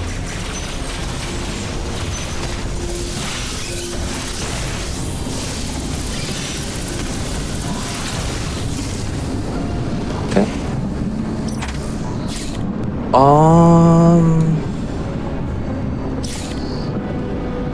Yeah, I can just orange TP, and this would require me to cross bomb skip one more time, then we can end the game. Gotcha. Or I'll probably not cross bomb skip. We'll get the cross bombs just to get all the major upgrades. Because now we have every major upgrade except ice missiles, which I'm not going to go back for, because why would I? Because you don't need it. There is a result with the ice missiles. Like, if you skip the ice missiles, something good comes out of it in the final boss, which is something that's not very well known by people who play the game casually. But after seeing the damage values and how Ravenbeak specifically interacts with certain items, we realized that, oops, I forgot I have to cannon these. Okay. we realized that Ravenbeak actually is only set to, in certain places in this fight, he is only really set to have damage reduction against ice missiles and wave beam. So in certain parts of his fight, you can skip all that. Oh, yeah, I do have to SSC. Said reduce. Yeah. Because we don't have ice missiles, we have supers. So we'll do unskilled damage to Ravenbeak. I'll show it off when I get there. It's very easy to show. But for now, I have to crossbomb skip. Nope. Oh, that was really bad. Oh, no, I'm stuck. Get me out.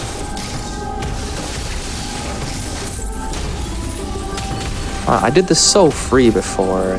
Yeah. It's just the end. That's how it works. I'm gonna That's how it works. sink my last power bomb in. If I don't get it on this one, all right, we're gonna go back and just defeat Golzuna and get the crossbombs. It'll be faster. Pretty much. Yeah, we have to go all the way back here, unfortunately, but it's okay. Yeah, Probably shouldn't have egoed out. Have you all had as much fun as I have? This has been so cool. This has been so fun to watch. Yeah, I get to show off how broken our game can be. Yes, which absolutely. usually doesn't get seen on the main board categories because a lot of these are completely useless. That's why we do this show. We want to see all the useful stuff, all the useless stuff, all the fun stuff, all the weird stuff. Show us the glitches. We want to know how we can use them in runs and what the heck is included that doesn't even matter, but it's super cool to look at. Excuse all me? of it. Where is Golzuna? We didn't release the X. Okay, so Golzuna can't be fought because we didn't release the X. That's another sap moment. Okay. That's okay. I can shine sink in. It's okay. Oops.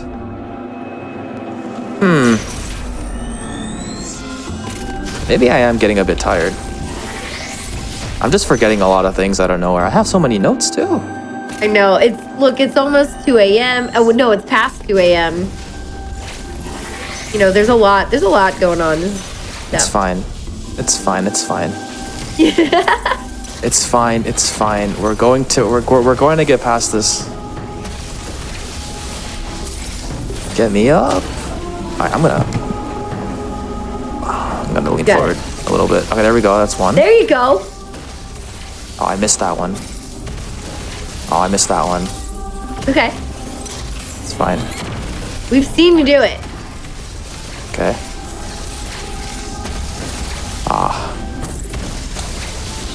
I wonder what the timing is that I'm missing. This is the consequence of missing cross bombs. Oh, I was like, come on, get me Just up. having to do this over and over, yeah. Yeah. I'm gonna nail this trick. Okay. Okay. There it is. Okay, cool. We're out. There you go. Nice. Good job. Yep. Thank you. Thank you. All right.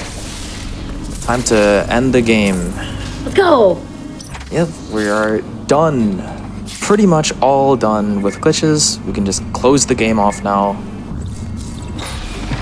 And that's gonna be it. Wait. I like how DLC in chat says gamer lean incoming. This is correct. I channeled the power of the gamer lean. And I was able to crossbomb skip for free. Yeah, it was. It became free. Some would say it was Morbin time, but I'm not that kind of guy. So I guess. we just call it the gamer lean. I unintentionally do the gamer lean a lot, apparently. It's just like a subconscious, you know, like it's getting a bit into hard. it. You know, you just want to get really into it. Yeah. I'm gonna pick up some power bombs here. Oh yeah. Great game. Great. Okay.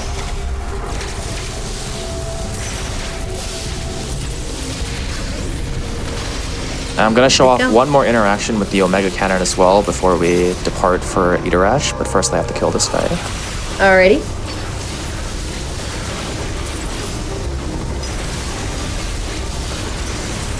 Oh, so fast.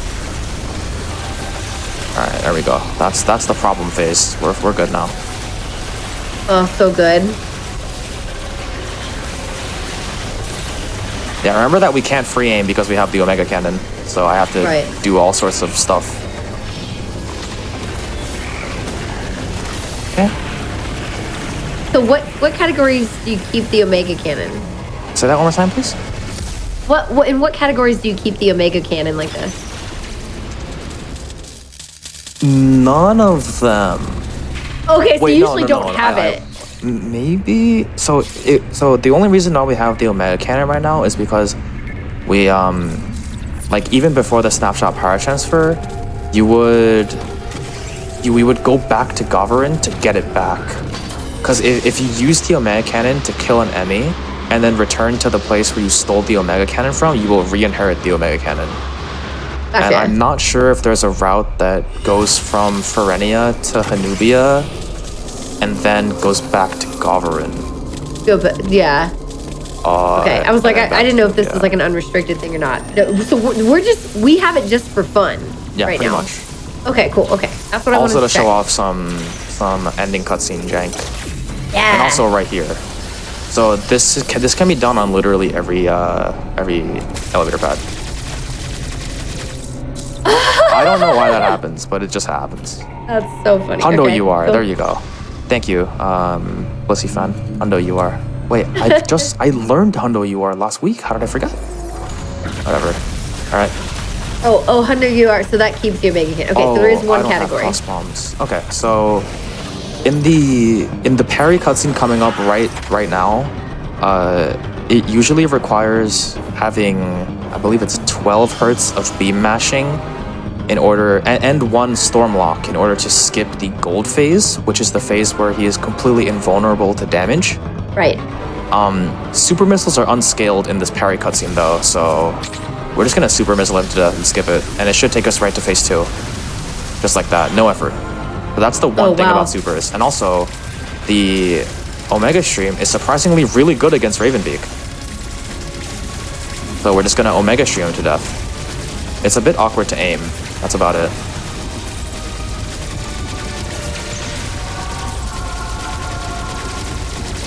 Yeah, I don't even care that he's doing this to me. As long as I don't die, we're fine. Alright, great. Wow. Do it Now we're again. phase 3. He's dropping a sun, so I'm gonna respond in kind. Just sit here and plant.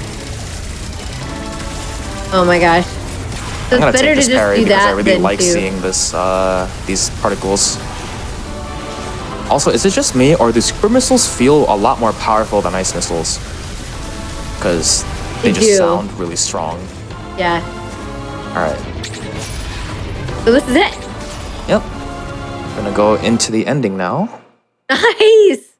That was so fast. Ugh. And it took me a few hours to beat it, and over 2 different attempts. But it was like several hours of attempts. And then I didn't have time to do anymore. And then I came back like 2 weeks later, tried it again after getting all the rest of the stuff. And suddenly got a first try. The jank isn't working. I'm gonna intentionally die to this and then try again. Okay. Because there should be some jank that comes as a result of having the Omega Cannon. Okay. And it's just visually very funny. This happened to me in my practice too, and I intentionally took a death and it worked again, so. Gotcha. It's such a weird... There we go. So this might look really weird. Huh? A little bit. A little bit. It gets worse. Very We're like just gonna 2D. wait for him to take all the damage and get close to us, flying a very slow and painful death.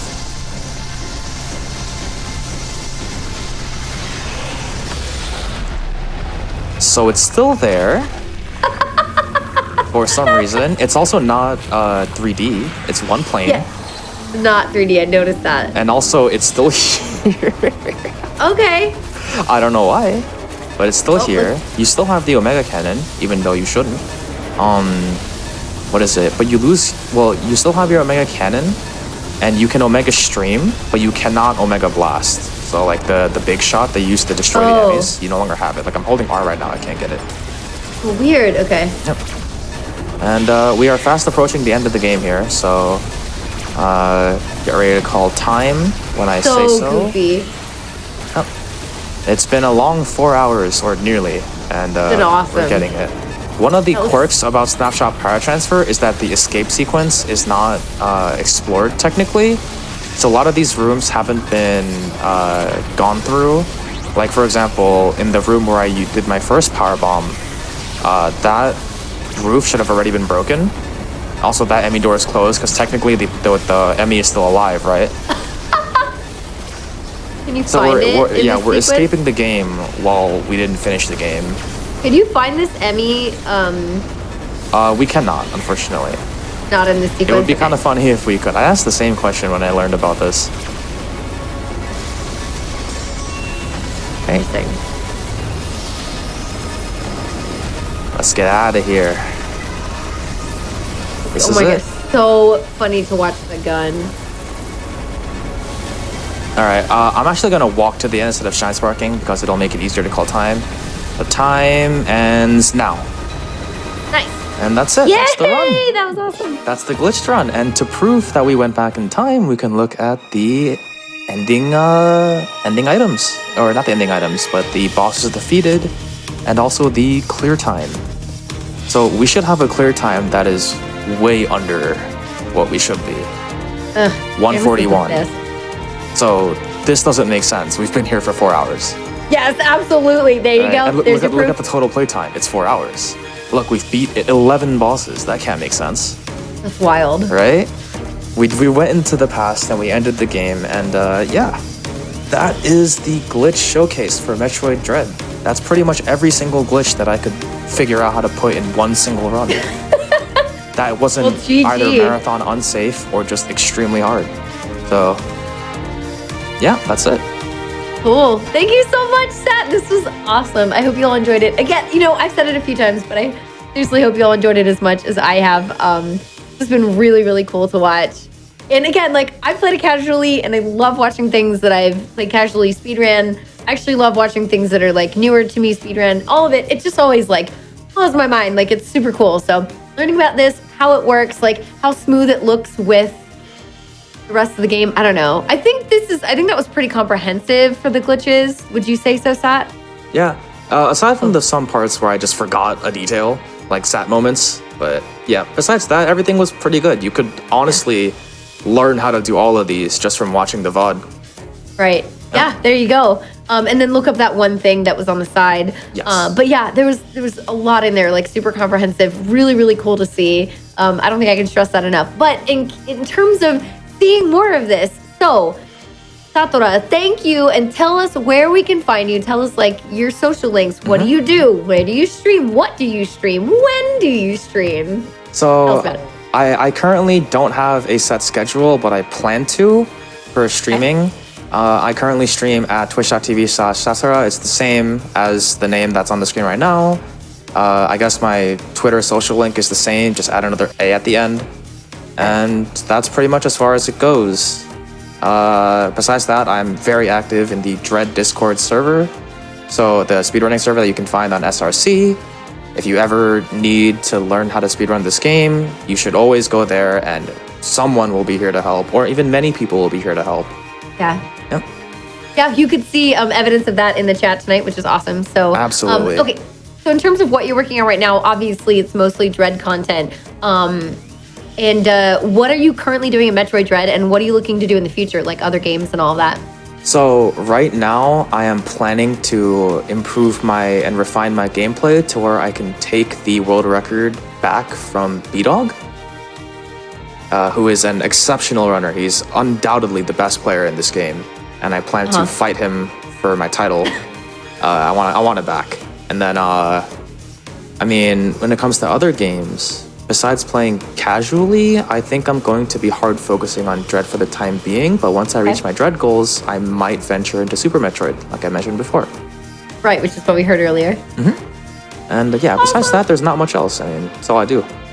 Cool. So for now, if you want more Metroid Dread content, more runs, things like that, Yes. and potential Super Metroid stuff in the future, Metroid, please, please, please follow Sat. Definitely follow. You know, you can check out the Dread community.